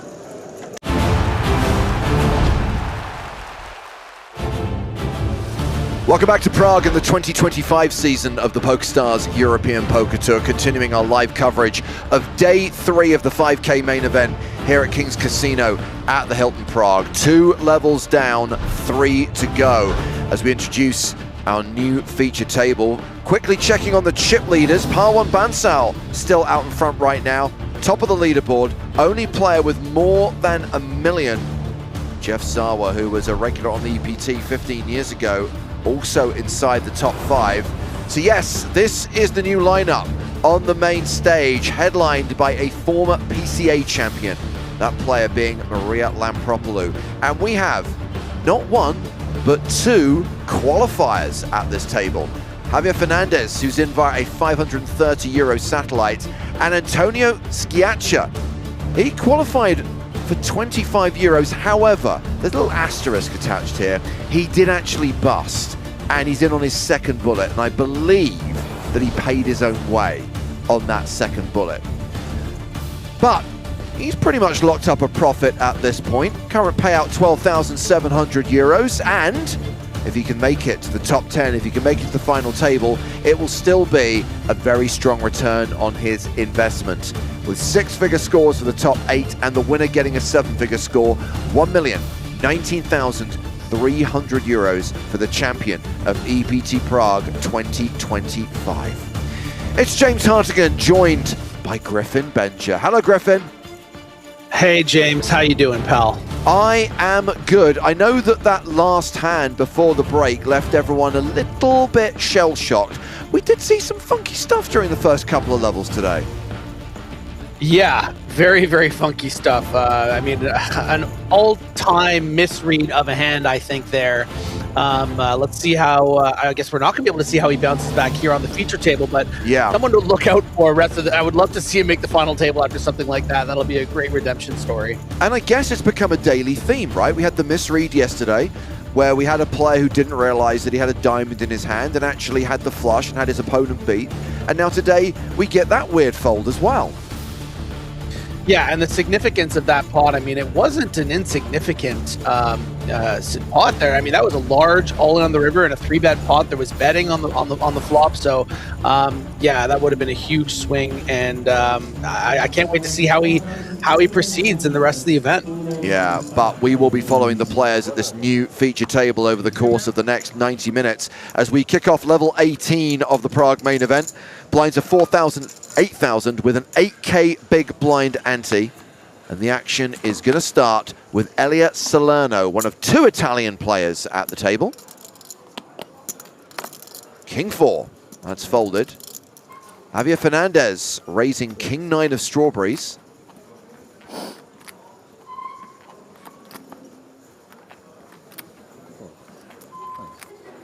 Round to Georgios Vrakis. And now Maria Lampropoulou. Big fan.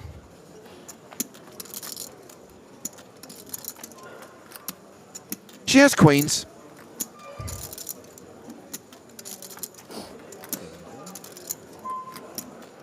Lampropoulou raises. 3 bets. Oh no! I thought it was a raise, Griffin. She flats on the button with queens. Quite an unorthodox flat here. You know, playing just shy of 40 big blinds, but very under-repped here. And look, had she 3-bet, Fernandez almost certainly would have gotten out of the way. Well, he has flopped a piece here, Griffin. Second pair.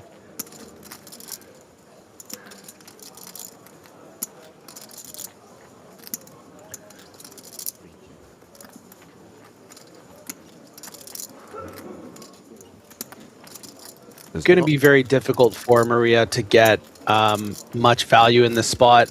Yeah. I think by the river we can expect no more than 1 street, and it's not going to come on the flop, which makes sense. Going to be some ace-x checks from Fernandez here. Or diamonds on the turn.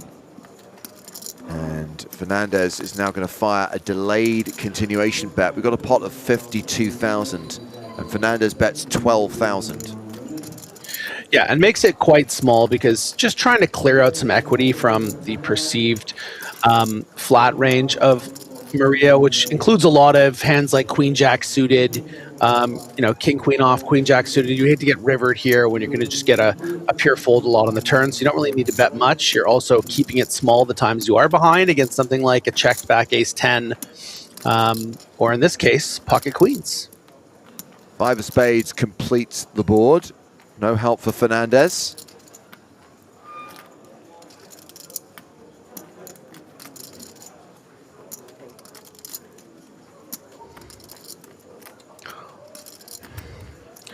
I think we can expect this spot to go check, check.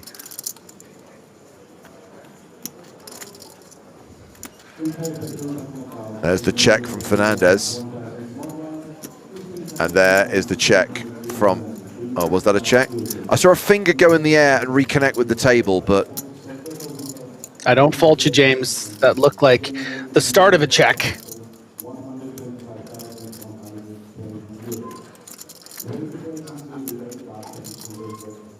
That is a definitive check.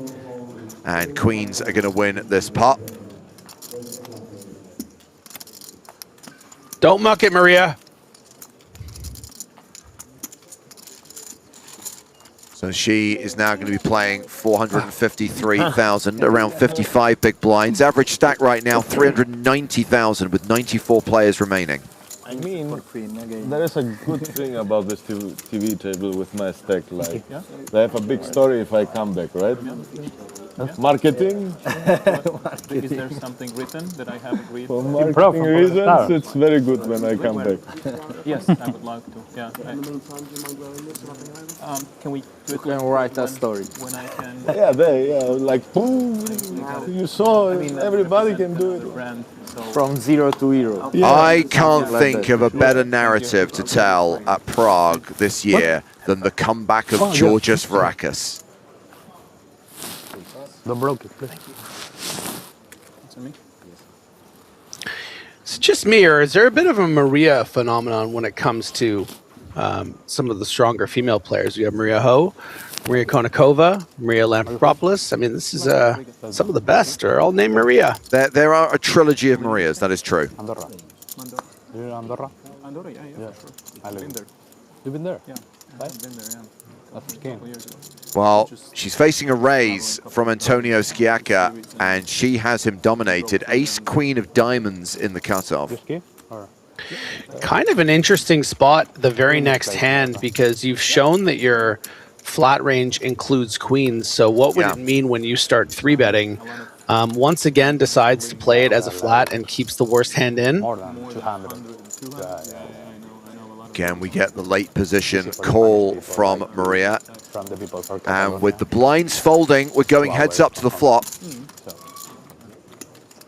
And it's really good plays, safe plays. That's pretty definitive. Ace, Jack, 6, 2 diamonds, top pair, solid kicker, nut flush draw, and for Sciacca, potential danger because he also has top pair. Yeah, here. In France, they changing something, right? Yeah.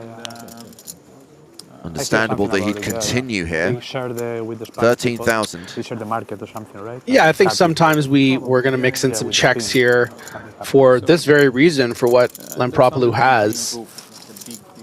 Maybe not specifically as strong as Ace-Queen, but when she does have Ace-X hands, they're almost always going to be better than the Ace-8 in this particular situation. It's really big, like 6-7 years ago. There is the flush.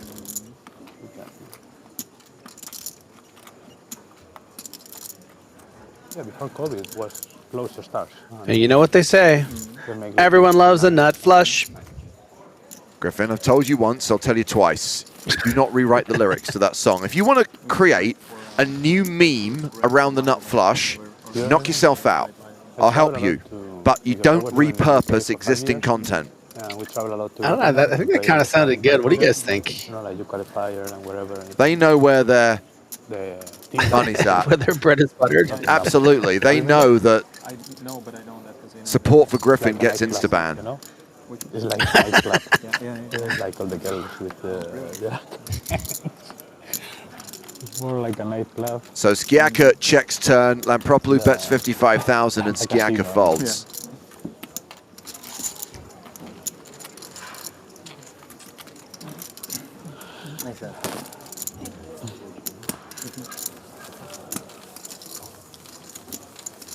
I love this. Low stakes poker crusher on YouTube. Does she not know how to 3-bet? Trust me, she does. She is for sure. She also knows how to under-rep her hands. She also knows how to win one of the most prestigious poker tournaments in the world. As does this guy, but sadly he is not going to be winning a second EPT title here in Prague. Davide Katai, eliminated, was a short stack, got it in, did not improve, and he is cashing out in 94th place. So, interesting hashtag fun fact about Katai, Griffin. Obviously, yesterday evening, we played into the money, and Katai cashed his 23rd EPT main event. That is now a record. Johnny Lodden previously held the record for most EPT main event cashes with 22. Katai, the new record holder. An absolute legend on the circuit. Famous for some of the most absurd hands you'll ever see, some of the craziest calls. You know, he is just, he's the guy.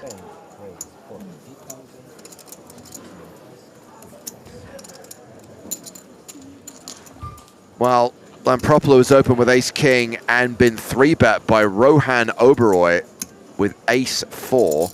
Where are you from? Spain. Spain? Where? Madrid. Madrid? Oh, nice. Yep. Oberoi trying to establish some sort of dominance, supremacy here after seeing Lampropoulos win each of the first two hands, trying to slow her down a bit. Not going to work here. Oh, wow, and she just calls. Yeah. I like it. Very interesting. Yeah. The food also. I mean, And again, it's worked out for her, an ace-high flop. Every day, you know, like... There is also a lot of action in casino. In Granvia, you know, it's like the main... Where? Yeah. Granvia. Namibia. It's like the main street in Madrid, like the big one in the center. And there is like a really good casino. It looks like old, you know, like 80s or whatever, you know, like... Camlon, cash, good cash game. Yeah, big kind of game. Yeah. Okay, never been there. The casino is really beautiful. Okay. It's like, yeah. Right. This guy's starting to piss me off. Let's give him a ban. The problem in Madrid is... Bye! I think it's the reason they don't do the EPT, because the other casino, like the big one, because Gran Via is not really good. It's big to make an EPT. But the other casino is in Torrelodones, is like a city out of like 30 kilometers from Madrid. So Maria check calls the flop for 40,000. Yeah, but 6 on the turn, ace-king still good. no, you cannot do anything in this place. You know, when you busted the tournament, it's not like you are in the center of Madrid that you can meet wherever you want. Yeah. It's like... It makes sense. You need the car or taxi to wherever, so I think, but yeah, the city, I mean... Might be difficult for Maria to get much more value in this spot because Obru doesn't have a bluff hand. And when she check calls on this flop, sure, you know, she's going to have some pocket jacks, maybe some pocket tens sometimes, but all of those ace-x hands are well out-kicking the ace-4 and would probably come for some value on the river here. You know, something like an ace-queen would play it this way. Apparently ace-king. You know, certainly some ace-jack suiteds. So I don't know if she'll be able to get value. I'm not crazy about this check. Yeah. Hard Rock is also doing something in Malta, building as well. I didn't know that. So they are expanding. Yeah, they are expanding a lot, but this one will be the biggest in Europe. So. Well, yeah, 1.5. after those few hands, she has taken the table chip lead, now playing 612k, more than 75 big blinds. I mean, I will say, as much as I don't love the check there from Maria on the river. You know, it is interesting to get an insight into, you know, some of the little intricacies that she uses to acquire chips in these EPTs. I mean, she's pretty much put out that trap net in 3 hands in a row with very strong holdings, and players are coming after her. So. Really cool to see her with this hot start, but it's always nice, James, when you play your first 3 hands at the feature table and you get queens, ace queen suited, and ace king suited.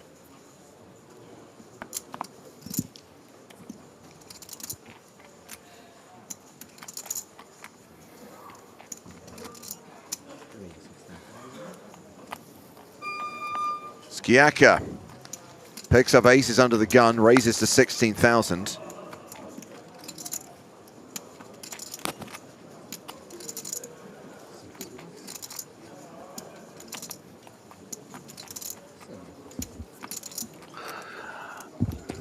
Folded.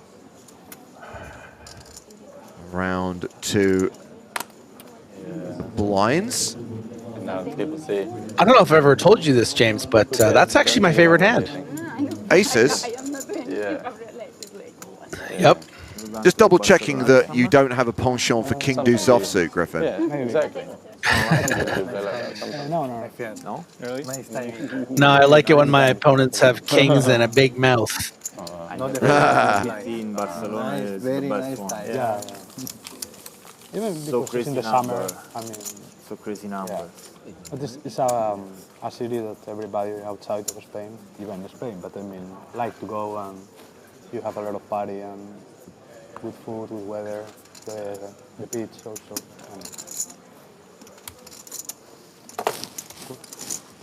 And every year are like increase the numbers, you know? It's great. Every year's best.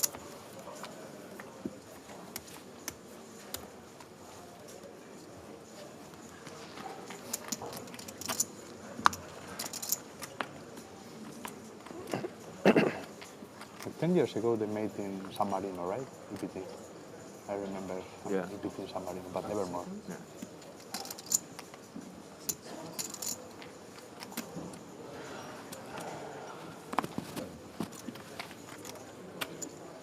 Sorry.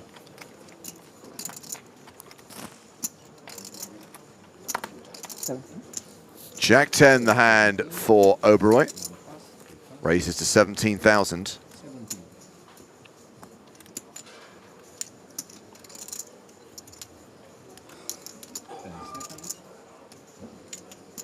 Thank you, Ed, for trying to keep YouTube under control. It's a noble effort. And yes, Tom, right now we are absolutely on pace to cancel Chat Pro Saturday. Remember, it's a privilege that is earned. Still have tomorrow to rescue it, guys. You play all the event. You play all the event here. Just the 2,700. Skiaka has defended. 35. King High is still ahead. With my wife and my child, qualifier, and I finished 19 in this one. Yeah, all the reasons for Oberoi to fire a continuation bet here. You can react to aggression back in the form of a call with that gutter and backdoor flush draw in this case with Skiaka. King 8's not going to be the ticket. Big number this year in Prague. Big number in Prague every year. Is the record or?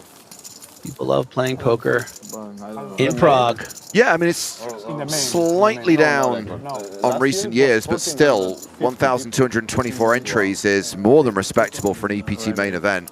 And any time there is €1 million plus up top, no one's complaining.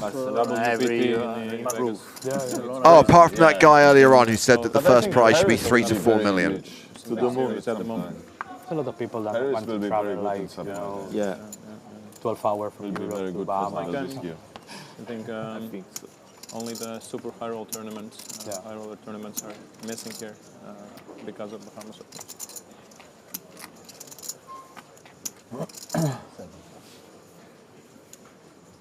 On to the next hand, and it's Rohan Oberoi opening here with King Queen.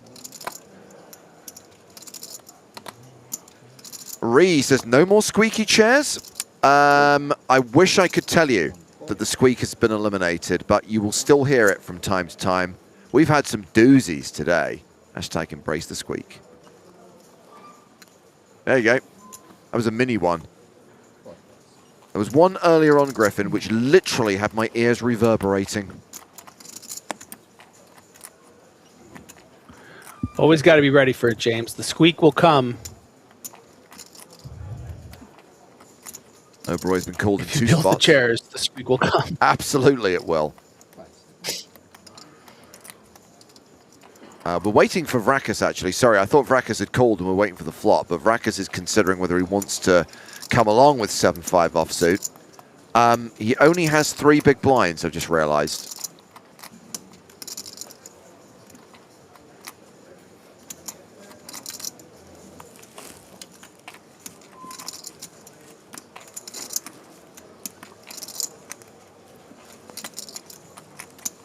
Oh, I thought I could teach you a lesson by timing you out. Oh, Ed got him. Thank God for that. Yeah, I mean, we can see that this 7-5 plays okay against the 6s and king-queen. You flip in another 9K, you're going to have 22 behind. You're going to have to pay the small blind. Yeah, I think it's okay to just let it go. But he is going to be spinning if he sees a decent flop here.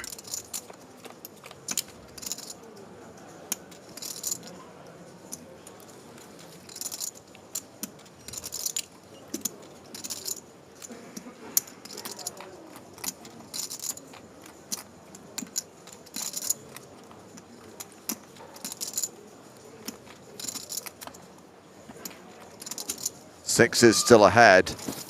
Oberoi continuing for 21,000. Always interesting, these spots where Oberoi with that range advantage, a perceived sort of capped range for Salerno, a lot of hands like 6s that are going to be difficult to continue on certain turn cards. Oberoi gets something like a 9 or a jack or an ace and fires again. The 6s will almost certainly have to fold. 10 is tricky. Oberoi wouldn't always bet an overpair here. It's hard for him to have a 10 now that there are 2 on board. So yeah, is going to effectively give up. And now Salerno can go for a bit of protection. I think there is a world in which he also gets value from some ace highs because he could have, you know, something like a king-queen float himself, but is just going to play it passively. Hold on a second. Hold on a second. 3, 3, 3, 10, 10. Oh, Griffin! Griffin! They're both playing the board. They're both playing the board, but I will say, if I had king 10, I would probably fold to a bet.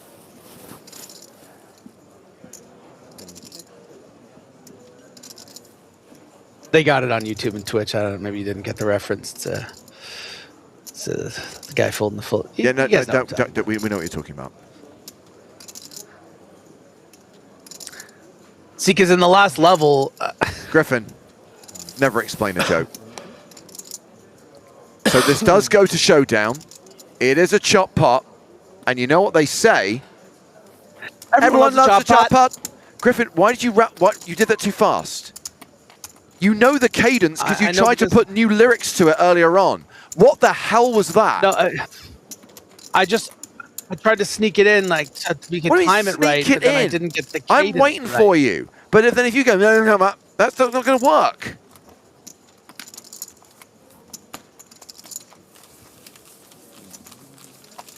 Oh, my word. Can you not embarrass me in front of all my friends?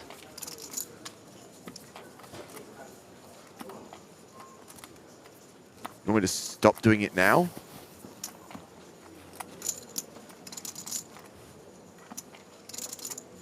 Johnny Lamerton writes, that was so disappointing, I'm not even going to give it a score. I will say my timing wasn't bad. It was just the way in which I did it really. Because in my mind, I was like, okay, I got to get it in early because of the time difference. I worry about the timing, you worry about the delivery, and that's where you failed. Okay.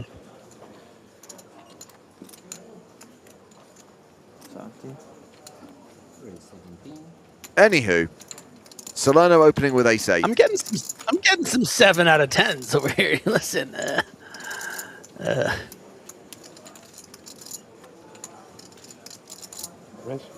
I'm going to ban anyone who gives that 7. That was sub 5. That was best case scenario 3. Thank you, Tom. Yeah, 7 out of 100.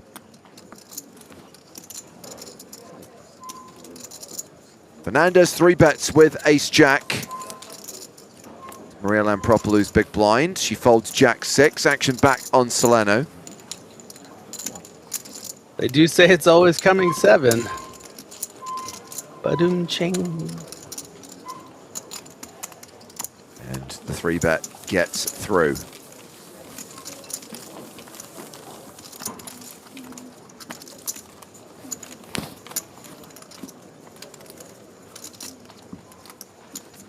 Bradders113 says, I saw James at the Colossus this summer, but I was too much of a wimp to say hi. Are you sure it was me? Because I don't think I was in the Colossus. I mean, I would have been around the venue, to be fair.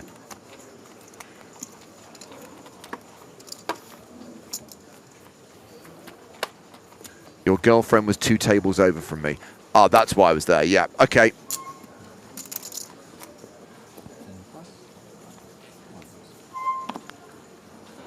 Probably bringing her drinks, plural.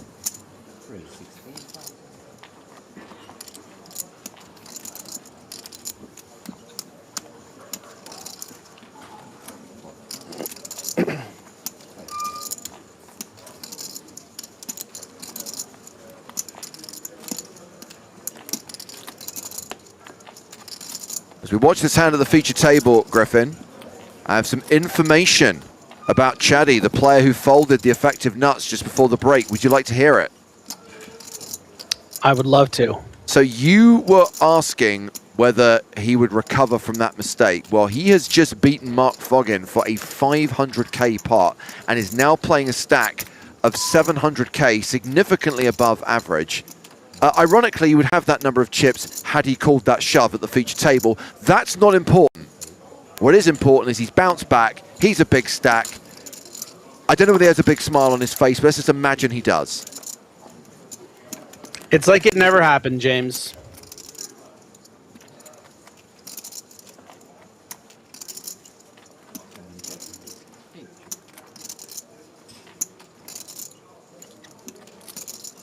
So 7, 9, deuce. 5's still good.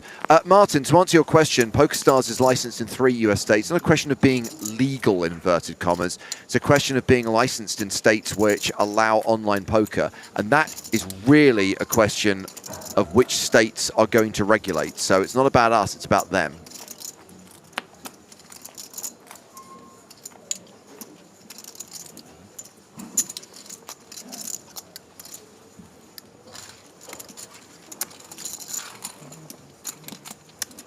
That pot goes to Javier Fernandez.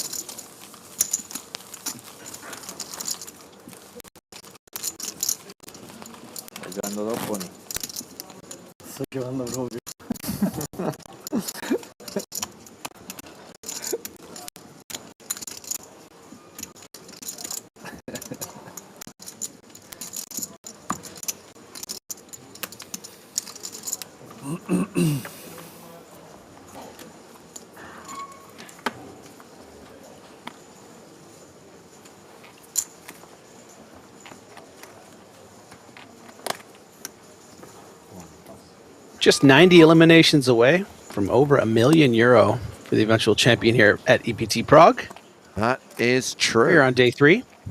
Been a lot of talk about how far we'll get today, how many players we'll get down to, and before the start of play, Toby Stone had already said he doesn't really want to play beyond 40. I think that is a stretch. I think we'll probably finish with between 50 and 40 players tonight. The widget predicts between 45 and 49. Tomorrow, of course, the ambition is to get down to 16, the final 2 tables.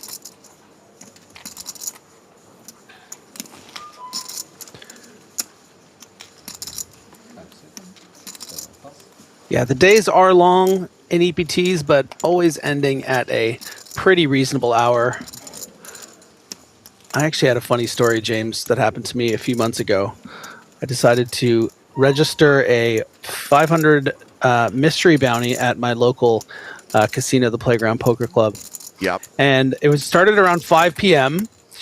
And I was like, you know what? I've never really had a chance to play a mystery bounty because I'm always, you know, at the EPTs, I'm doing the commentary. So I was like, it's a bit of a low buy-in, but I'll just do it for fun.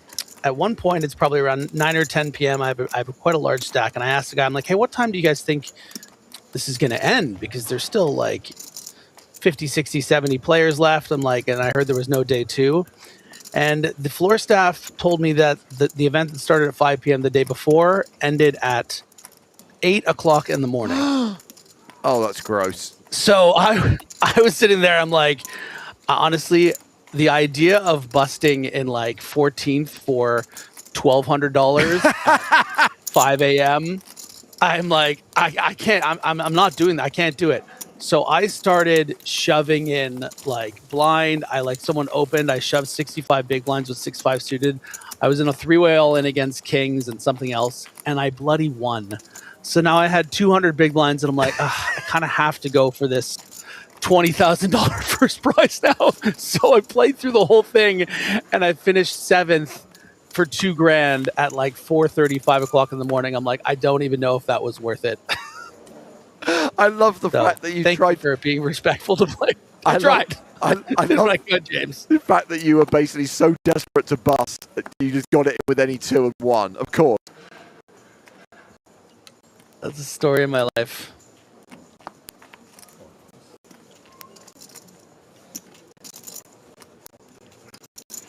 Fernandez is open with King 8. Schiaccia with Ace Queen.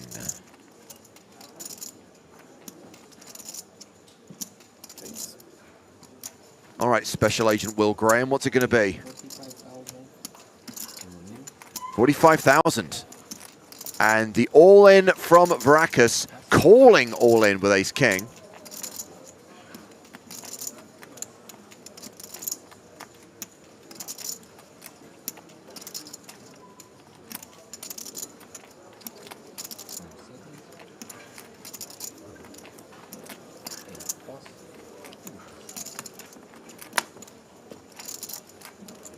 Action back on Fernandez. And an argument here, yeah, for Fernandez to continue. You know, you would expect Schiaccia to be pretty strong here, 3-betting, you know, +2. But dead side button instead decides, you know what, I'm dominated by all the King X's. And in this case, we of course can see Ace King well ahead. 27. Good luck. 27. Should be. We will double check if needed. But Vracus should win this most of the time. I don't want to put a number on it, but I think around 66% of the time he'll win. He's good, that Griffin Benja. I mean, you can afford it, but. Oh, and to quickly finish my story there, James, I did not win any mystery bounties. So I didn't even get to pull a thing. Okay, but you still can afford it. A lot of opportunities now. To be fair. Yeah, it's opportunities. Give me some redemption. Nope. Ace King holds, and Vracus is going to get more than a double up. And you know who wins that hand? Fernandez, if he calls with the King 8, would have been checked down. Well. Should have. 8 plus 8, that would have been. Mystery is coming. Yeah, I said, like a marketing story. One chip, one shade. Patience is the key. All good. Yeah, sure. I had a difficult decision. I mean, I will not say, you will everybody see, like, because of the, like, open end call, it's, like, very difficult to, like, this time find out. Yeah, you too. Yeah. It was, like, I mean, every hand is a difficult decision there. Because, like, figure out, but I at least think so. I don't know.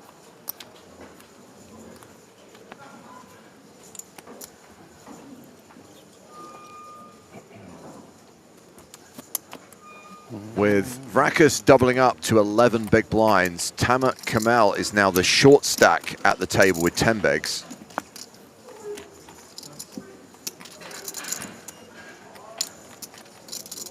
Maria Lampropoulou opening.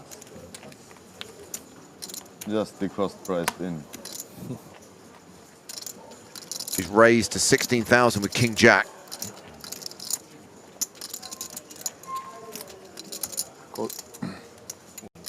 Salerno with the Grafton, 10-9 suited. Flats in the small.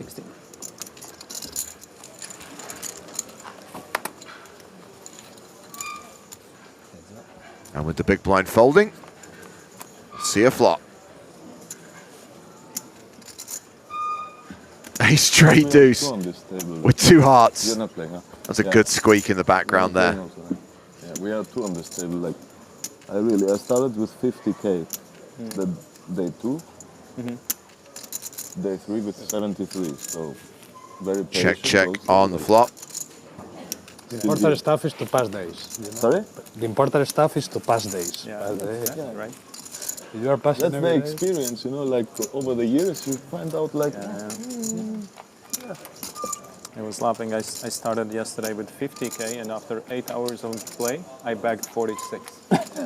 See? I lost 4,000 chips in 8 hours only.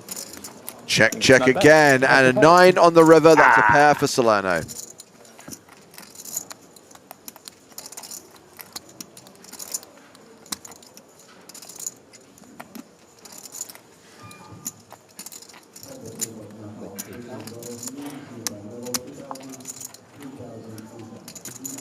And he's going to lead river for 8K.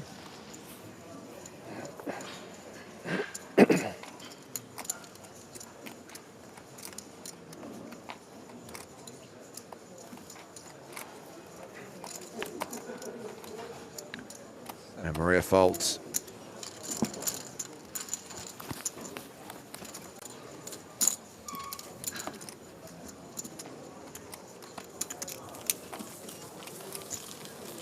Do you want to answer this question from Calvin Wok 12, Griffin? Why not c-bet on the ace-high flop for protection? That's the help.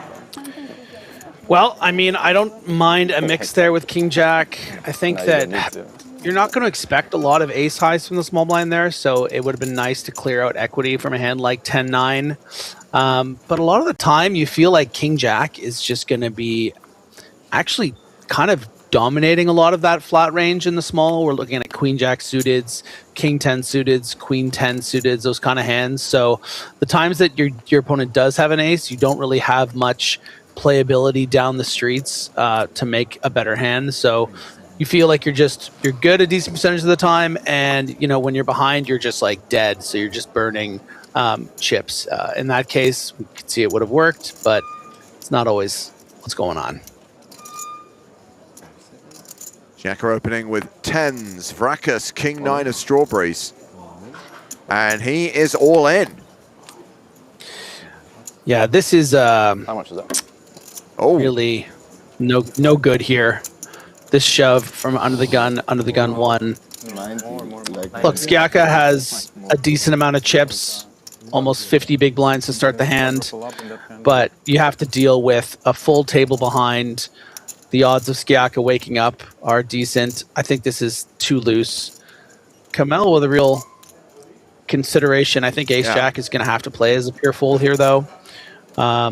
Just based on the fact this is an under the gun 1 open and then a shove. But if he has an indication that Vrakas is capable of a shove like this, as mentioned, Skiaka is going to have some wide opens. So, you know, you'd probably put in Ace-Queen. So where does that leave you with Ace-Jack? It's a bit complicated.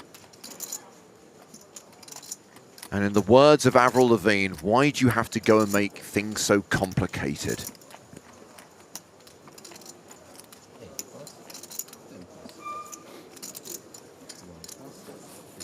So action back around to the Italian, who is going to call with 10s, putting Vrakas at risk. Please, no. What do you got? Ace-Jack? Exactly. You had same hand? No. Ace 10. Ace 10. That's not the hand you think about it, maybe. Huh? 32% of the time, he wins every time. There's some chances here. It's a good start. Just the one heart. So right now, Vrakas has 3 immediate outs. Needs a king.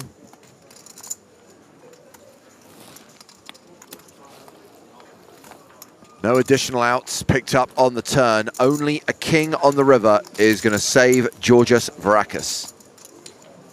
Vrakas with that, why'd I do that face? Good luck, guys. No king. Good luck. Save myself. The comeback never happened. Georgios Vrakas KO'd. We would have an interesting battle on this board. I got 3s. Yeah. Save me. Cash is for 12,700 euros. Yeah. I get pocket 3. Yeah, it would be fun. GG, so it's GG. I mean,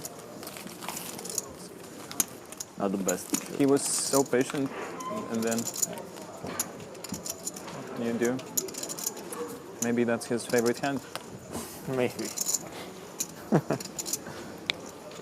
Very nice guy. So down to 90 players now in the EPT Prague main event. 51 minutes to run on this blind level. Currently playing 4K, 8K with an 8K big blind ante. Action will start with Maria Lampropoulou, PCA 2018 champion. She is 9-7 off and folds.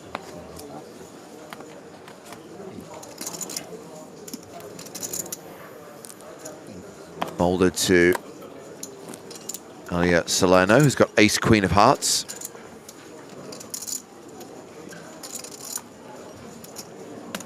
Ace. He says raise. He throws out 17,000 chips. Oh, hello. Mattis Kelmins in the small blind, King Jack. Don't do it, Kelmans. Gotta feel tempted to, given the cutoff open, though. Yeah.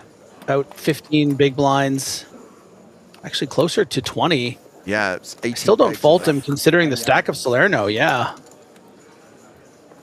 And Salerno snap calls. Kelmans does have live cards.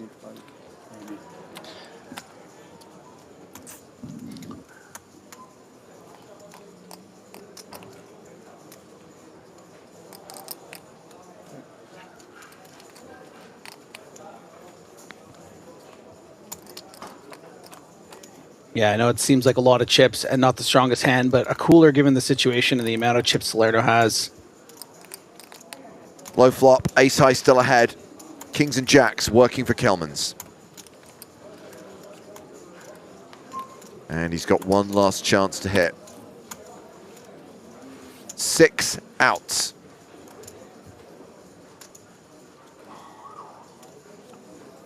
That's not a king or a jack.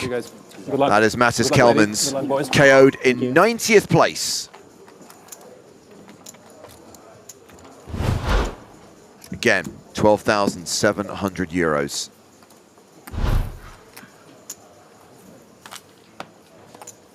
Can't be too far away from the next money jump. Yeah, 95. Oh, no, 72. Ha! So actually, we are some distance.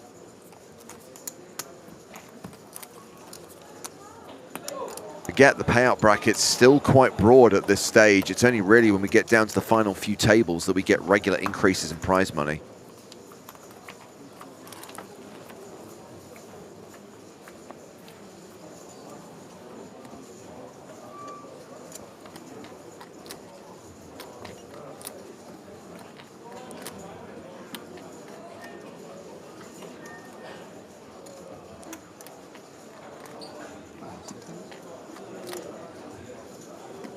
All in. Another all-in, this time from Kamal. 7-6 suited under the gun for 10 big blinds. Ooh, this is a bit risky. Definitely an indication that Kamel is going to try to push very small edges, not afraid to bust. I think this would be a pretty standard fold for a lot of players, but it's sort of right on the line of what is acceptable. I think you would expect more something like a 10-9 suited, maybe a 9-8 suited. I think 7-6 is a bit loose. We did just lose a player, so we're not playing full 8-handed, and he's just hoping to get one through. Yeah. So far, so good. Got the King-Jack to fold. Maria looks like she might have a decision. King 10 in the big blind.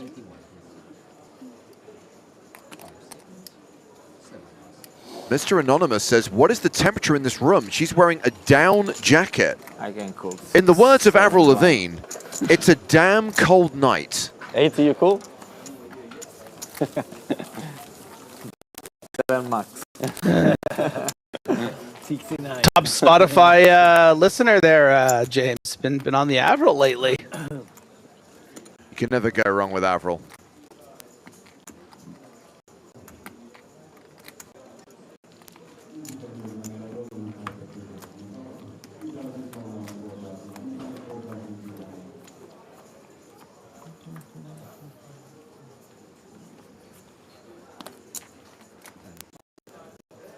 Thank you.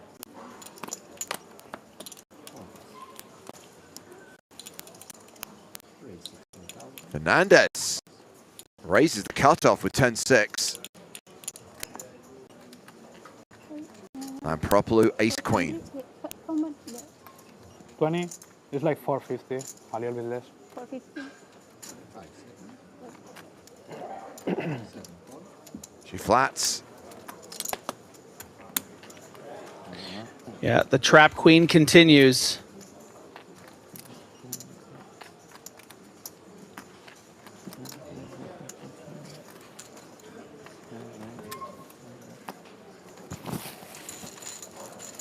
Now, hologram, if you hadn't started shouting with your caps lock on, I would have answered your question. But because you did, I'm not going to. And that's going to be a lesson to you.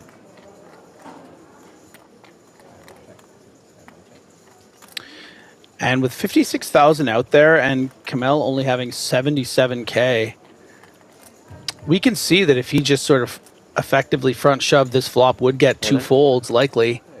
Yeah, and is going to go for it.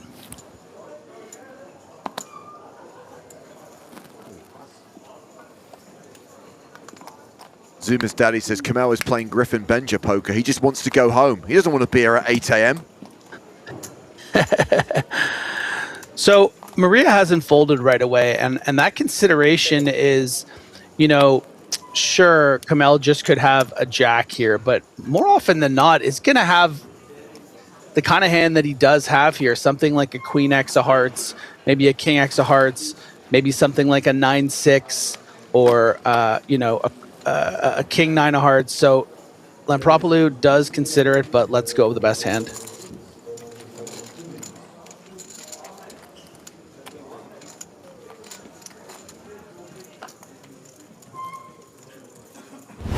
A reminder that the dates for Scoop 2026 have been confirmed. The Spring Championship of Online Poker will take place March 21st to 25th. A couple of months earlier than normal, with the full tournament schedule revealed soon. Suffice to say, we will be streaming the high buy-in Scoop main event on the PokerStars Twitch channel. You can expect to see the last 3 days of that tournament over the last 3 days of the series. Maybe some additional final table streams as well. Full content plan to be revealed along with the tournament schedule. But for now, save the date, March 1st through 25th, as we welcome Joe Stapleton back into the mix. Hello, my... Oh, jeez. Ah, gross.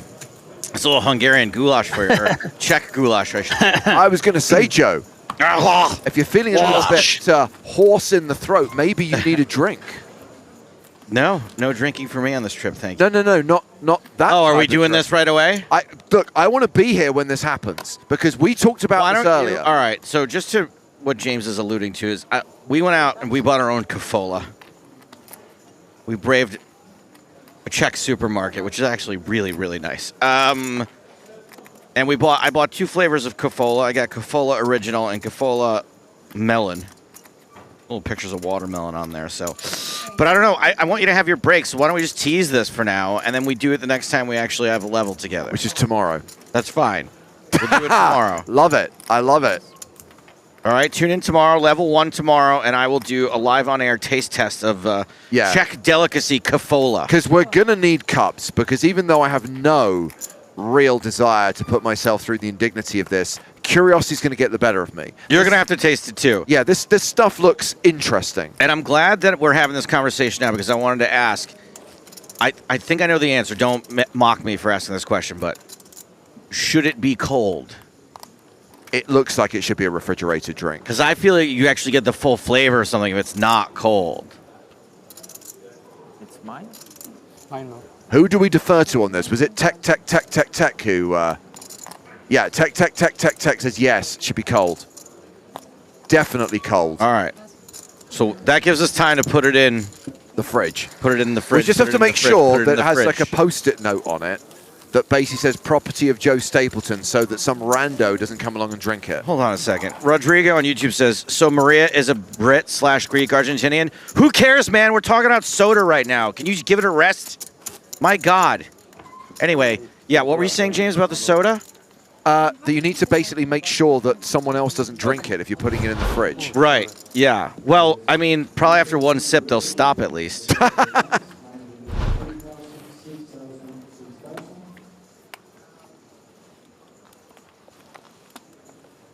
I don't understand this comment from Rich Lawrence. Never forget when Stapes laughed at me asking why the big game was not revived. Was not so wrong after all, huh? Let me quote The Simpsons when I say, the children are right to laugh at you, Rich. You banned. Yeah, just before I go. Sorry, Griffin, we're not ignoring you. We're just having a little handover here. Before I disappear, just be aware that it's the usual. Because there's a female player at the table, YouTube just needs to be kept in line. Ed's been doing sterling work, but yeah, feel free to just bring the hammer down. Cool, cool, cool. Would you mind putting these in the fridge? Sure, with a Post-it note. Thank you very much. Yeah, you will write out adequately threatening note. Yeah, if it actually has my name on it, then they'll. Oh no, that means they might piss in it. I'll talk to Alan. Thank you. Bye, James. So. Havad right now says, should the soda be cold? How in the world do you guys not die from forgetting to breath? Cool. I knew that the answer was probably cold, but here's the thing. There are some connoisseurs of certain items that take them in a particular way. And soda judges, I have a feeling that maybe they judge them at room temperature because you do get a better sense of what the actual flavor is than when you're overcome with cold. Red wine, obviously, at room temperature. Do you know how people judge burgers? Like in burger judging, it's meat and ketchup only. Not even cheese. So sometimes there's a funny way of doing it. Anyway. Should we cover some poker? I don't know. I'm not really feeling it. All right, because Griffin's on the line, and he would be a waste of talent as we hear third diamond on the turn. That's a solid draw for both players. I kind of had a good riff ready for Scoop there, and then you kind of just hijacked it with your soda thing. But it's oh, is that weird that I jumped on and then had something to say on my own show? Touche. Salerno is checked. How'd this go? This was raised pre-flop by Yakuba. Just a call from Salerno out of the big blind, who now has a pair and the best flush draw. That makes sense. 33,000 is the bet. That's half pot.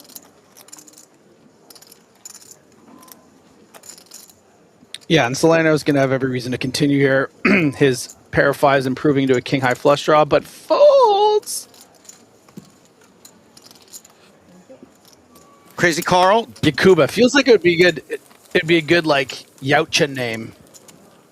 Is this you dropping Predator lore? Yeah, I don't know. Don't you think it'd be a good, good Predator Badlands? I think a good like podcast game would be Yautja or Ape from Planet of the Apes. Name. Yeah, because that was Kuba. Yeah, Koba. Koba. Hey, Crazy Carl, do not send me Kofola, please. Don't buy Kofola and send it to me. Thank you. Save your money. Oh, that reminds me, Carl. I have a new address for Joe. I forgot I have to do that.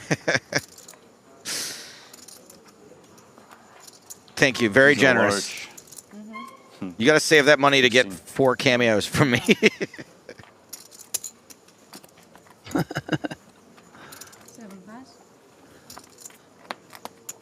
I need more people in Crazy Carl's life to get married so that he'll buy a cameo from me as their wedding present, and then I can go on vacation again. How many cameos has Crazy Carl gotten from you? At least 6. Nice. Yakuba makes it 16,000 with ace-5 of Yaklubas. Fernandez defends 10-7, king 6-4. 11. That's a definitive 11, and it works. Nice start, yeah. This is Anton Yakuba from Ukraine. New player at the table.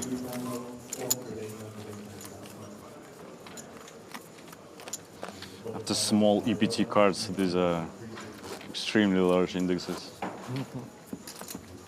That's right.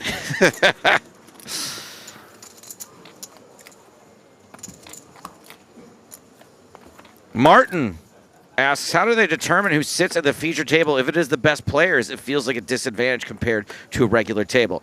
All right, Martin, that's one way of thinking about it, but how about this? How about if all the tables are already set at random, and then we just pick the entire table? What do you think about that? 17. Right, 17. And then whenever new player comes to the table, what's happened is they would have gone to this table anyway, whether it was at the TV or not. It's just another table. We just happen to bring it up on the stage. 10 pass. Got it? 1 pass. 3 pass. Thank you for your question. Pocket 4 is for sciatica. You feel it in your lower back here, in your hip, Griffin? Matter of fact, my dear friend Alex, last minute canceled on us in hockey because his sciatica was acting up. Yeah. Wow. It was I think he was hungover. I'll be honest. I think he didn't want to venture into the snowstorm. He sat on too many beer cans last night. Yeah. I had sciatica when I used to keep, when I had like a big, huge George Costanza wallet, and I would sit on it. I would keep it in my back pocket, and it messed Come on, me up. is that real? That is 100% real, and I was like in my 20s. Oh my God. That's such a George Costanza thing too. That's great. Do you know, like well into my 20s, I carried around an ID card for Xavier's School for Gifted Youngsters that I had filled out myself with my my X-Man name. Do you want to know what my X-Man name was, Griffin? The Stapler? Stealth. You were close. Stealth. And my powers were invisibility and super speed and fireballs. Okay. I just threw fireballs in there. Just, you know, doesn't go with the whole stealth vibe, but I wanted fireballs. Griffin, if I said something too nerdy even for you, you're awfully quiet about this. No, that's great, man. Well into my 20s, I carried this card invisibility. on I think it's a I think invisibility is a problematic gift to want. Oh, you're a creep, man. Just because I would want to be invisible doesn't mean, like, I just want to sneak past bad guys. Oh, that's fair. And maybe, you know, the towel clerk at the YMCA is a bad guy in my book.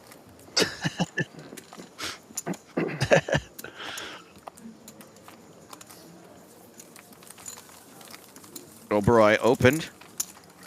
Open and shut case, as they say. A lot of.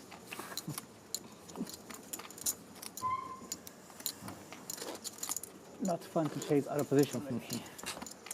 10-8 or diamond. In position, maybe you call. A lot of that. Far backdoors. Too many backdoors.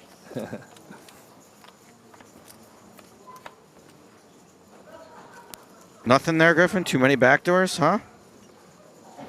Sometimes just call. Nice. 7 pass. was a big bet. Yes. 8 pass. It was my 10 pass. 11,000. 1 11,000. pass. 3 pass. 4 pass. From Charles Xavier's School for Gifted Youngsters to asking if you should refrigerate soda. Rough times.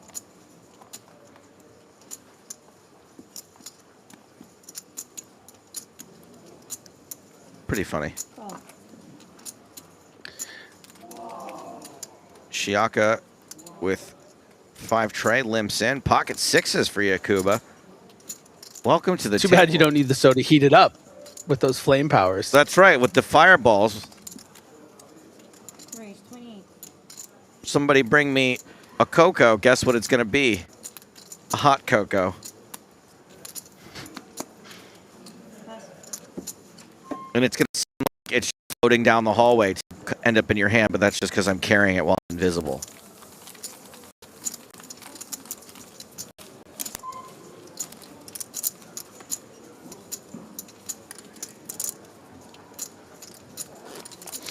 Is that the health ring or something?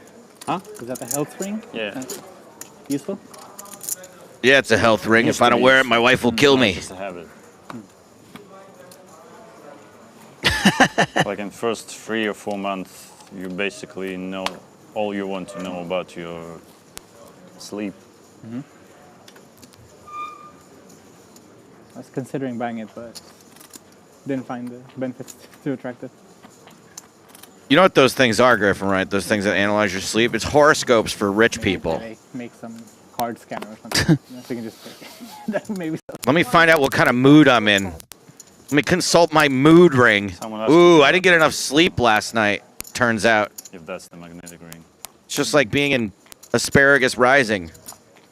8-6 suited for Shiaka on the button. Raise 20.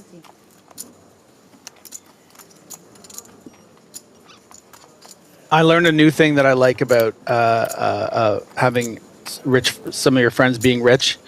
The other day I was in a situation where someone was doing like a speech and I wanted to sort of like send a funny text about it to my friend. Mm-hmm. So I sent him the text. I'm like, he's not going to check his phone. Like, and I think he has it on silent. And then I just see him look at his watch and then laugh. I'm like, That's funny. I like that. Yakuba again with a playable hand. Elects not to re-raise against the button open.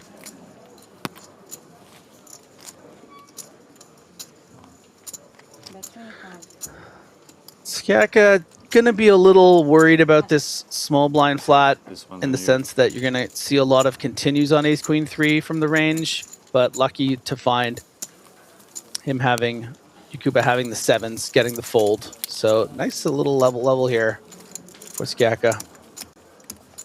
Nobody likes to make small bets here. Nobody likes to make small bets here. No. No? I prefer these.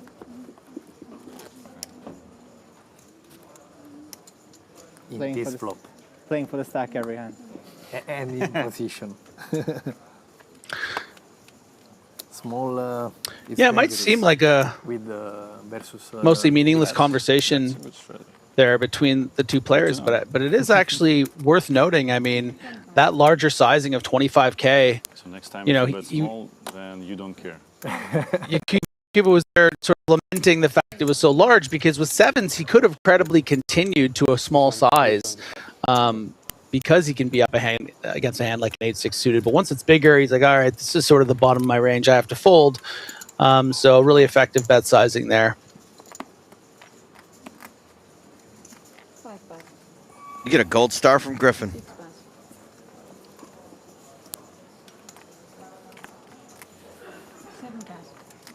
This raise from Fernandez has been tussled by Turchi.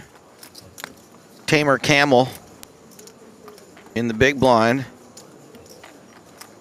is getting 6.5 to 1 with a simple jack.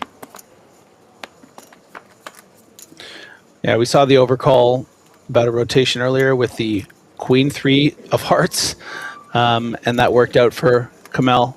Jack deuce here, not so much.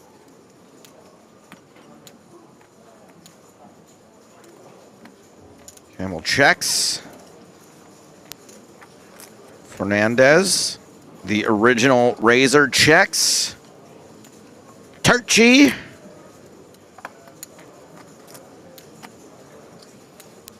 Check.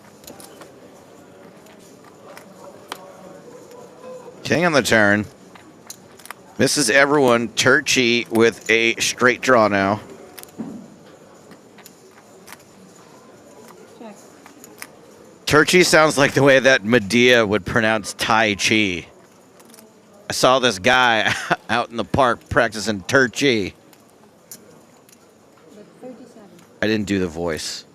I chickened out. Yeah, you got to do the voice. You're going to do Medea's voice? Yeah, that's No, but I just wanted you to do it. Yeah, right. Exactly. Exactly.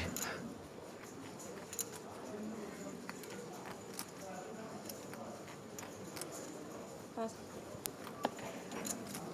The double barrel from Fernandez wins him the pot.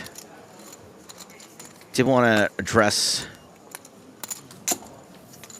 this one. I liked Stapes more when he was single. Hello, Dennis. Let's work something out. It was VIP Love Qatar. It says, request the team to show some chip leaders on featured table for some time. How about this? How about I request the team to unban you after some time? You're banned. I'm sorry if that wasn't clear.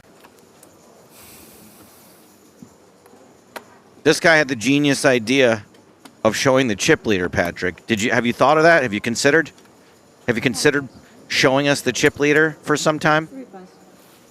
4 pass.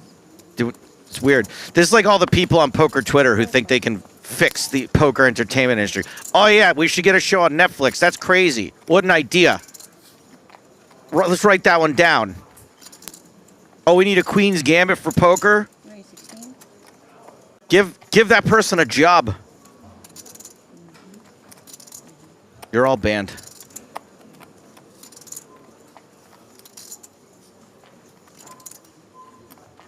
Pass.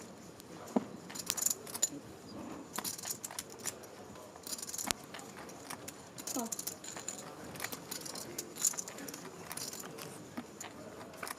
All right, we've got Lampropoulou versus Oberoi. Check. 1 diamond, king high.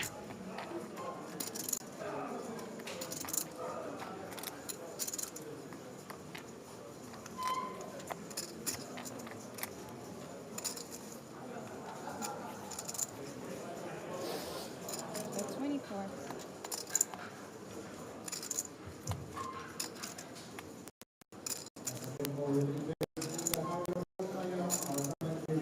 Lampropoulou bets 24,000.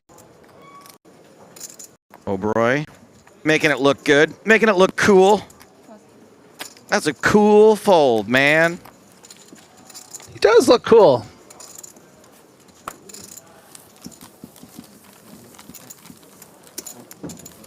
Bossy Money Kitty says, I mean, that would be a fire show.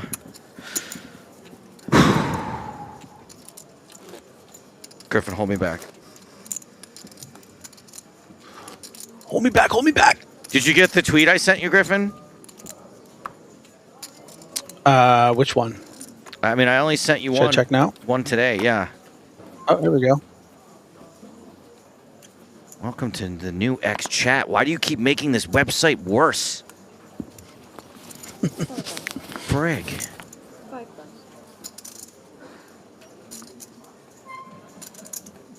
6 pass. Action folds to Maria Lampropoulou, who folds. Ah, come on. I was keying up to do a great Maria Lampropoulou hand. 8 pass. Oberoi, Queen 7. Salerno, 9-5. Oberoi's limped in.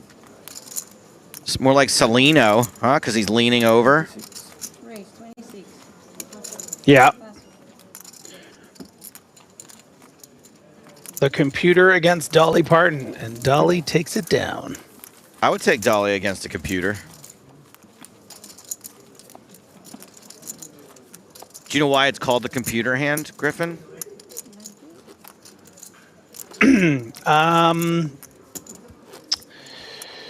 I forget. Can you tell me? So they didn't really have the computing power to do what the solvers do now, which is to, run every single combination and do their analyses. So what they did was they determined that the hand Queen 7 was the average hand. Was like an amalgam. Is that actually true? I mean, that's what they decided, is that Queen 7 is like the exact middle of the road hand, so they would use it to do all these calculations to enter it into the computer. So hence the computer hand. Gotcha. That's actually pretty good poker lore. Yeah. Yeah. Although any lore that I know from before the days of the internet, like now people will just recite stuff they know isn't true. We would just recite stuff and just assume it was true and there was no way to check it. The good old days. Speaking of the good old days, we got a classic hand here, a classic potential race between Fernandez and Turchi. We'll say it is under the gun against the big blind. You're not jumping for joy when you get this this huge 3-bet 50 big blinds effective, because I don't think the big blind's necessarily trying to get in something like jacks or 10s. So you expect this to be a lot of ace kings, kings and queens, and so that's why we see the flat from Turchi. Keep those bluffs in and not get potentially coolered or lose a race with 84 people left here at EPT Prague. Especially when that flop's going to come king high.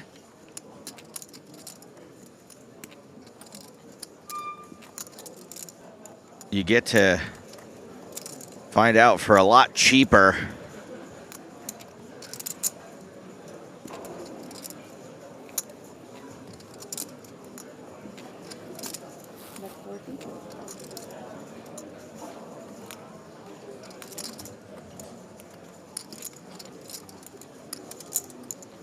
Fernandez betting 40,000 with top pair, top kicker. Yeah, I mean, you feel like you kind of have to continue here, despite the fact that you have put him on a very thin value range. Again, if we knock out pocket jacks and 10s, you're really left with just the bluff hands and then the very, very big hands. This would be, a pretty remarkable fold that I don't think most players are going to make. Turn card, 7 of spades.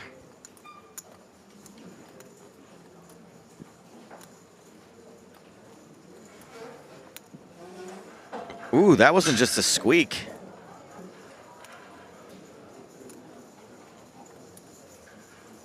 There's a little and an ear.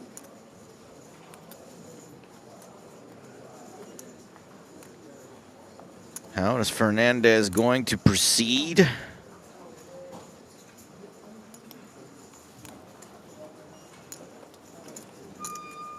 So at this point, Griffin, can you start thinking about some more hands that might have queens in bad shape here, since this is a big blind hand, right? It's not ace-king that often, is it?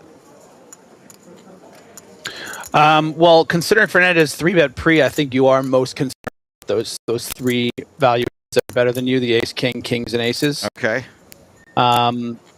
Yeah, you're just not going to see a lot of like. There's not. I went against my own thing there. Where usually you're gonna, when they're 3-betting out of the big blind, they mean it. Yeah, especially under the gun to big blind. Yep. Yeah. A lot of folks out there complaining about the audio right now. Apologies. It is known. Good jacks, never jacks. No, I do short.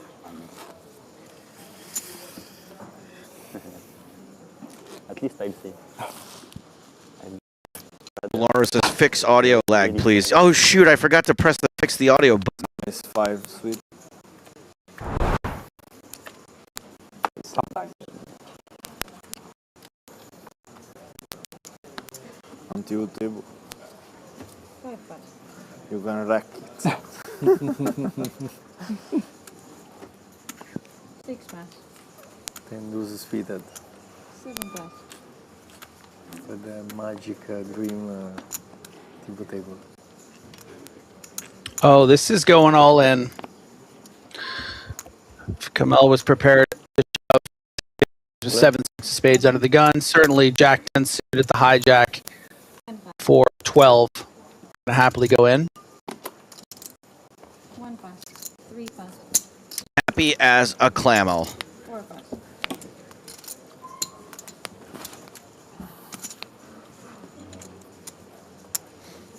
Good one.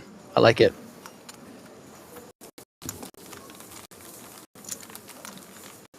Chica21 asks, just tuned in. Why is he so passive aggressive? I'm passive aggressive. Kyle Throws. See, this is the right attitude, Chica. Kyle Throws says, as a first-time viewer, I didn't expect commentator sarcasm and sassiness, but I am so here for it. That's the way. Uh-huh. Uh-huh. I like it.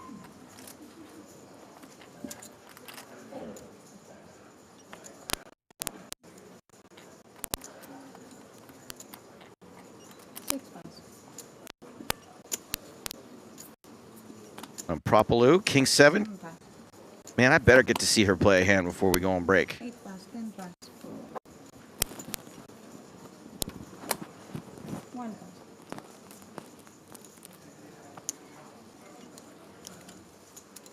Queen 3 for Fernandez. 4 pass.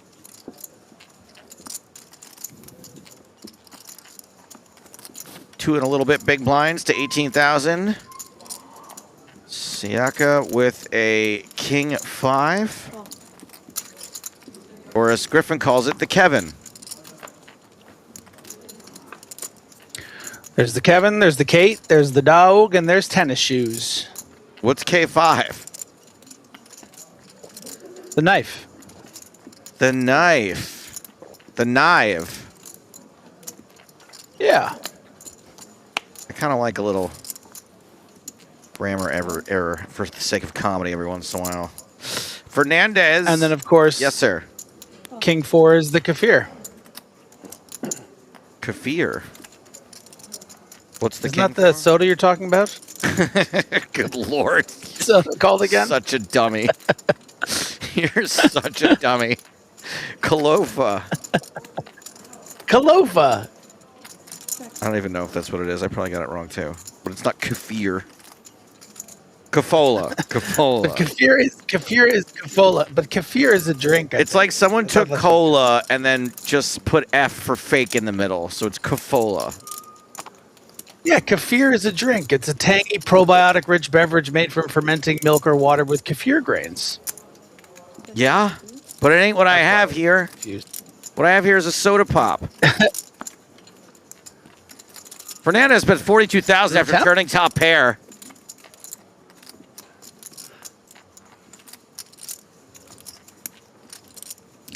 Siaka with some caca. 3% equity. Let's go. Next hand. Oh, all right. I wasn't aware of your game, Antonio Siaka. Right, 125. Makes it 125,000. Man, did he run into the worst hand to try to bluff right now.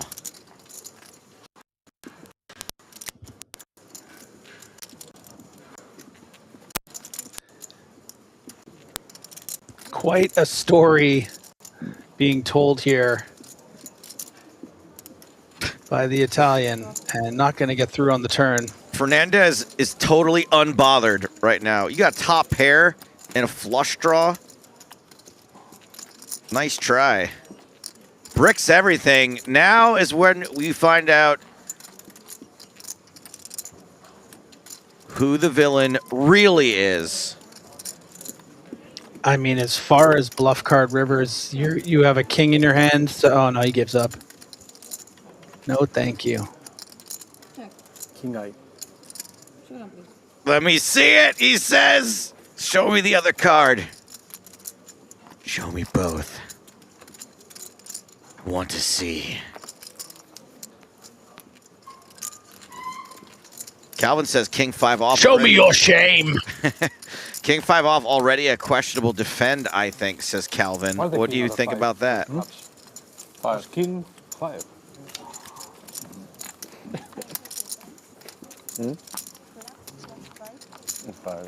No, nothing? I was listening to what they were talking about. I think he was mocking him. Check call and raise. On the flop, I mean. Check call. Check call. Yeah. Great job, Griffin. We should be listening to them. I guess today I learned a little thing or two about dirty work. The Italians have balls, like in football. Yeah? They are not neat. They have balls. 7 pass. No, it's true. 8 pass. 10 pass.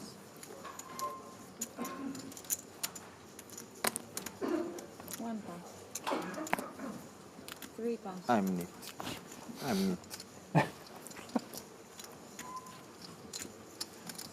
Oh, Fernandez got a nice smile on him. That's cool. He was real scary in those other hands. Dirty with a couple of 5s on the button. It's been at 18,000. Yakuba is going to get to play another one. Yakuba. Yaka 10.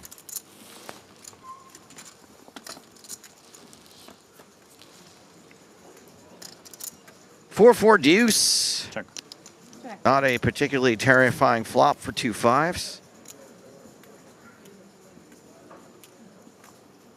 Pretty weak for Jack 10. Yeah, this is all Turchi here. Should just be an easy c-bet and fold. Yakuba, though, was looking for those smaller c-bets. Finally gets one, but doesn't have the whole hand to continue. You finally got what you wanted. Small bet. Yeah. Did you see that, Joe? Explain it to me I mean, I saw it, but I think you should tell the audience what it was. He also said you got what you wanted at the small bet.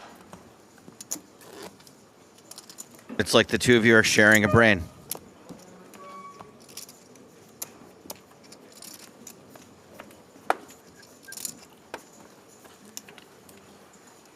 No, I don't think so.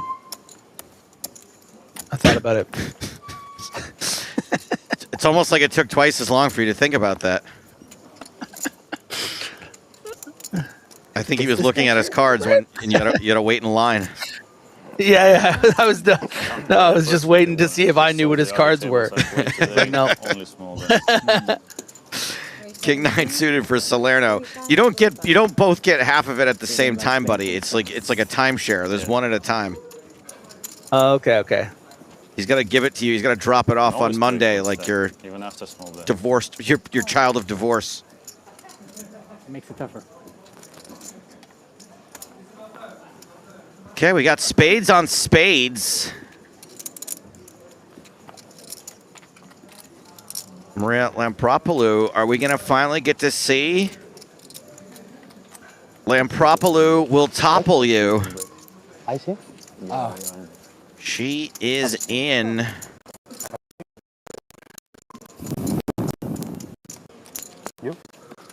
She's looking for a 90s action movie phone number. If I'm other player, we go in pre-flop, I think. A last action hero, if you will. 45, I think. Is that too meta? No, it was good. With jacks, 5-3 bet and you go all in is... Yeah. Exactly. That's 17. Depends on the price. You can go all in or just call. I mean, I'm an 8, so you can call. 5 pass. Maria has checked. Salerno has bet. Shaka has folded. Yeah. It's weird spot because it don't happen a lot. Yeah. Like under the gun versus the big line. Good spot to bluff. Pass. Huh? Good spot to bluff. Yeah. But nobody bluffed it. You have to have a lot of balls to meet three plays do shove and make you barrel. I mean, actually, when it comes king high, if you have a bluff, yeah, it's good. Because you only have to, you only can call with Outer table action. Terry Jordan. Man, I've missed all the good Terry Jordan hands. We always come in at the river or something. Where are we? On the turn? Now it's the river. Ace of diamonds. So we got Terry Jordan versus Dimitrios Kilantaris. Bet. That's a bet of 25K on the river.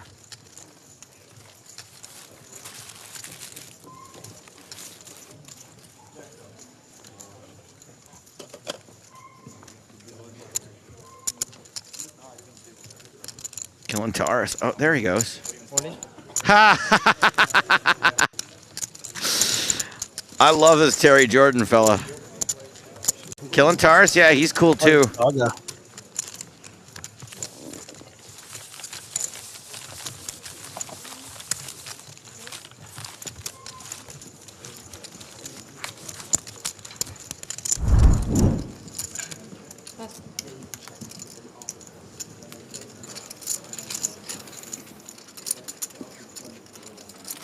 Time again.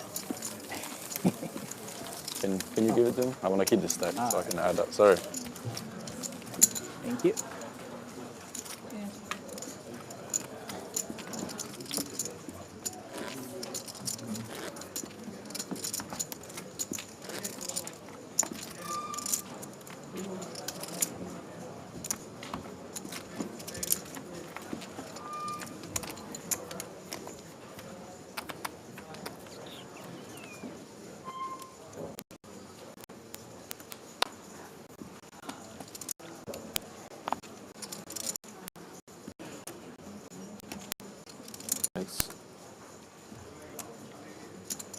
All right, 17. 3 pass, 4 pass. Under the gun raise from Salerno. Queen 10 off.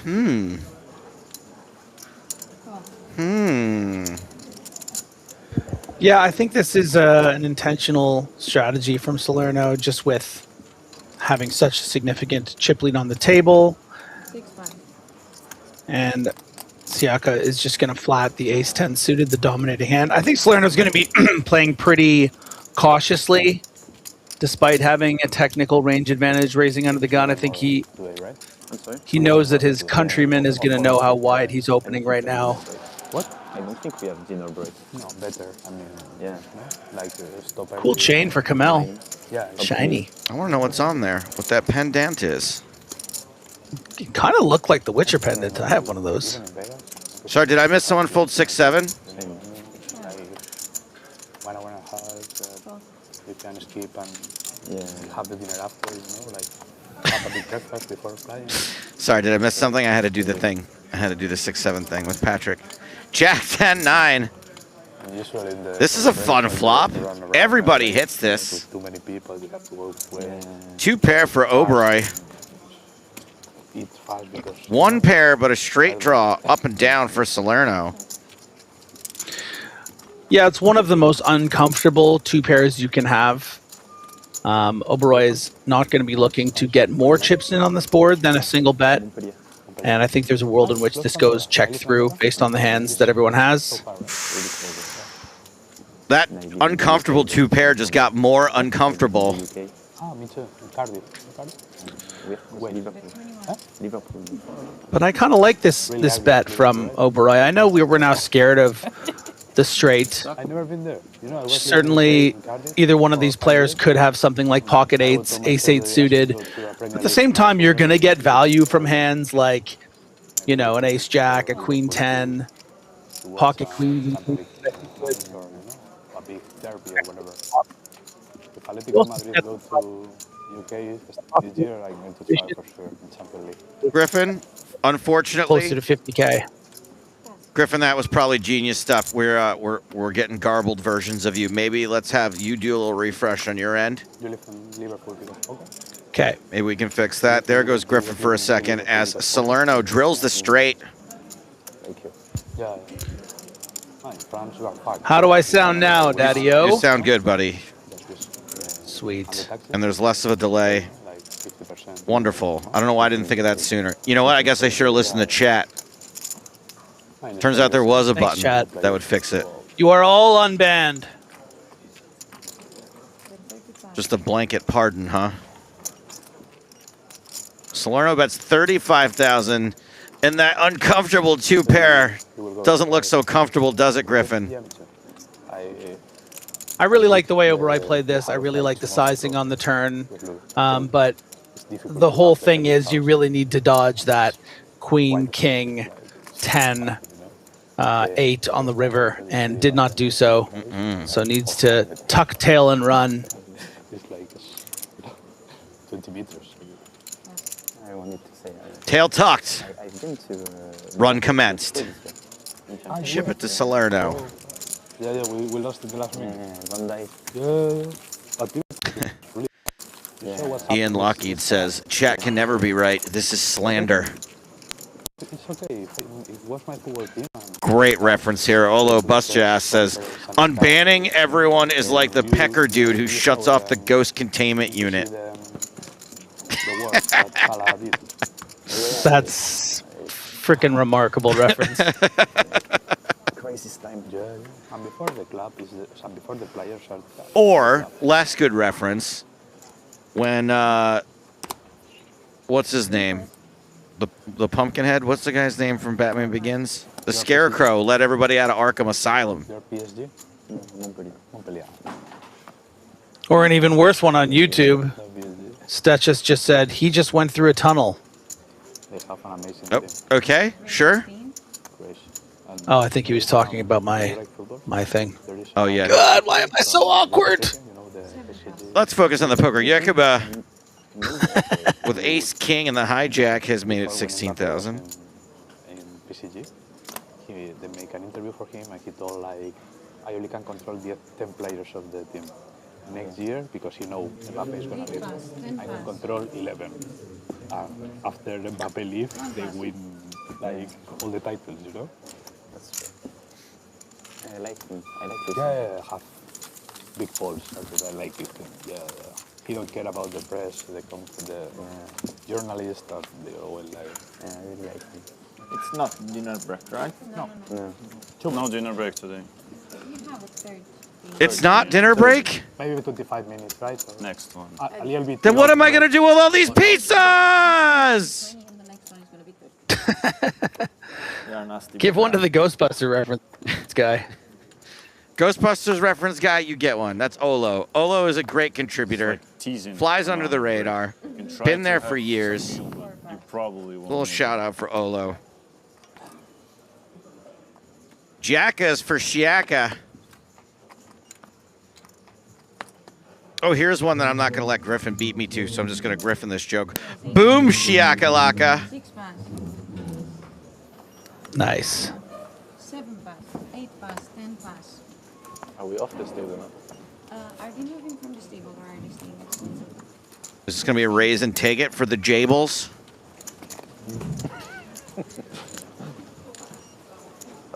Fernandez, queen 6 suited. Yeah, don't do that. Don't give that up. It's going to be a bet on the flop and a GG. Enjoy your 20-minute break.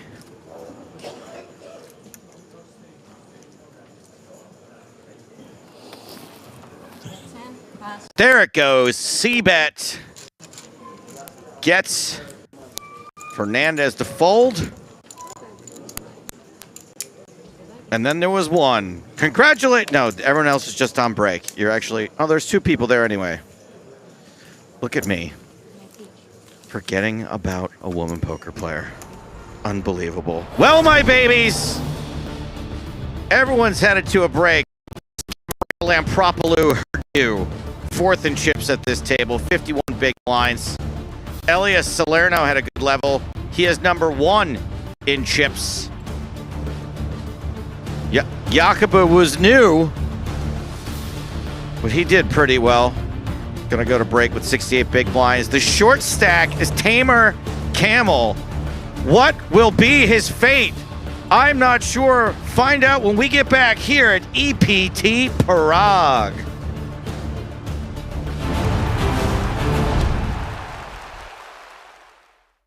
Back to the main stage. Action on Shabalin. He folds. Victor's out. Told you he was a nit. Round to Alves. And now Low, who has ace-jack. Another big ace and not that many chips.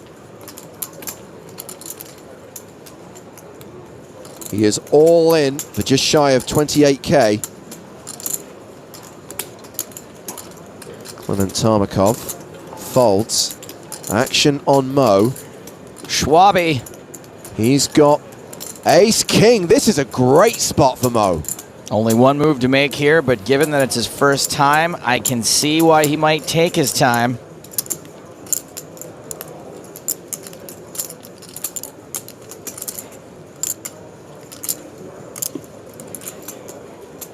All in. He reshoves with just the big blind to get through. Nobody ever expects Sockhead. Oh no, this is a terrible spot for Mo. All in. But a great spot for Sockhead. A three-way all-in. Wow. Vichurek with the best hand, and he has both players covered. Low's drawing super thin. Mo needs an ace. Very sick. I was in one earlier today. King's there. You got 2 outs. Yeah. You have 2 outs and you have... Not really. This is what Jack 5. Check. Now you're being greedy. Don't push it, bro. Come on. The flop is 10-8-3. Vichurek now an 83% favorite to eliminate 2 players. The turn card has Low drawing dead. He's definitely out. Mo needs an ace on the river. Good game. Good game. Barry Greenstein. The river card No. is the case king. Nice hand. Mo's gone. And so Low. That's a sick cooler. That is very sick. It's a pleasure playing with you, man. Pleasure playing with you too. All right. Good game. Take care, buddy. Thanks, guys. Playing with you, man. Good game, man. I think you got me covered. I haven't seen a cooler that bad since the entire country of Canada. Almost cold enough to need to wear a sock on your head. Good games. Good game, man. Yep, he's playing with you. The destroyer has been destroyed. Good job, guys. And every television in Manitoba.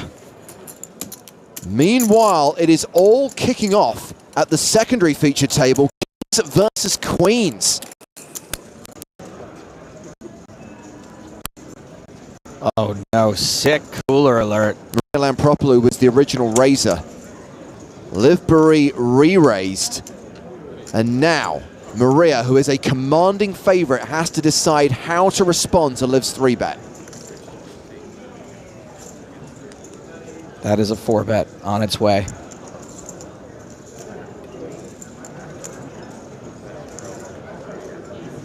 She re-raises to 200,000.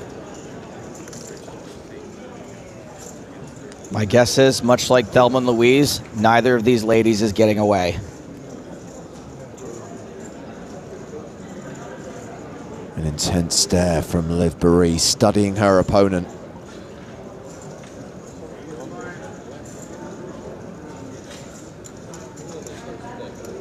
All in. She moves all in. And Lampropoulou calls.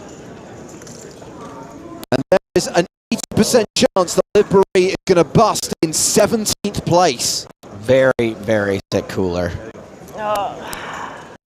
And I just fold. You know, everyone's going to think that, but Maria's very aggressive. Not sure how you can.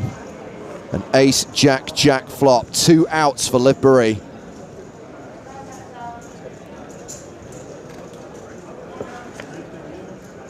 She needs a queen on the river to survive.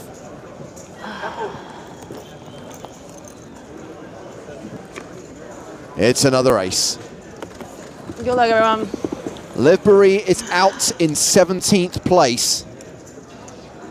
KO'd by Maria Lampropoulou. She does not seem to be taking much enjoyment out of it. Liv cashes for just shy of $50,000.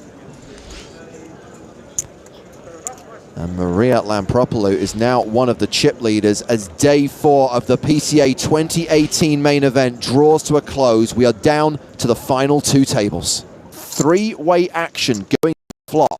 Corey Aldermere raised, called by both Sean Buchanan and Adelpha Morales. We didn't catch Buchanan's hole cards. Oh, hello. That's a set of jacks for Aldermere. And unless Bucky's got kings, he has the best hand. I'm sorry, guys. I don't know how many more Aldermere or Boromir got left in me, but I'll try. Aldermere continues for 90,000. Always bet your sets. Buchanan folds his hand. I'm guessing he didn't have kings. Good read.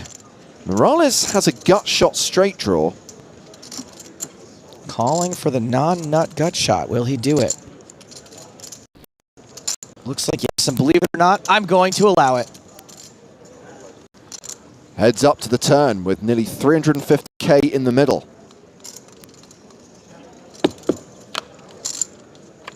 It's a queen. That's the straight for Morales. Oh, man, I can't believe it.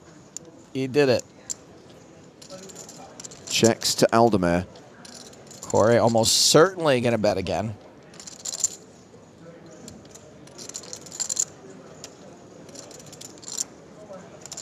Question is how much?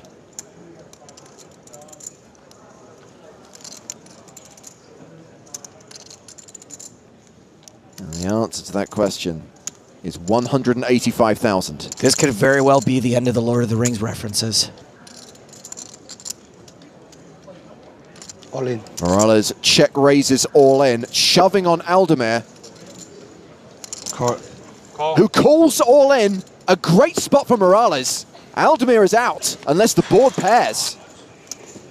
Yep, I'd be annoyed too.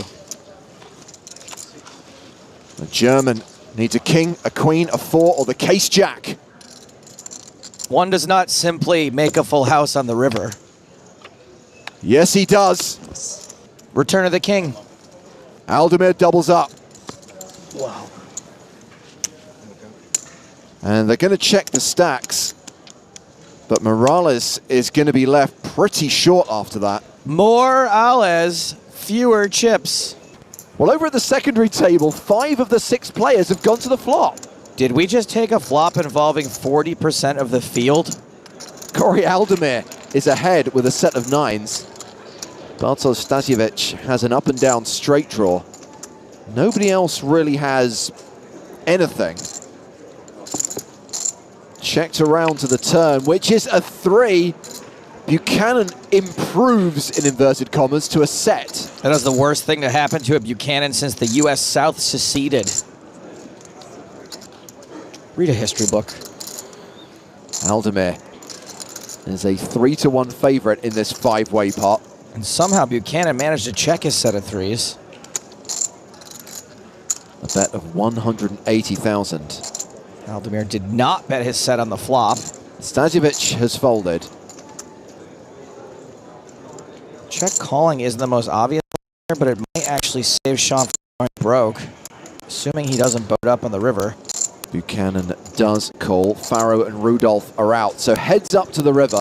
That's more like it. This is more manageable.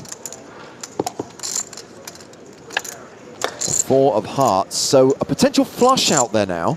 Yeah, the heart may save him from going broke as well. Checks once again. I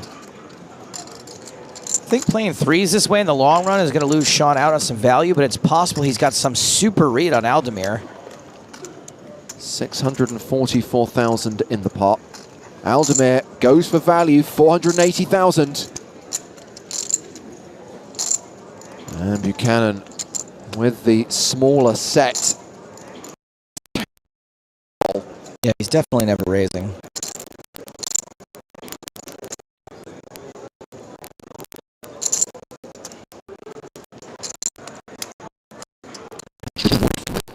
Can he fold the worst hand? I believe in you, Bucky. And he really wants to fold.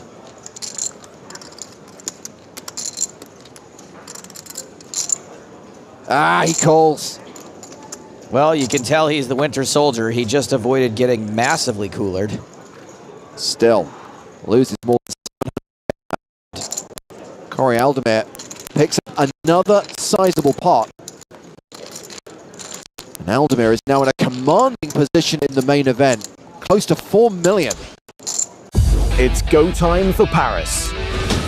Play your way online to a live experience worth more than 5,000 euros. And a chance to become the next Spin and Go Live champion. Play daily, score points. Make every spin count.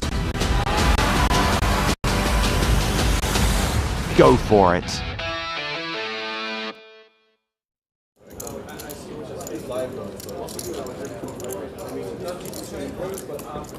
Three-way to the flop, which gives Vanessa top pair, second pair for Dan Shack, plus a flush draw, plus a backdoor straight draw. Oh boy, this could get uglier than Quato from Total Recall.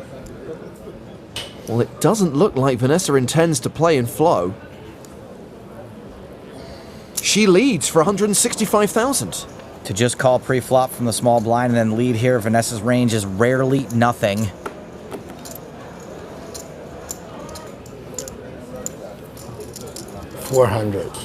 Dan Shack raises to 400,000, gets an insta-fold from Antonio Esfandiari.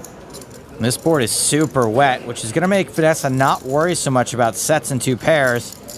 If Dan had a super monster and Vanessa led into him, wouldn't he probably just call and let her lead again on the turn? It's free money. So no, I don't see Vanessa folding top pair, top kicker here. Call. She calls. There is now 1.25 million in the middle. Huge pot building here on the bubble, and there are three guys at the table running on vapor. The board pairs on the turn. Vanessa now a 3-1 favorite. She checks. All in. And Shack shoves! OMG ICM suicide. I commend Dan Shack for having stones so big they are now considered the islands of the Bahamas, but this bluff is risking crazy amounts of real money against a person with a stupid strong range. I call. Vanessa calls! And Dan Shack is at risk of bubbling the super high roller. What a ridiculous sweat. What an unnecessarily huge pot. Dan Shack does have 11 outs. He can hit a club or a 10 on the river. It's a 10! That was not supposed to happen. He's doing a victory lap. He's coming back. Dan Shack doubles up and takes the chip lead from Vanessa Selbst. Man, I just didn't think it up. Dan, don't say anything. Don't. Not too late. I just lost like 2 million chips. I lost 2 million chips. Dan got me on the river, yeah. He pushed on the turn, I called, and he had 11 outs. Yeah. I just lost 2 million chips. No. He raised and then he just jammed on a bluff, or like a semi-bluff, and I called. And he got there. That's the crucial part of the story, Miranda. He got there. How does Vanessa always find herself in these situations on TV tables? Particularly brutal for her, not so much because she might bubble now, but because she was in such a great spot to win this tournament. Nice hand, Shaq. No. Bad hand. Hard to make it better, hard to make it fair, and a flush show, whatever. I'm trying to win. I understand. But obviously I didn't like seeing that hand.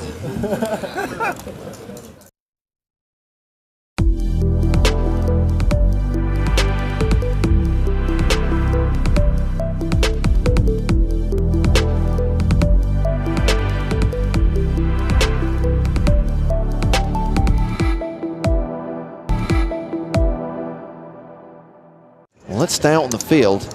Athanasios Polychronopoulos has gone to the turn against T. Nguyen. She bets 17,000 on a king, queen, queen, 9 board. A couple of spades out there as well. Polychronopoulos calls. The river card is the ace of spades. That completes a lot. He checks. She bets 50,000.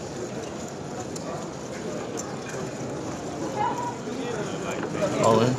And Polochronopoulos shoves. This seems serious.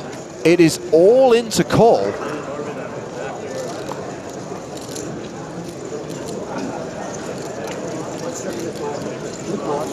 Maybe struggling with a flush on a paired board.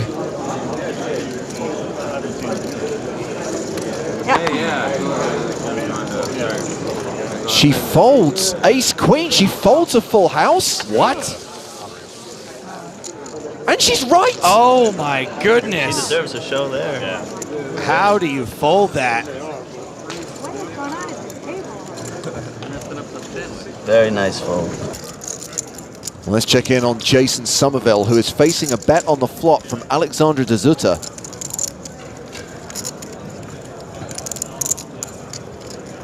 $10-9-7 all diamond flop. Jason is all in. He's been called. Well, he has the nut flush and a redraw to a straight flush. He's a 98% favorite here. Oh! Good luck, guys. You've got to be kidding me. Good game, guys. Does Zutter just caught running cards to make a full house? That was the nastiest thing I've seen in a long time, and I have the internet. 2% equity he had on the flop. 2%. On that note, good luck, guys. That's one for me. I feel like we need to go back and give Jason Somerville a proper burial. Clearly not.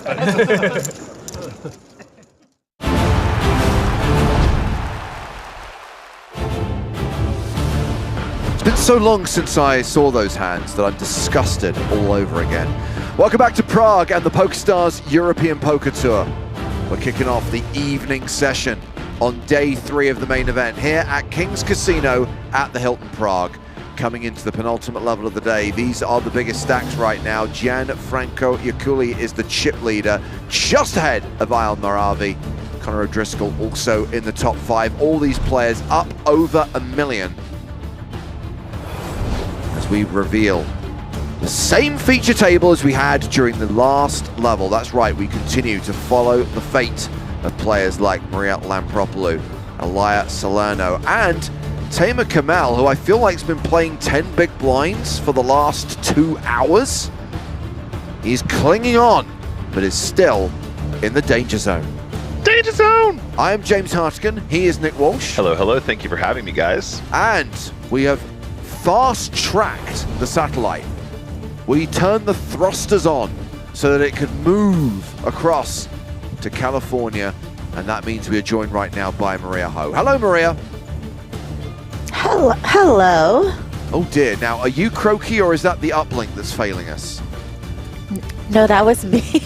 I sounded like I was going through puberty for a second there. Okay, good, good. I didn't know whether we needed to, like, you know, plug some extra cables in or tweak a few Oh my things, god, it's Maria Ho. It's amazing. But good, good to know that all it was needed was a little bit of vocal lubrication as we check on the payouts. Current payout, 12,700 euros. Next money jump when we are down to 71 players, with the winner getting more than €1 million. Now, to be fair, we have got some technical issues with sound at the moment. There's a bit of distortion, there's some weird glitching going on. I appreciate it's not a perfect viewing experience for you guys right now. Not gonna lie, even though they are working to try and fix everything, I fear it might not change until overnight. So we might just have to endure the audio problems we have right now until tomorrow's stream. So please bear with us. Huge apologies. Again, I'll make sure the appropriate person is punished, not just verbally, but physically as well. Wow. It's got to be Griffin's fault. Now that he's off air, I mean, everything should return to normal. Yeah, he's trying to sabotage the event now. He's not on. No attention. So we come back for the first level, sorry, the first hand rather, of level 19. Blinds currently 5,000, 10,000 with a 10K big blind ante, and with 10 big blinds, Tamer Kamel is all in. Count, please. And Virgil Turchi wants a count. He's got King Jack. What are your thoughts here, Maria? 10 big blinds isn't a ton of big blinds, but versus that hijack shove. Yeah. I mean, I feel like it being almost half of his stack, it definitely felt close, but like you said, just a hijack shove. Feels like King Jack suited. It's pretty good, but not in this case. Likely to be a double up for the short stack. It is a domination situation.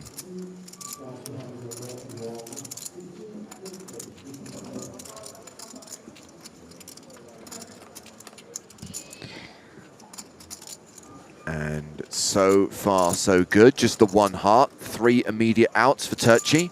3 cards for Kamel to fade. Oh, sweaty turn card. 10 outs for Turchi. 10 cards for Kamel to swerve on the river. Oh, not the heart, but the jack. Domination rotation on the river, and Tamer Kamel KO'd. Thank you. Thank you. Thank you.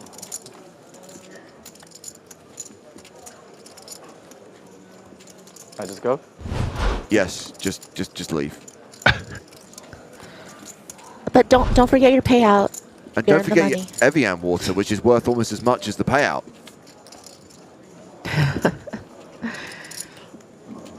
Turchi now playing 35 big blinds. Rohan Oberoi now officially the shortest stack at the table, but he still has 30 big blinds. James, how much did you work out those mics were? Our little mic packs with the 500, 600, wasn't it? Oh, I can't remember. I feel like it was more expensive. Oh yeah, didn't they? They were like 4 figures, right? They're actually proper TV broadcast. Yeah, because mic packs. In Malta, you were trying to work out how much it would be if we gave everyone their own mic packs. That's right. If they were allowed to keep the microphone. Yeah. What's the word again? With the mics with the strings on. What are they called? Clip mics? No, it'll come to me in a moment. Mics with a string on. Like you know, these like where they. Yeah, they're clip mics. No. There's another word for it. It'll come to me. Don't worry. Lapel mics? Lapel mics. So called because they clip onto a lapel. I was giving them a more generic name because most people don't wear jackets, so there is no lapel to clip onto. Oh, that's not my fault. Also, most of the sound operators I work with prefer to have it on the shirt rather than on the lapel. Sorry, they're also called lav mics, lavalier mics. That's the word I was looking for.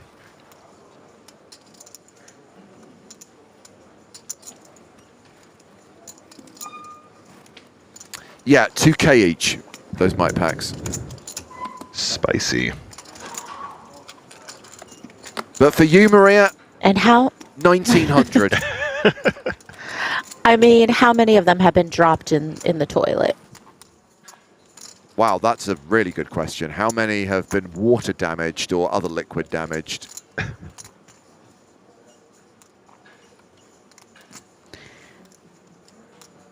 So this hand was raised by Salerno, defended by Chiacha in the big blind, and he has paired his 5, facing a continuation bet of 17,000. He calls.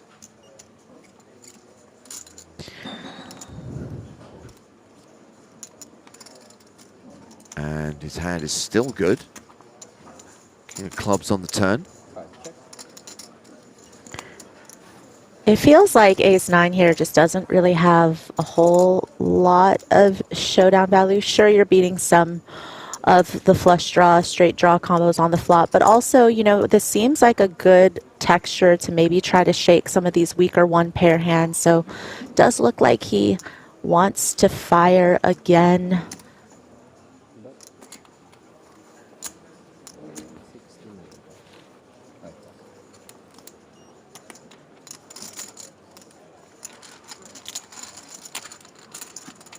Salerno will add 52K to his stack.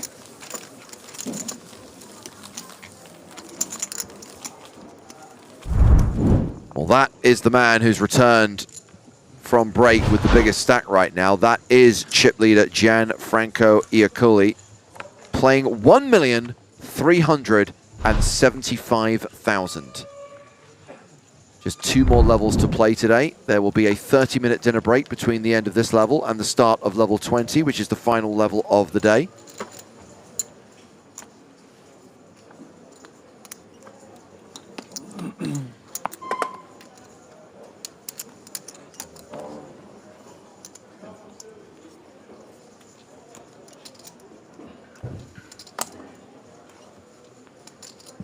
Salerno in the hijack with King 9 of clubs.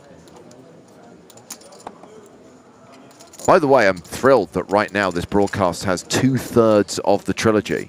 We have Maria Lampropoulou at the table, Maria Ho commentating. Is Konnikova available? Apparently not. She's in a meeting at Netflix. Right? Can't wait for that Koppelman show. Can I just urge caution? Because obviously we all love rounders. Billions was great. Brian Koppelman did also give us Runner, and he was also behind the ESPN TV series Tilt. So I'm just saying not everything that comes from his desk is a banger. I have high hopes for this, but let's be cautiously optimistic. I feel like Koppelman, you know, I think he's having this. I hope that there's a lot of success with this show because I'm hoping that that will maybe create some type of buzz for him to finally do rounders too. You know, have a resurgence of the convo. Not that it's really ever been out of the conversation. Everybody always asks, and you know, he's pretty cagey, but pretty much trending towards no is his usual answer. Well, but maybe if this show is a hit. My read of the situation, by the way, on the whole Rounders 2 is I do think that there is if not a screenplay, a broad concept for a sequel, and clearly the cast are interested in doing it. It's always sounded to me like a rights issue in terms of the ownership and distribution of the original movie. I think that's the issue, is getting all of the various production partners on board and establishing who actually owns the rights. It seemed to me it was legally the issue was getting it off the ground rather than creatively. Which sounds I feel about like right. If there's money to be made, That's true. I feel like if there's money to be made, they'll figure out a way, right? Yeah. I would hope. So this is one of those unfair hands where you really feel that Akuba should win because he's got 3 pair, but the 3 doesn't actually count. So what you're saying, James, is if they just called it Flounders instead of Rounders 2, they might get away with, you know, just doing it. Yeah, good luck with that, Nick. If you want to try that one. I'm not saying that was my submission. I'm just saying if it's a rights issue. Is this related to Rounders in any way, shape, or form? No, absolutely not. Completely different concept. Flounders. There we go. Akuba bets the river, gets cold. Salerno wins another one. Yeah, Sacramento. Rounders with a Z at the end. That's totally different. Wow, how anglicized you've become calling it Z. I know. I said Renaissance earlier, and then Joe said it's called the Renaissance Fair, Nick. I wish I could bet smaller.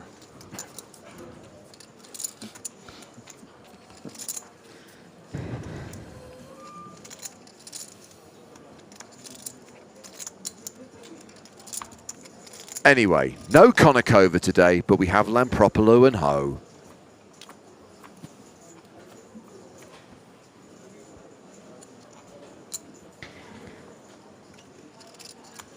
Oh, is that where that whole conversation started from? Yes, yes. Like, how did we get to Flounders? I just want to know. Yeah, it started with Maria's, it ended with Flounders. A true poker story is about players that never quite made it. The Flounders of this world. Akuba ace-4 in the small blind. It has been folded to him. He completes. Maria Lampropoulou 9-3 offsuit.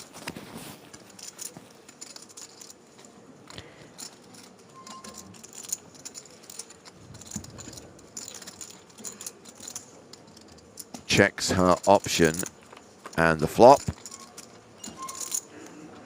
is ace, queen, 9. So we have top pair versus second pair. Yeah, and considering, you know, this is a limped pot, I definitely don't see Lampropoulos folding on this street. You know, certainly on subsequent streets, the run out could get worse for her pair, but obviously just going to continue here in position. There's going to be some stabs, obviously, coming from the small blind on that flop in a limp pot, because again, you know, he could, as he did, limp in with an ace, but obviously there's going to be also the weaker part of his range that he limps in with that doesn't connect with the board. And I think this second barrel, obviously on a pretty coordinated turn card, is going to really start to define his hand a little bit more in her eyes. Yeah, the King of Diamonds does strike me as, like, if I was going to stab flop, maybe not the worst turn to barrel, particularly if we have like a 10 or a jack in our hand blocking that turn straight. I think that 9 tray, though, just feels kind of gross no matter what. Even if we are getting bluffed here, it feels like one we got to give up on the turn quite often. So, small pickup for Yakuba. Anthony Yakuba hovering around the 65 big blind mark. Average stack right now, 500k, bang on 50 big blinds. With 74 players remaining. Scratch that, 73. David Nuss just eliminated. KO'd by Jeremy Zouari. Cashes for 12,700 euros. A reminder, pay jump when we're down to 71.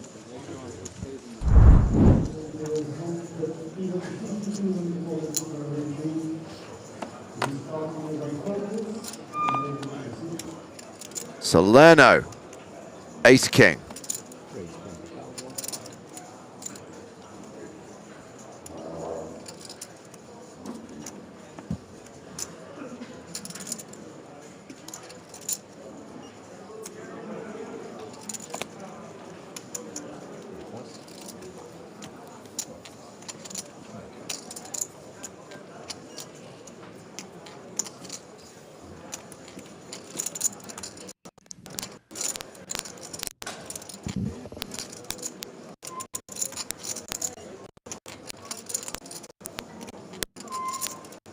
And Propolu just around sub 50 bigs definitely feels like this is a very standard hand. You're going to want to call from the small blind against an under the gun open, maybe against some later position opens. You have some more options pre, but this seems like a natural call.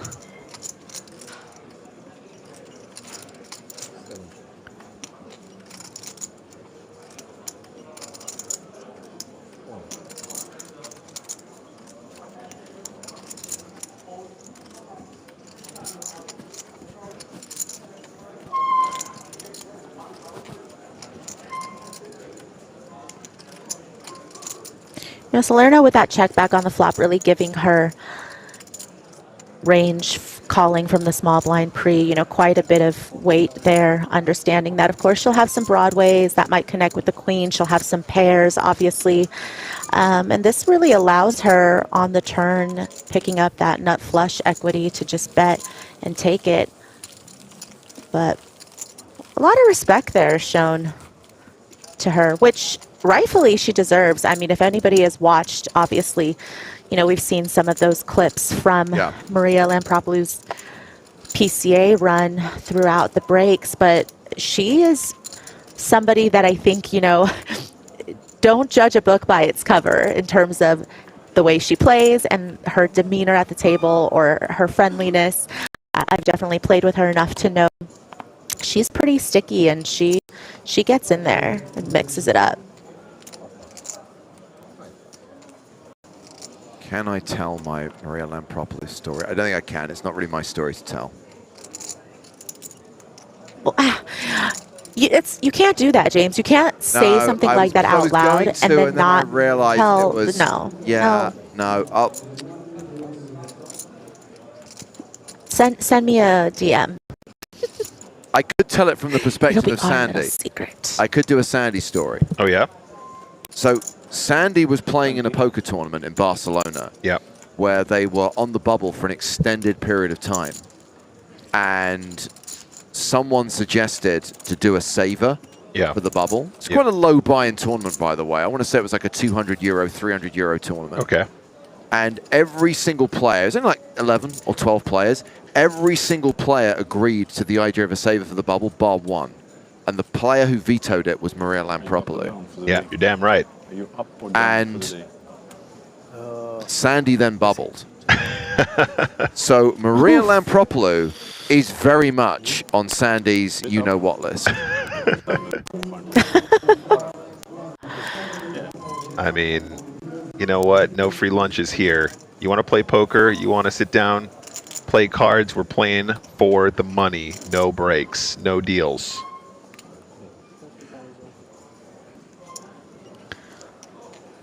A friend of mine started with 150. 150? Yeah, he quadrupled up for first level and busted in second level. Crazy. I mean, it was just the wrong Maria, because this one I would have caved. I'm so so about people pleasing in that situation. If everybody agrees, like even if I did not want to do it, I'd just be like, sure. Yeah, yeah. I don't want to be the only dissenter. 100%. I think 2 out of 3 Marias might have worked on, just not that one. To the outer tables, where we have an all-in Lemur Davidson at risk against Ivan Poroliev. Nines versus ace-king, and a clean run-out for the nines. That is going to be a double-up for Lemur Davidson. She is now going to have just shy of 400K. Stars Nuts prevails. No, I'm with you, Maria. As soon as there's any semblance of what you might call peer pressure, I'm like, yeah, absolutely. That's me. No problem, Mr. Jenkins. Sure, whatever you say.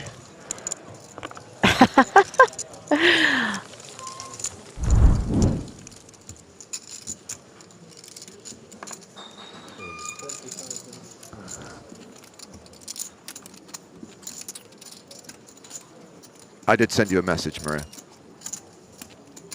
Ooh. As we see Spicy. Fernandez raise and take it with the ace-king.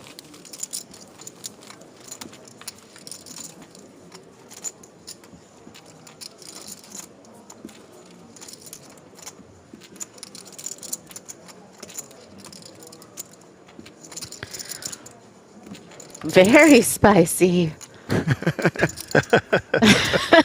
Oh, Sandy. Crazy Sandy.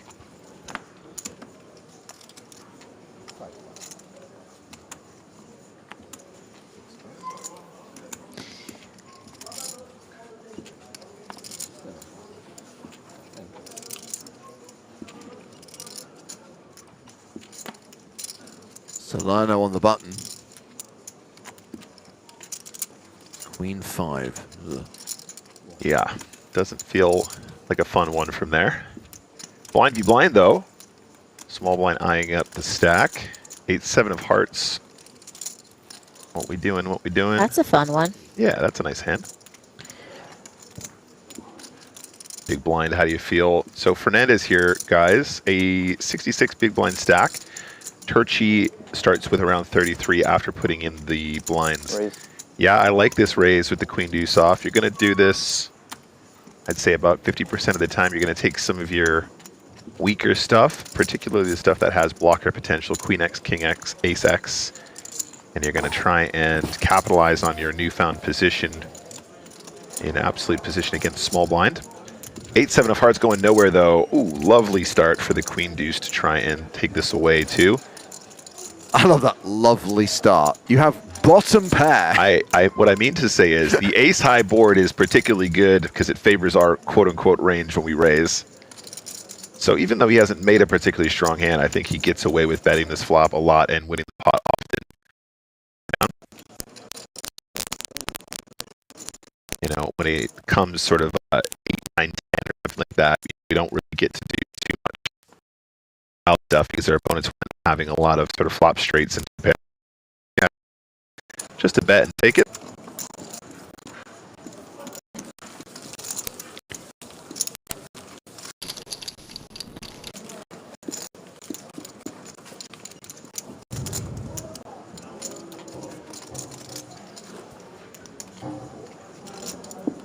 Yeah, again, apologies for the audio issues we are experiencing today with breakup, distortion, glitching. Trying to sort it, but realistically it might be an overnight fix. So if you can bear with us for the last couple of levels of the day. Need more squeak. Fold. Yeah, this, by the way, the squeak, that's not an audio issue, that's the room. That's the poker room. all this time, it was nothing to do with the chairs. We've just had permanent audio issues here in Prague. Oh, thumbs up and a fold.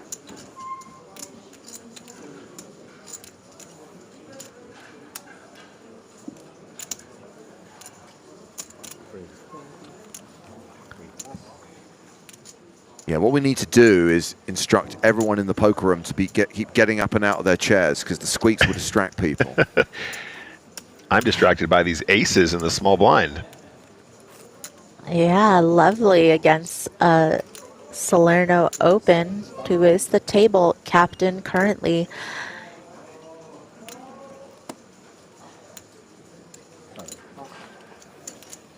Seems like something around this is a pretty decent sizing given the effective stack, which is, you know, roughly 38 bigs.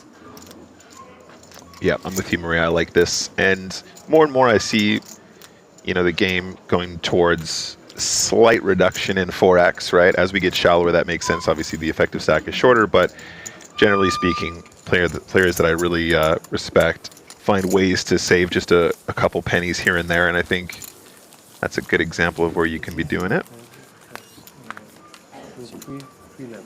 I'll tell you what, the outer tables are not disappointing. We're getting some good squeaks from the room. Hashtag embrace the squeak. 2 hours. We play 5? Yes, Yeah. 2 hours. Today we will stop after level 20. Yeah. Mm-hmm. So 2.5 more hours. That's right. We're going to play to the end of level 20 today. The plan tomorrow to play down to 16 or maybe 5 full 33 levels, end of players level 25, whatever we hit first. Which is hard to believe. All right, stay with me here, James. Yes. What if EPT Prague gets a new mascot? What do you mean a new mascot? It doesn't currently have a mascot. A mascot. Okay. cute little mouse character. Hashtag embrace the squeak. Okay, so you're basically saying that we should make each EPT like an Olympic. No, just this one. Just this one. No. You then have to have a mascot for each stop. You can't just give Prague a mascot and not have mascots for the other stops. Squeak the mouse, come on. That's fine, but come on, put your creativity to use and give me the mascots for the other stops on the tour. Maria. Give me a mascot for Paris. Give me a mascot for Barcelona. Maria, give me help a me out. mascot for Monte Carlo. I need to workshop it right. Okay. Let's, yeah. We'll divide and conquer. I'll take Barcelona, you take Paris. We'll have something for you by end of the day, James, okay? I kind of feel that Monte Carlo has to be some rich dude with a Monaco over his eye. Yeah. Well, maybe it's just like the Monopoly Man, but like not Monopoly Man, not the protected IP. Yeah, I was going to say, well done. But by saying that, you've now basically stopped us from being able to do that. Yeah, don't task me with Paris because it'll be something really stereotypical and awful.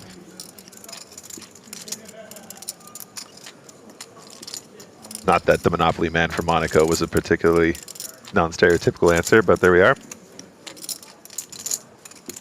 Salerno hijack, king 10 off. We might find a little 3-bet here with the king jack of spades. Yeah, he goes for the 75 as well, Maria. Yeah, and you know, you're looking at a 10 high flop against a flush draw here. Salerno obviously going to be continuing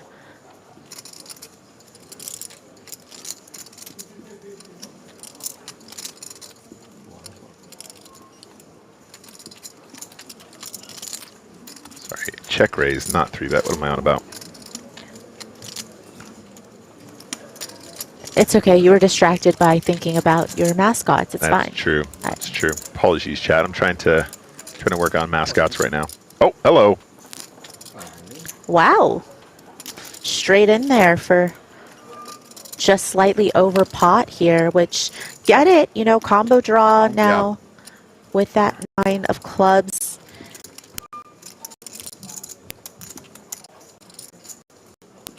Considering that Siacha did call pre from the small blind, you know, he could perhaps have some ace 10 here, so that's going to be beating the king 10. There are, again, you know, a few draws.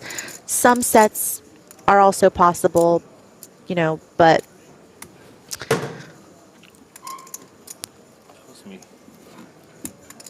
there are certainly some value hands that, you know, beat Salerno's king 10 in this spot, but Is that just one time bank behind as well? He's holding one, I think, but might have some more hidden. Oh yeah, he does. There we go. yeah, this does feel like it might take a minute.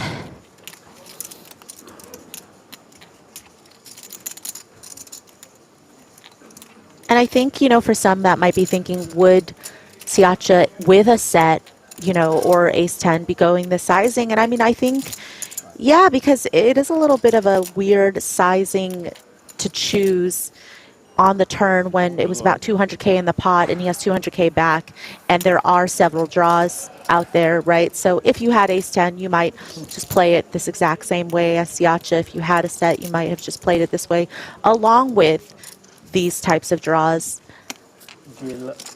Salerno does make the call. 14 outs, though. Decent percentage of the deck. And that queen is going to give him the win. That is a double up.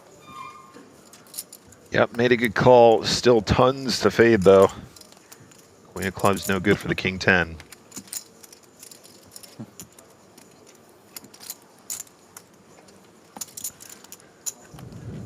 I don't want to say I'm jealous, but when I do that and I get called, I don't get there. Yeah, same.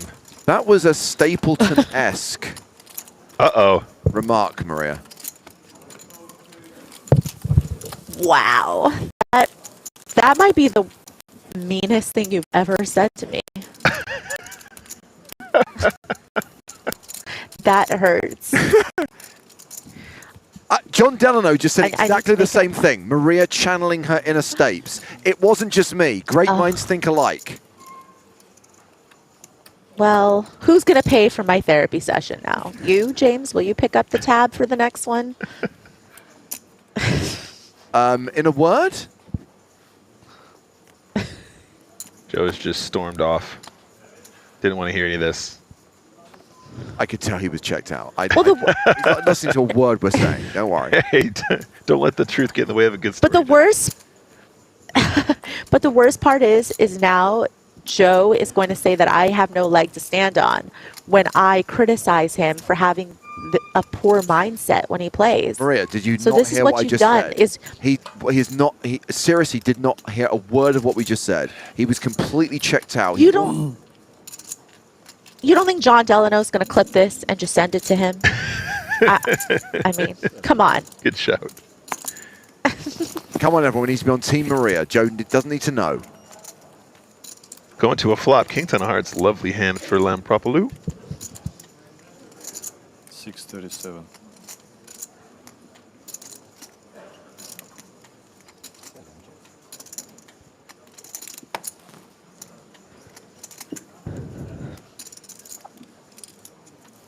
Fernandez continuing. Maria still has the best hand with King High. Yeah, does size up here. 35K into 55. Opting for a big bet on deuce 4-6.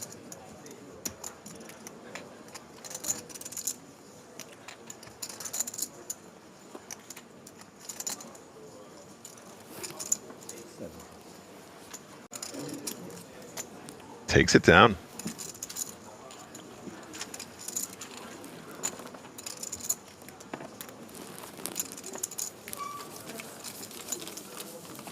There you go. Jay's Realm 1931 is here to put us all in our place.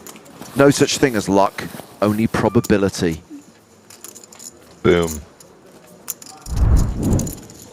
Outer table action.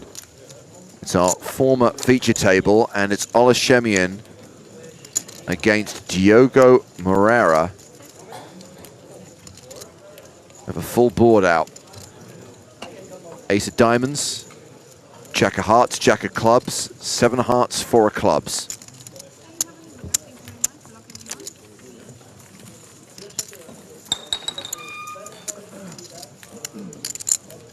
Shemian's betting.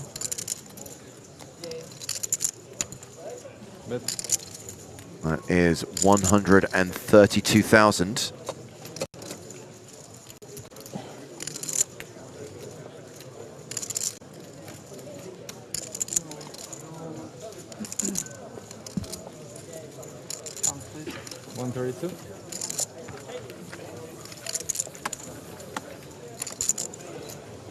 Moreira's clock is running. 15 seconds left to make a decision. Checks that he still has time bank cards he can use.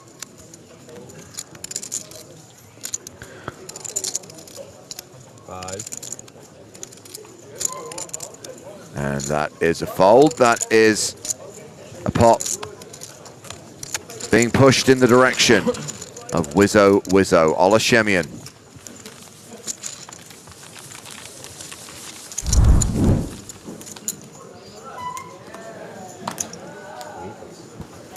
Ivan asks, where is Daniel Negreanu? This is not the same person. I legitimately don't know where to start.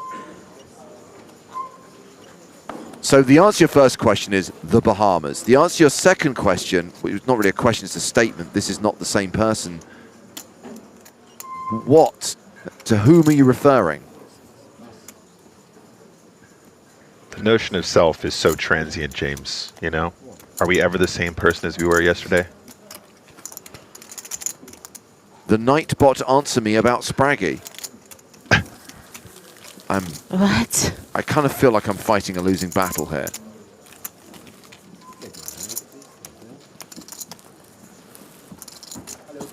Oh, hello. Oh, hello. Oh! Oh! Chip leader Nice to alert. see you now. Par 1 Bansal. No longer chip leader, but was start of day chip leader, and is still among the biggest stacks in the tournament with more than 1.18 million. Where did he get this hoodie from? Thank you. His hoodie? I would imagine it's from the PokerStars store. Have you dropped by there, Nick, to check out the latest range of PokerStars merchandise available at a good price for Christmas? I absolutely have. Fantastic offers, and must say the Prague hoodie this year is of particular interest.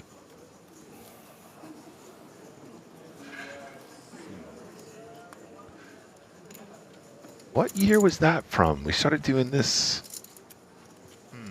It says EPT Open. Perhaps we did that for EPT Open Prague. If it's open, it must have been from this year. No. So the EPT Open, that's a brand that goes back to 2018. This was an experiment where we were running like smaller buy-in EPTs. Oh. So you can't get that from the PokerStars store anymore. Sorry. But if you really want it, it could be yours via eBay. Via Pawan Bansal. Oh. Yeah. Nice shades, my man.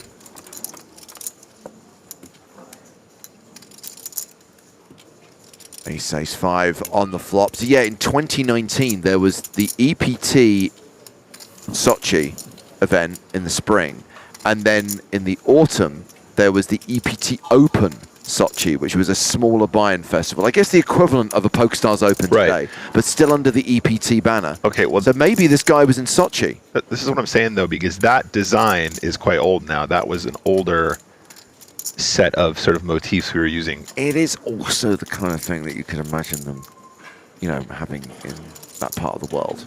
Like, you know, that kind of color scheme and pattern. They like that sort of thing, right? King on the turn. I I like how James spoke in a hushed tone, but like it's still going out and being broadcasted to everybody. That comment wasn't just between us, James. Shh, Maria. Keep it between us. They can't hear us. They can't hear us. They can't hear us. Maybe this is where you tell everyone what you DM'd me, James. Nope. It's just us now. It's just us. Nope. It's just us, squirrel.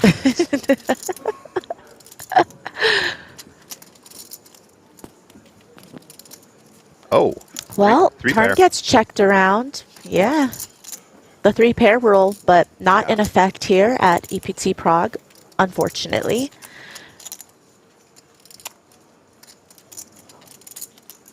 Welcome back to PokerStars ASMR.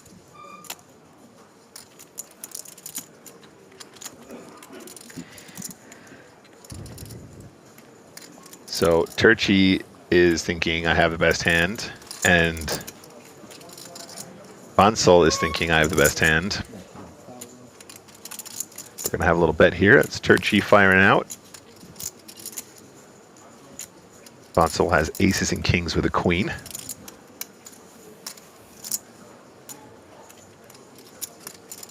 Very solid poker Yeah, face. just slightly, yes, slightly over min bet here from Turchi.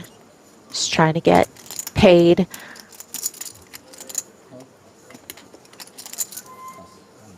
Little does he know.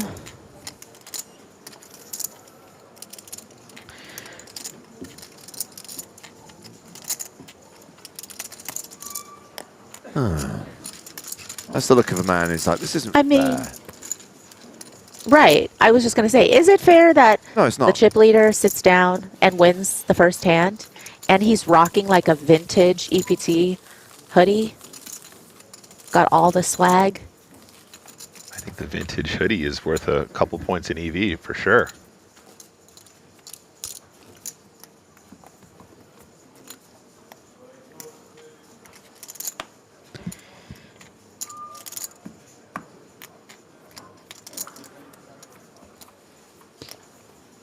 So we're at 71 players right now, so we have hit another pay jump. I think everyone's locked up more than 14K. 14 bags. Yeah, confirmed. 14,600 euros is the current payout. Next money jump is when we're down to 55 players, which probably will happen. If not during this level, then during the last level of the night. I mean, 14 dimes could buy you a lot of mulled wine. Goes a long way here in Prague, tell you that. Does. Took an Uber the other night. Do you know how much it cost me? In pounds sterling. Now, granted, I didn't go far. I was joining some colleagues at a karaoke bar, which was a couple of miles away. But when I saw it on my credit card statement, because of course when the price comes up, it's in Czech crowns, and I don't know the conversion. I was like, I can't remember the last time, if ever, I had an Uber that was that cheap. How long was the journey? 10 minutes? Possibly less. Oh, wow. I mean... Yeah, but you... Hang on, wait. You live in Brighton, so you're not included here. Maria, as an LA native, as a big city person... We have Uber in Brighton. I know, but it's probably cheap, right? I'm talking about... I'd spent time in London, Los Angeles. This Uber cost me £4. Trying to call me a country bumpkin, James? No, I'm saying that they still have cheap cars in Brighton. £4. £4. Wow. I mean, even to go a mile in London, I'm not seeing change from a tenner. Yeah, I can't order an Uber in Brighton without it being £6 plus. King, queen suited. Even if it goes around the corner. When was the last time, Maria, you took any journey by Uber where you had change from $35 to go probably 3 miles? I mean, Maria, yeah. Private driver. Why are you asking her? It's wild. Yeah, but I still remember what Uber cost before my private driver. No, I mean... She checks the prices of Uber every day to make sure that she's still saving money by having a private driver. £4 is wild. That is wild. No, Gilbert, I did not have a discount code. That was the price of the journey. Because, as I was saying, Prague is a much cheaper city than a lot of other places in Europe, especially London, which is one of the most expensive cities in Europe. And I love Prague. That size and that flop. I knew I'm done.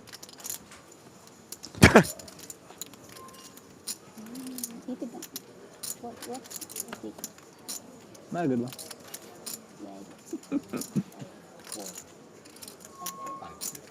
It wasn't good.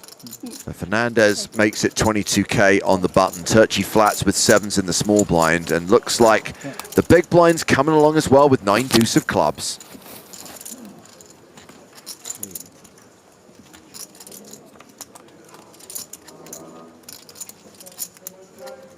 All spades. Turchi is the only player with a spade, and his pair of 7s are still ahead right now.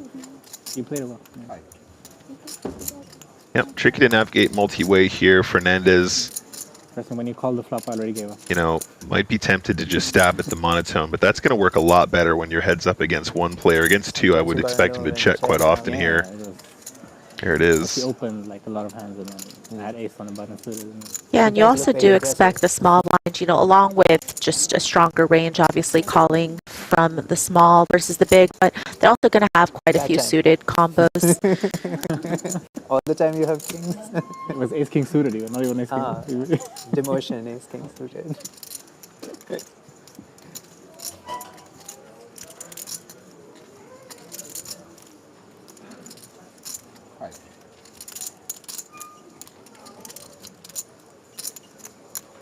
Well, we checked around on the flop, and it's been checked to Fernandez on the turn. Here comes the delayed c-bet with the wheel draw. Makes it 21,000.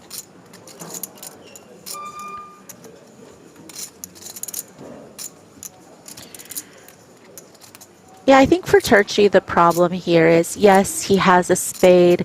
He also has, you know, the big blind left to act behind him, which could potentially make it a little bit dicey, because even if you hit your spade, sometimes you're going to be unsure of, you know, how good it's going to be. But it does look like for this price, he's going to continue.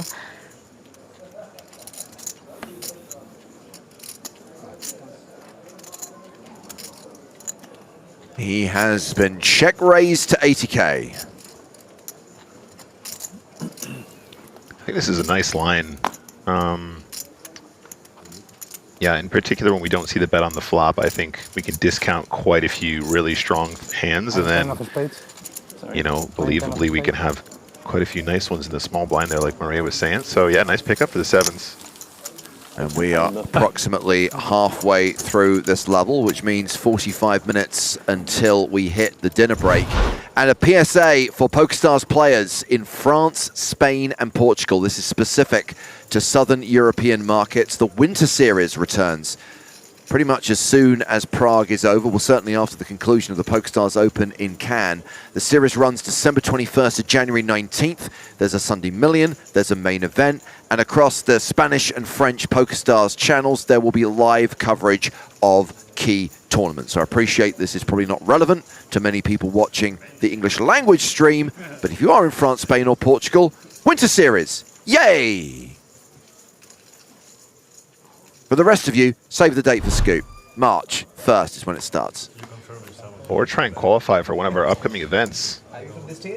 EPT Paris, not that far away. Because dealers were there. Like Some of 130 Some or of it. 140. Way more expensive in Amsterdam. Way more. Really, yeah. I paid my tickets for Liverpool, Manchester United. She's good for you, she might be good for Premier me. League. Against Manchester United. 550. She's good for you, she might be good for me too. Yeah, because It worked like that. Maria Lampropoulou opens with aces. Come on. Turchi with Jack-8 suited on the button. But it's pretty cool to be able to talk in like multiple So it's round to Anton Iakuba in the big blind. Ace-5 of clubs. This is a hand players like to get spicy with, Maria. I mean, I tried once. I took a module in university. Yeah, for sure. I mean, I think facing an under the gun open, sometimes it feels like just calling is going to be a little bit better against that range. You're just really happy to see a flop and get to 3 with something that has such potential, like a suited connected hand, and pretty safe flop for Lampropoulou here. It's better to buy like for all the season. Just the one club, and with the action check to her, she c-bets 10k. Central America. Don't go to the mat. And he doesn't really. I would anticipate if the ace-5 of clubs wants to continue on this board, probably more likely to check raise than just to call. But also, I'm not saying that that's a particularly high frequency thing we might do. However, I do see the float regardless. Yeah. I mean, for this, it's quite a fine. I'd love to be able to follow the conversation at the table. We got 2 people at one end of the table talking about one thing and 2 at the other talking about something else. Now this ace on the turn, which could get Iacuba in trouble. The full house for Maria Lampropoulou. The Julian Alvarez penalty is crazy, man. You know, I was in the stadium this day. Yeah, unfortunate that the case ace comes out. I mean, there's still going to be a little bit of caution exercised, I think, by Iacuba, just because Lampropoulou certainly has some queen X that she's going to be opening up front. You know, obviously the king queens, ace queens, you know, queen jack suited. There's going to be hands that she's going to be in there with that obviously, you know, still have Iacuba's aces and queens beat. Obviously, aces full being one of them, but the people start like screaming, you know. Oh, now I've got 3 pair. How can I lose? What? Yeah. How could she have aces? I haven't. There are going to be some, right? And there also are going to be some double barrels from her that are semi-bluffs, given that turn, you know, maybe some of the king jack suited, king 10 suited type hands that she opens up front with.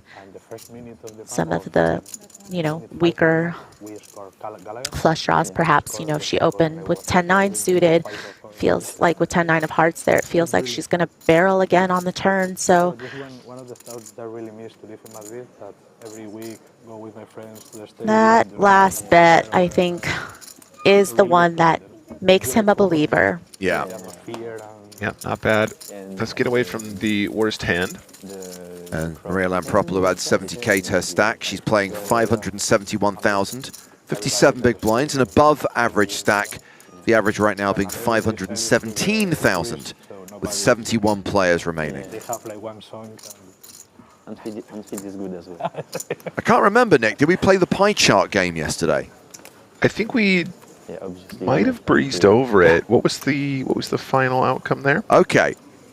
So, Maria, you can join in. Yesterday lost again. As you know, EPT media coordinator Jan Corres always breaks down the number of entries in an EPT main event by country. 1,224 total entries.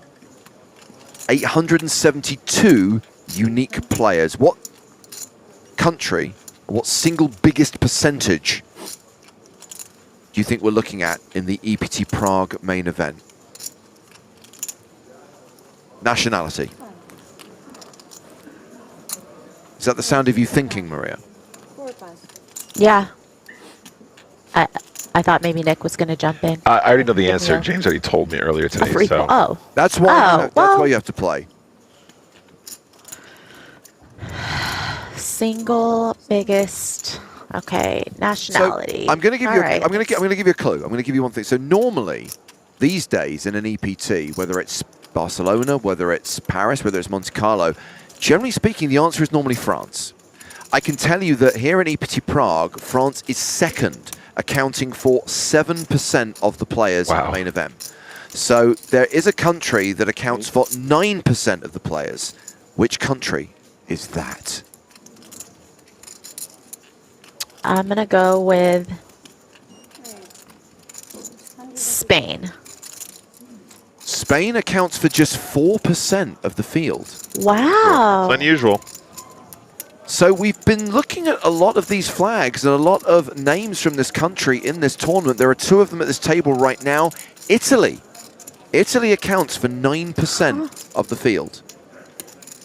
So the top 5 countries, Italy, France, Germany, which accounts for 6%, Israel, which accounts for 6%, and the UK, which accounts for 6%. Wow. We got a 3-bet, 4-bet pot here with aces. And we're going to a flop. It goes 4-bet call. Fernandez keeping in the bluffs.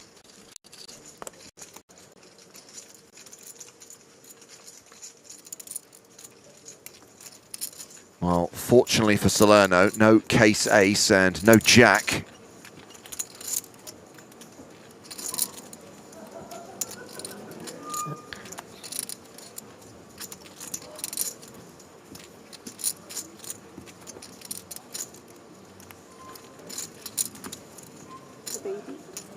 Yeah, and Fernandez, by just calling that 4-bet, just really allows for him to trap Salerno, who, you know, is going to continue here. And I think on a lot of bricky turns, I mean, if you look at SPR, you would expect that Salerno plans to continue with this line on a lot of bricky turn cards. So I do like just call here from Fernandez.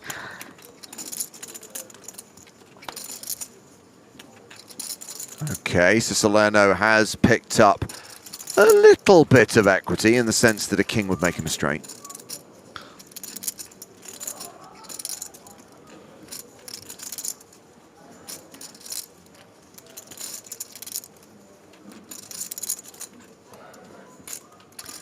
Yeah, 489K in the pot with 279K back.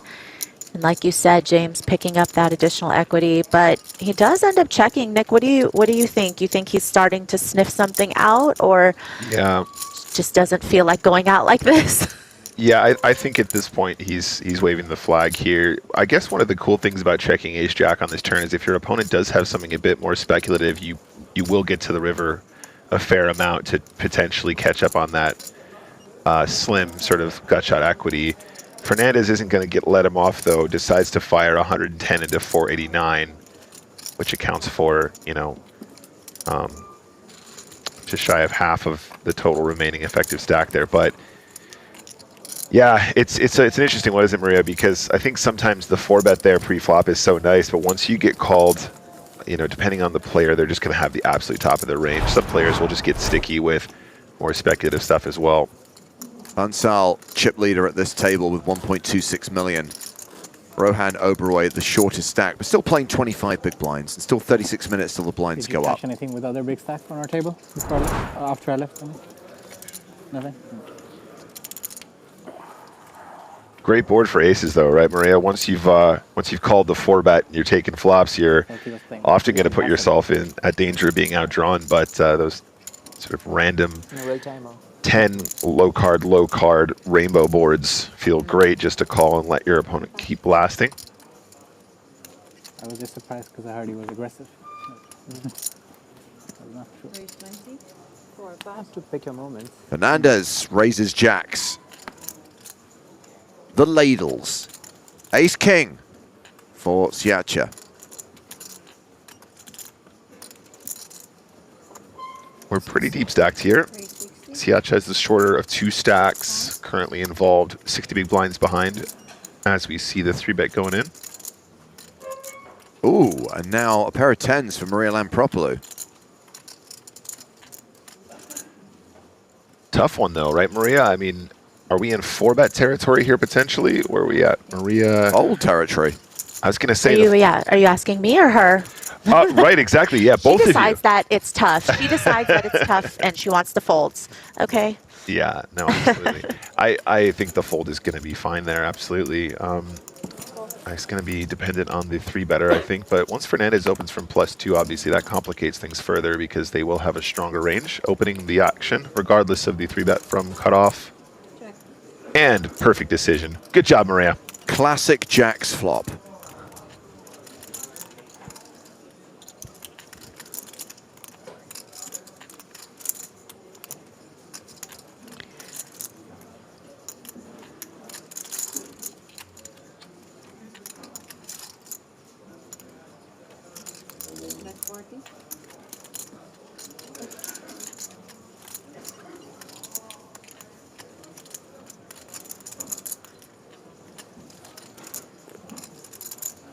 Yeah, obviously going to be a little bit weary of that ace on the flop, but again, just a little too early to be folding. There's going to be some, you know, light 3-bets that are going to take this ace high flop as a natural continue. So can't give up quite yet. Pretty bricky turn.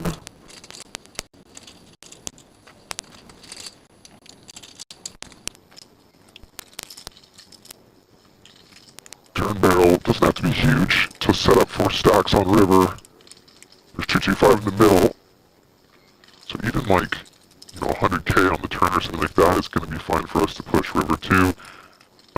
There's an argument that we might want to go a little bit bigger to try and punish the hearts, but I think 100k is still punishment enough when you consider it's going to be a quarter of the effective stack here.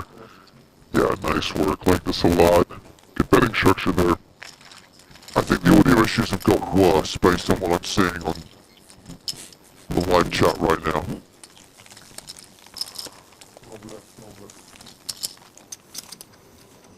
Apparently it sounds like your voice is being disguised, Nick. Oh no, that was just my Griffin doing robot voice impression. Required an elimination. This is Dimitrios Kinintaras. He is no longer in the tournament, but he does receive 14,000 euros in prize money. This is the voice of the Mr. Arms. I've always wanted to know what I sound like as a villain. I guess we'll never know. We have returned to the action at the feature table. Dramatic poker will now be played with the blinds at 5,000 chips, 10,000 chips, and a big blind ante also to the value of 10,000. Kneel before me as we see their cards. I don't think you could lose. No. 6 pass. I think we should. 7 pass. I can call. 3 pass. A raise designed to win chips, but thwarted by a call from a pair of 4s. The force of the 4s may yet prevail. Oh, commentator's curse. Commentator's curse. I'm actually crying. Oh my gosh, something. I need to mute myself. I'm sorry. I'm crying. I'm actually crying. I can't breathe.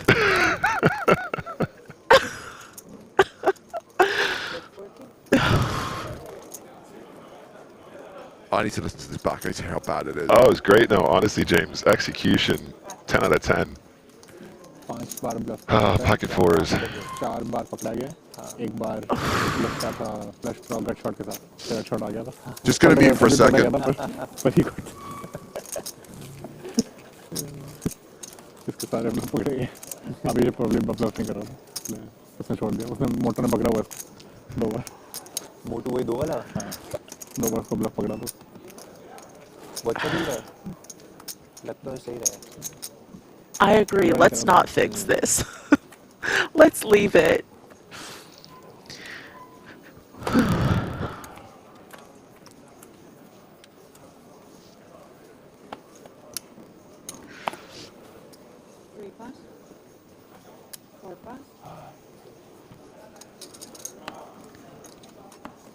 Some people in chat say I sound normal. I mean, if that's the case, then I need to stop talking because it's not as funny. Raise 22. 6 pass. 7 pass. 8 pass. 10 pass.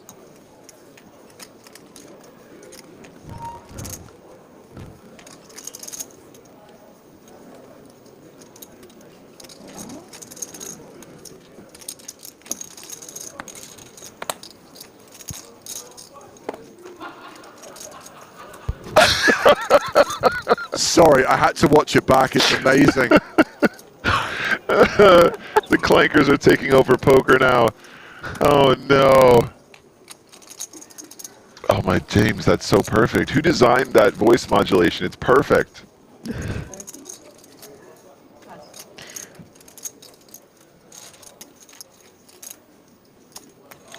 too good. Tears in my eyes. Goodness gracious me. We thought we'd celebrate the final season of Stranger Things by allowing Vecna to provide some guest commentary here at EPT Prague. Yeah, is it better? Is it better yet, or is it the same still? It's better, but it's not normal. Sorry, so Maria, were you hearing what was going out to the audience? Yes. Oh, okay. Yes. I was hearing James's normal voice, but he was just doing a funny voice, and I thought that was good enough. But when I heard the actual modulation, it was absolutely incredible. No, that's why I was crying. I heard it the way that the viewers were hearing it. Are we still garbled? Gosh. Kneel before me as we expose the cards. Oh.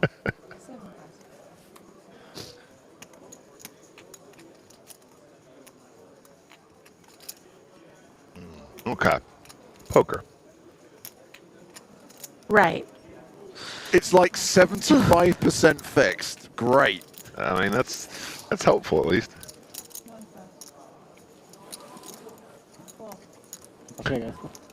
Poker is in fact a zero-sum game. Commentators having a blast, audio personnel not having any fun at all.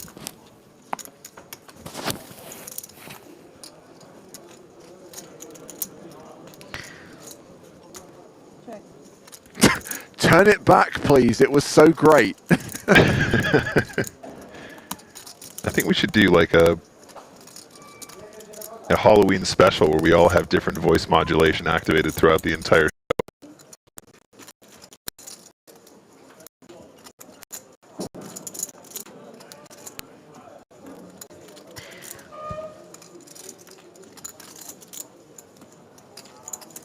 Don't Feed Jellyfish says, now James suddenly sounds like Joe. Hello, my babies. Hello, my babies. I like hot dogs. I'm cranking it. Year of Romania.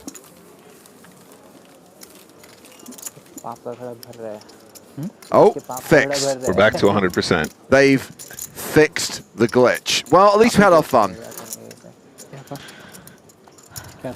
I'm glad you got to hear it live, Maria. We had to mute ourselves and listen to it back to understand what was actually going out.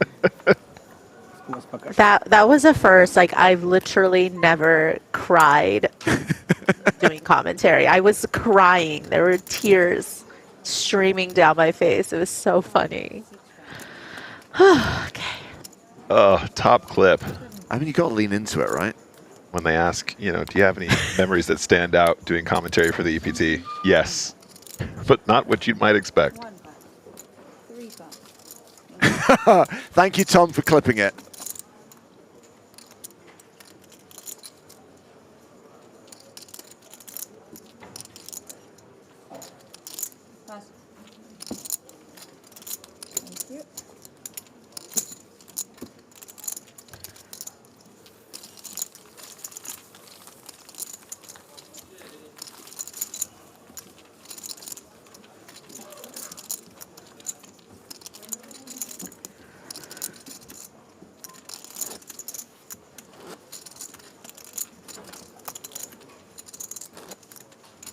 Oh my goodness, so good.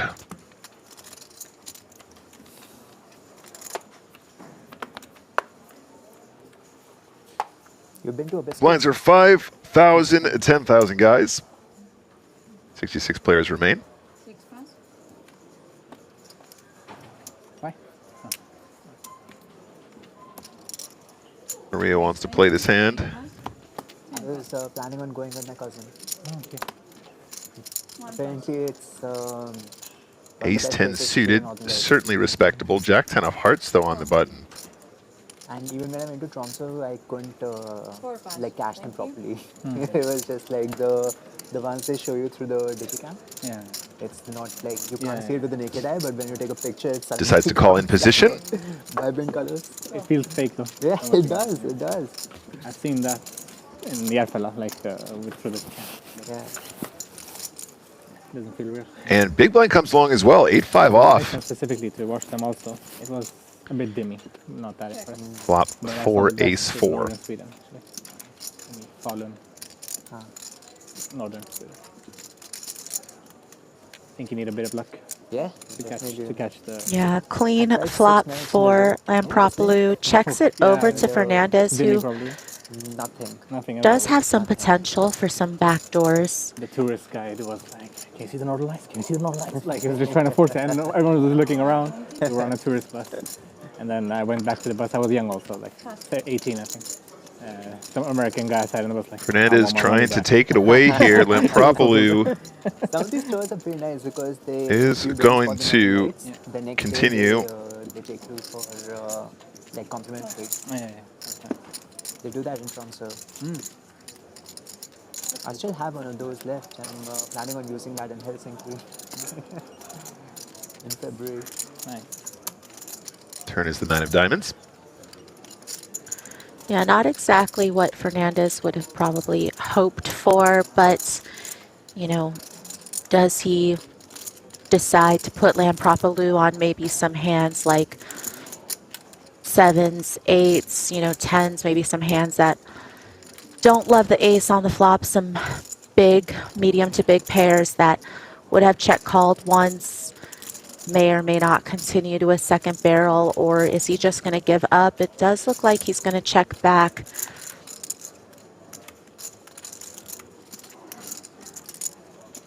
Yeah, I think you're right there, Maria. That all makes sense to me. I think, you know, since it is from +1, I think it does start to contain so many more ace combos that still find a check on ace-4 ace. So waving the flag on the turn does improve to a jack on the river, though.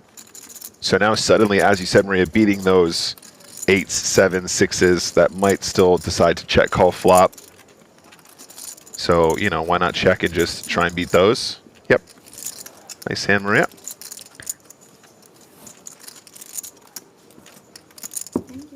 Yeah, had the flush not completed on the river, given the fact that it went check on the turn, she might have gone for a little bit of value there on the end, but checks it down on the river and wins. She's playing 641,000, still an above average stack with 65 players remaining, 21 minutes on the level.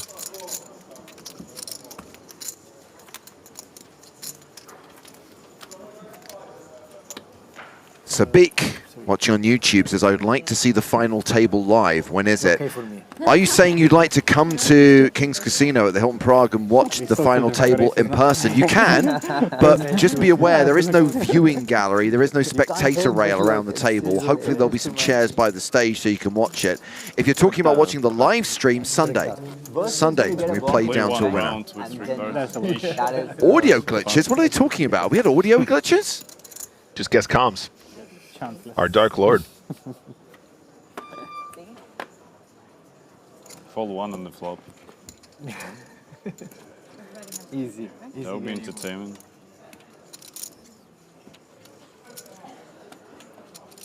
Somehow got worse.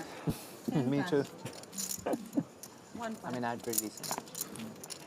3 pass, 4 pass. अब मेरा blind raise करेगा TV पे देखूंगा.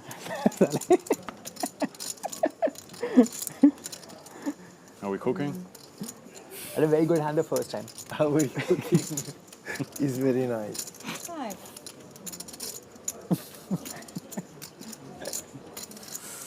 40. Oh, we are. 340. Raising small to big with 7s. Not even sure if you can make a comment like that. If you want, you see. You can see. Couple big hands here in the blinds. Yeah.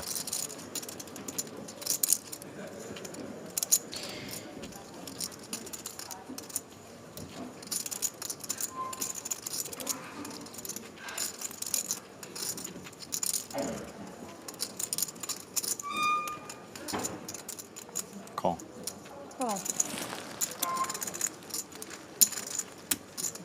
All right, so raise and a call. Pre-flop flip. Ooh, ace queen deuce. Nice start for Yakba. Not too good for pockets. No, for pockets no. I check. conversation.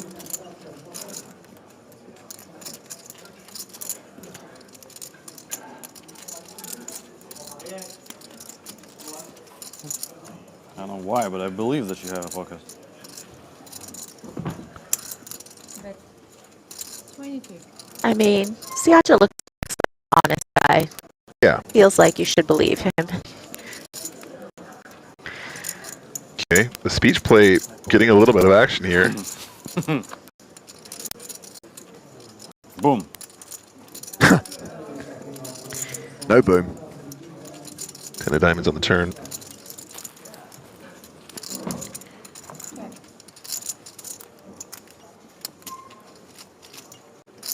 Yeah, just getting worse and worse, I think, for the sevens. I don't think that they're able to continue to another barrel here. Uh-oh. Audio is degrading. Impending return of the robots predicted. 108.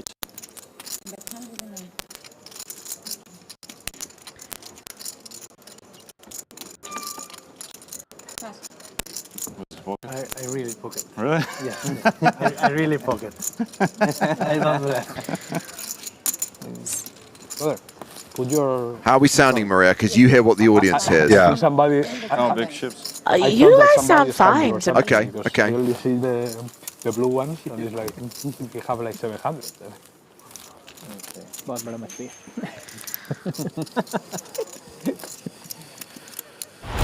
We've still got the random audio pops, aware of that. poker And player again, tells as the far as truth. all The issues are commodity. concerned, as far as providing clean audio, it doesn't sound like that's going to be Give it a hand. possible until tomorrow, Using but the we'll muddle reverse through. Only got one more level after this. Scared me. Snap, crackle, Scared you. pop. That is skill. Scared you into betting 108k on that.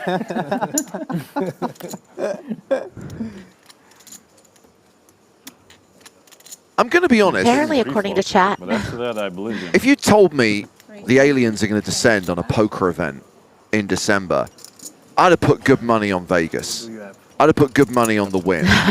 And maybe they go to Atlantis, right? Because when you watch the movies, it's always America. The aliens always land in America. I thought we'd be safe here in Prague.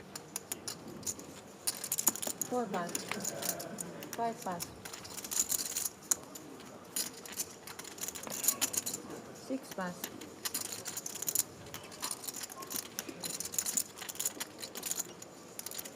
I'm actually supposed to Let's free go. bet that. 800, right? Say pocket. 7. A little bit. 7? You see with Wait. Ooh. 50 weeks.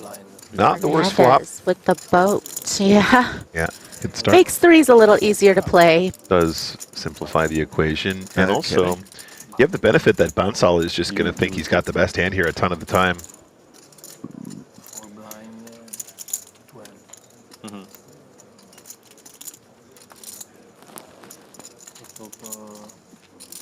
What do you have?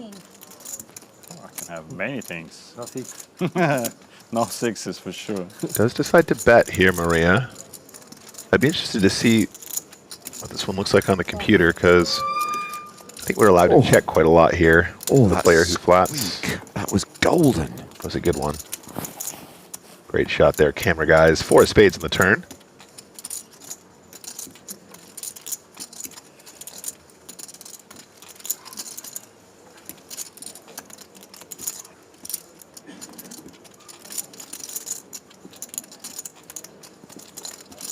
Yeah, and you know, when Bonsall opens from under the gun and gets a call from Fernandez, Fernandez's range is going to contain, of course, you know, some suited Broadway, some other, you know, suited connected hands, but also a lot of pairs, some which are over pairs to this board, some which could potentially, you know, be full houses as well. So Bonsall decides to slow down after his C-bet got called, and wisely so, because, you know, the 4 is pretty bricky. You know, if you're holding 6s, 7s, 8s, 9s as Fernandez here, you know, 10s, like you're going to obviously be continuing to another barrel. There's obviously, again, the other part of your range that is actually much stronger than, an overpair to the board right now. So Monzal now just deciding, the 70K bet, is he done? He is.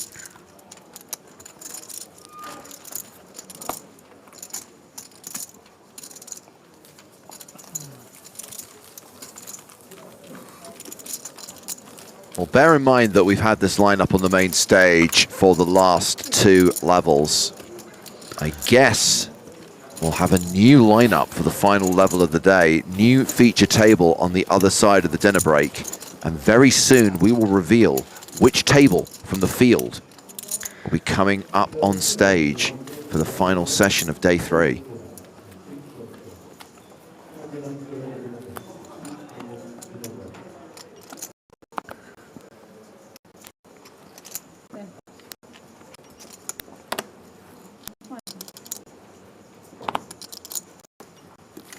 Down to 63 players, 62 players. Still more than 90 minutes of poker to play today.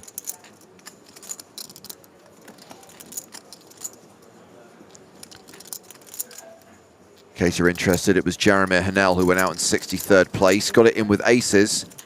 They were cracked by queens. In style, it was hashtag death by quads. And those chips went to our chip leader, Gianfranco Iacculli.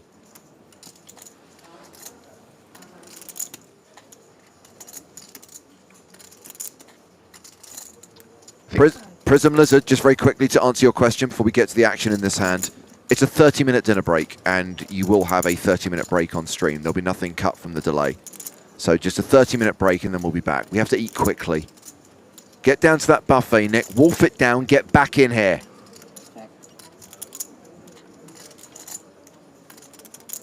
He's a fast eater, Maria. He'll be fine.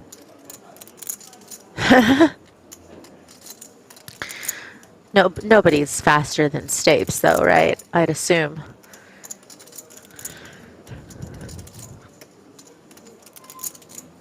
You're civilized, James. You use a fork and a knife, but Stapes just goes in with the hands. Yep. Every time. Although hilarious, Maria, the first night we had staff dinner, one of the first nights, the one time that James and Joe didn't eat there, it turned out to actually be hot dogs. Not exaggerating. That is funny. That is funny. I saw that, actually. And then he sent me a really suspicious message and said, "This picture looks like AI, Nick." And I was like, why would I AI you a pot of hot dogs? That's how little trust Joe has in you. Jeez.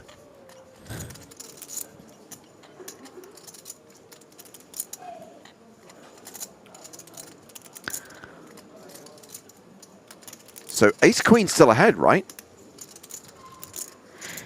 Yeah, and it looks like the flop got checked around, but now Fernandez comes out firing with Jack 10 of spades on the turn. 50,000 called by Turchi, heads up to the river.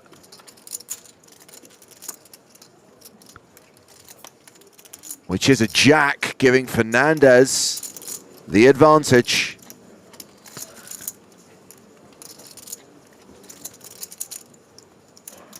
Linkovic, I will address your question after the conclusion of this hand.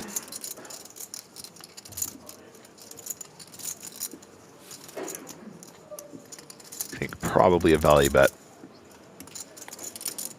175 in the middle. Fernandez. Double checking the size there. 120,000 chippers into a 175K pot.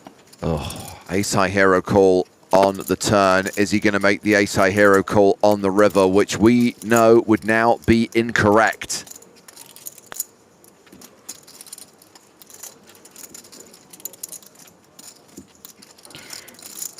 I mean, he is going to be beating, he has the ace of clubs in his hand, and also I feel like Fernandez might have just c-bet flush draws. But he does beat, ace deuce, ace five suited, those types of hands that might have opened pre-flop and probably was planning to, check call the flop sometimes and then once they turn, some equity with maybe some wheel potential could have fired.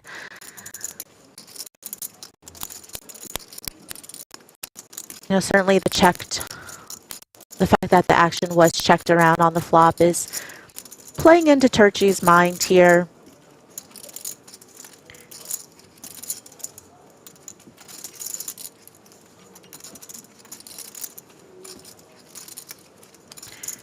Is he out of time bank cards? Was that the last one? It might be. Huh. Okay, well, 30 seconds left. Got to make a decision. I mean, you don't have to. You can let the clock run out and your hand be killed. Oh, he wants to make this call so bad.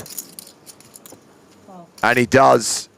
Sees that his opponent got there on the river.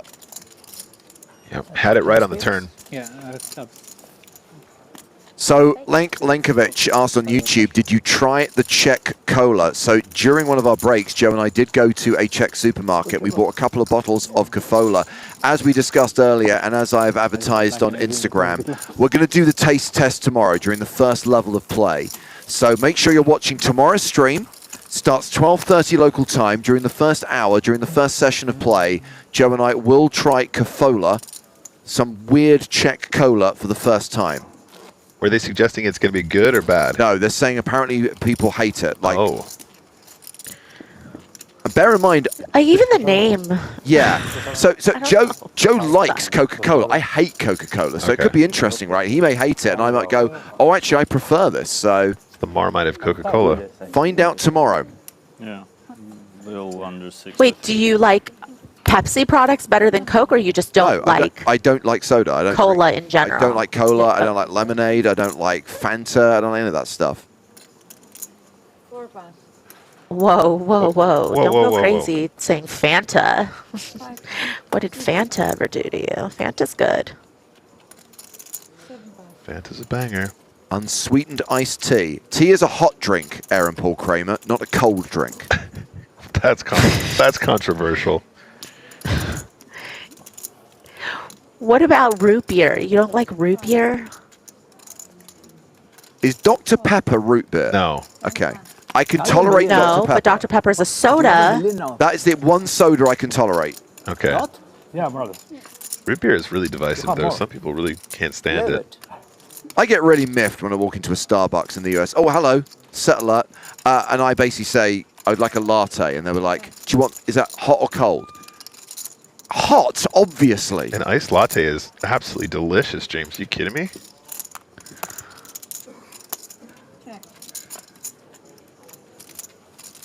I think James thinks that it's just always default should be hot, though. So you never have to specify, ooh. You specify if you want it iced. The default is hot. This is a terrible, terrible, terrible flop for Fernandez, who has improved, in inverted commas, to trips. It's the full house for Bansal, and I want to know how many of those 997,000 chips Fernandez is going to lose in this hand. Yeah. Also noting, guys, it went check on the flop, so Bansal's hand is extremely well disguised now to get supermax from Fernandez. Question is, how do we play turn? He's facing a 45K bet now. Are we going to start putting more chips in here? We are about 1 million deep behind after the action so far. Yeah, given that there's, you know, so many draws possible, just two-tone here on the turn with the straight draws as well, you wonder, you know, is this a spot where Bansal wants to try to fast play? I mean, again, like you said, Nick, they're so deep.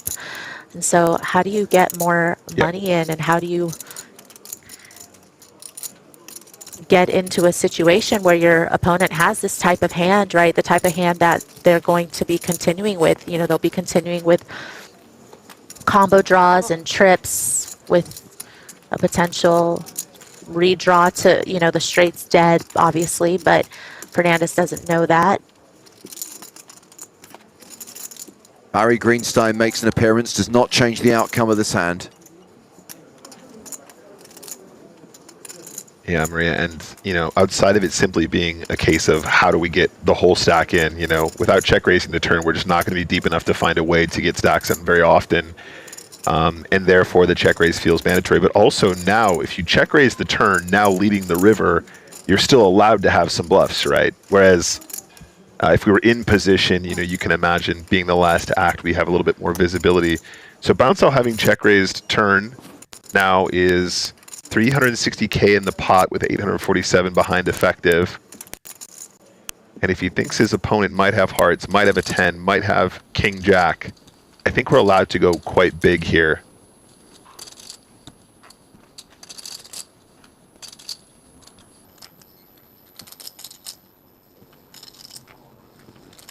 Yeah, certainly for most of your opponent's range, once they call the check raise on the turn, that card will improve, you know, quite a few hands in that continuing range. And so as you said, Nick, just really thinking about what will get paid, what is max value here on the river for eights full. Yeah, I would expect near pot here, but whoa, maybe that's even better. I didn't even think about that part. Bonsell finds a check here, which actually might be a stroke of genius. The issue that I have, Maria, is when we check raise turn here, we can have so many really strong things on turn and river. Oh, yep. Fernandez checked it back. Check back. Check back river. Little giggle. He knows he could have got more. I kind of like the bravery there to find a check, though.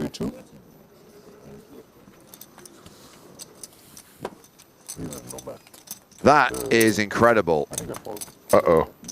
Yeah, the players have gone a little bit Darth Vader, haven't they? Just so you know, guys, we're going back out into the field because we have got a new feature table as we were advertising earlier. When we come back from the dinner break in just over half an hour's time, these players will be on the main stage. Ivan Porolyov, who spent some time at the feature table yesterday. Terry Jordan, former chip leader, who unfortunately has lost a lot of his stack during this session. Lymore Davidson. So that will be our new feature table for the final session of play on day 3 of the EPT Prague main event. We've got a minute, just under 2 minutes on the clock. Then we've got the 30-minute dinner break. Then they'll come back and play out level 20.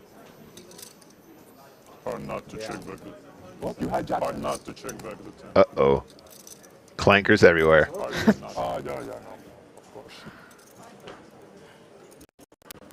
I was hoping you had staged the last hand, so you have staged this hand as well. Yeah, really interesting hand, though. Guys, love that last one.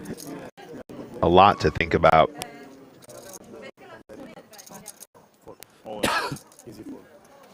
So Fernandez now with 9s opens to 20,000. If you make like 130 or something like that, you know, like I win. And that's raise and take it. So I guess we'll squeeze in one more hand before the end of this level. Fernandez in a great mood. He's like, not only did I get off light in the previous one, but I did manage to find a really nice check back. Yeah. He feels like he was dodging bullets there, baby. Yeah. So if you've just tuned into the stream, we have been having significant audio issues for the last couple of hours. There's a lot of people working behind the scenes trying to rectify it. There is concern that it might not be rectified till tomorrow. I'm not sure. Maybe they'll do something during the dinner break, but please bear with us and apologies. I know it's annoying. It did provide one brief moment of hilarity. Oh, but it was golden. I mean, I made Maria Ho cry. It feels like, you know, if there was awards for best live on stream, like live stream moment, that should be the submission, and that would very likely win. I wish we could. So to be clear, both Joe and I have now made Maria cry, but crucially, the difference is I made her cry with laughter.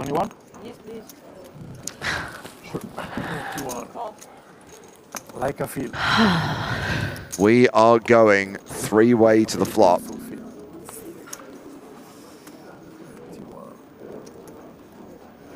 Ace, Queen, Jack. Yes, that's right, Phil. Joe is out back working on the audio. Whenever we have major technical issues, we'll send in our best people. So Joe is always at the forefront of any discussions about anything remotely important.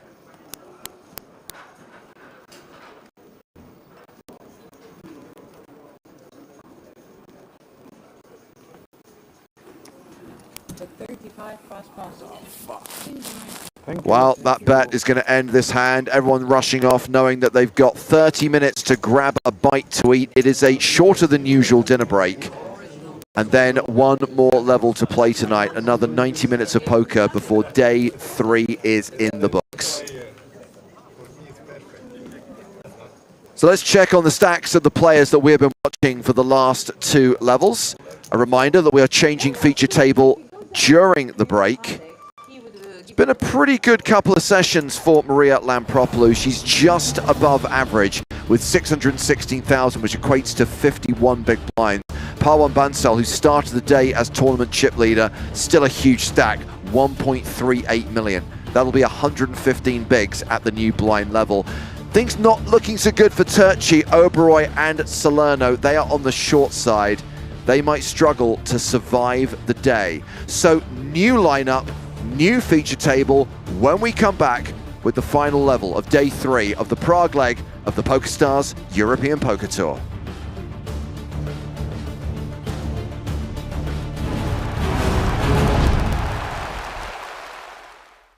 Michael Farrow now an above average stack as we head back to the main stage. Actions on Adrian Mateos. He folds. David Peters with 9-5 of diamonds, getting frisky, raises to 55k. Maria Hose said she doesn't see David Peters tilt. Well, 9-5 suited from early.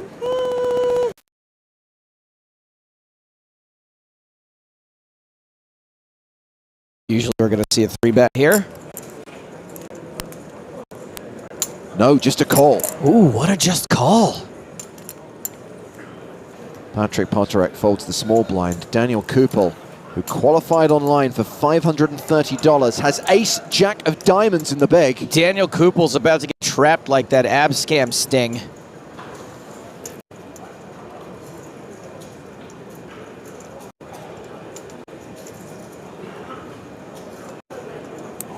He shoves. Peters gets out of the way.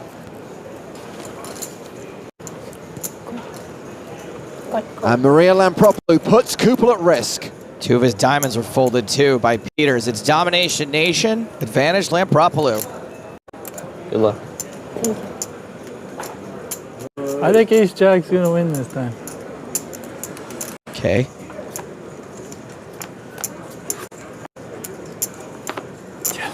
Jack on the flop, but beware of the premature celebration, Daniel. Well, he's an 85% favorite. Now 82%. Okay. 7 outs for Lampropoulou. A king or a 10 on the river would eliminate the qualifier, but it's a 6. Understandable celebration. Had to get lucky one time. Yeah, it is. I got unlucky how many times? To be fair, you did not have to get lucky. Yeah, I don't mind getting lucky though. So Maria Lampropoulou takes a bit of a hit, down to 1.89 million. Action is on Oleg Titov. What a shirt. What a guy.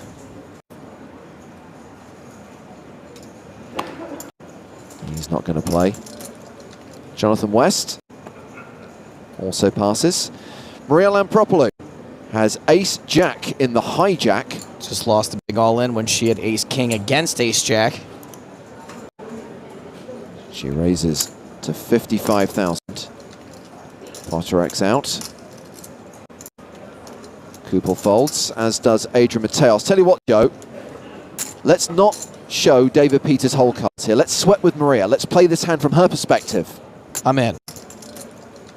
Well, there's a defend from Peters in the big blind. I like our hand so far against his big blind defense range. We're doing fine. Ace 6-4 on the flop. Top pair for Lampropoulou. I really like our hand now. Normally I'd be worried about him banking a random pair, but since we have top pair, we are very far ahead of his range.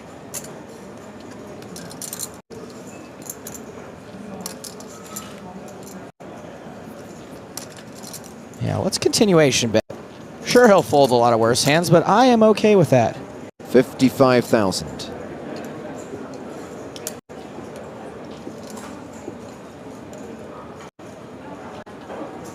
Well, shoot.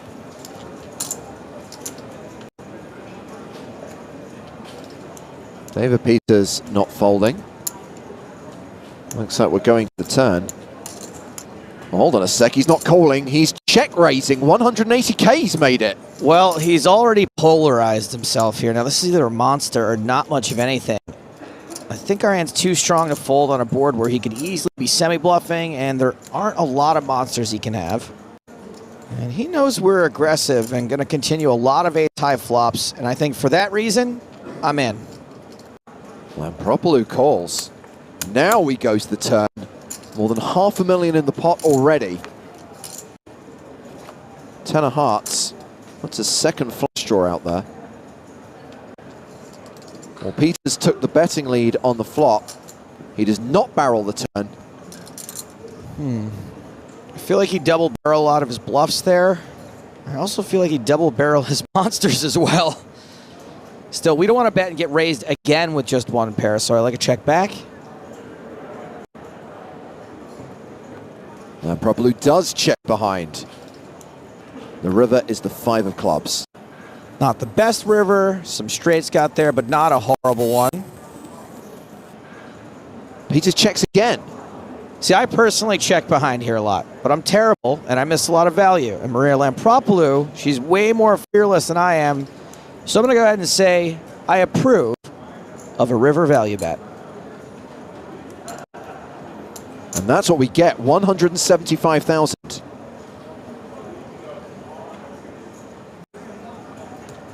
Peters thinking about it. As long as he doesn't raise, I'm okay with it. If he just calls, I think we got him.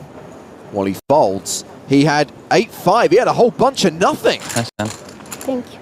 Hope that tracksuit keeps him warm while he tries to ice skate uphill. He tried to bluff Maria on the flop. That bluff did not work. The action restarts with blinds at 15,000, 30,000 with a 5,000 ante. All the way to the dirty half dozen, my babies. Action folded to Oleg Titov. How are you? Thanks. He's cute. Maria Lampropoulos with ace-7 on the button. Maria doesn't usually need much of an excuse to play aggressively, so an ace is going to be more than enough, especially on the button. 65,000. A fold from Patrick Potterek in the small blind. Canadian farmer Daniel Kupel has 4 deuce of clubs in the bag. I guess you can defend here, but the chances of you hitting a flop super hard aren't that great. And are you really going to call all the way down with a pair of 4s or a 2? That's how bad it is in this case. It's not even a deuce. It's a 2. The flop is 10-8-7. Bottom pair for Lampropoulos. A total bagolino for Kupel. He checks. Well, a small piece of this board, Maria might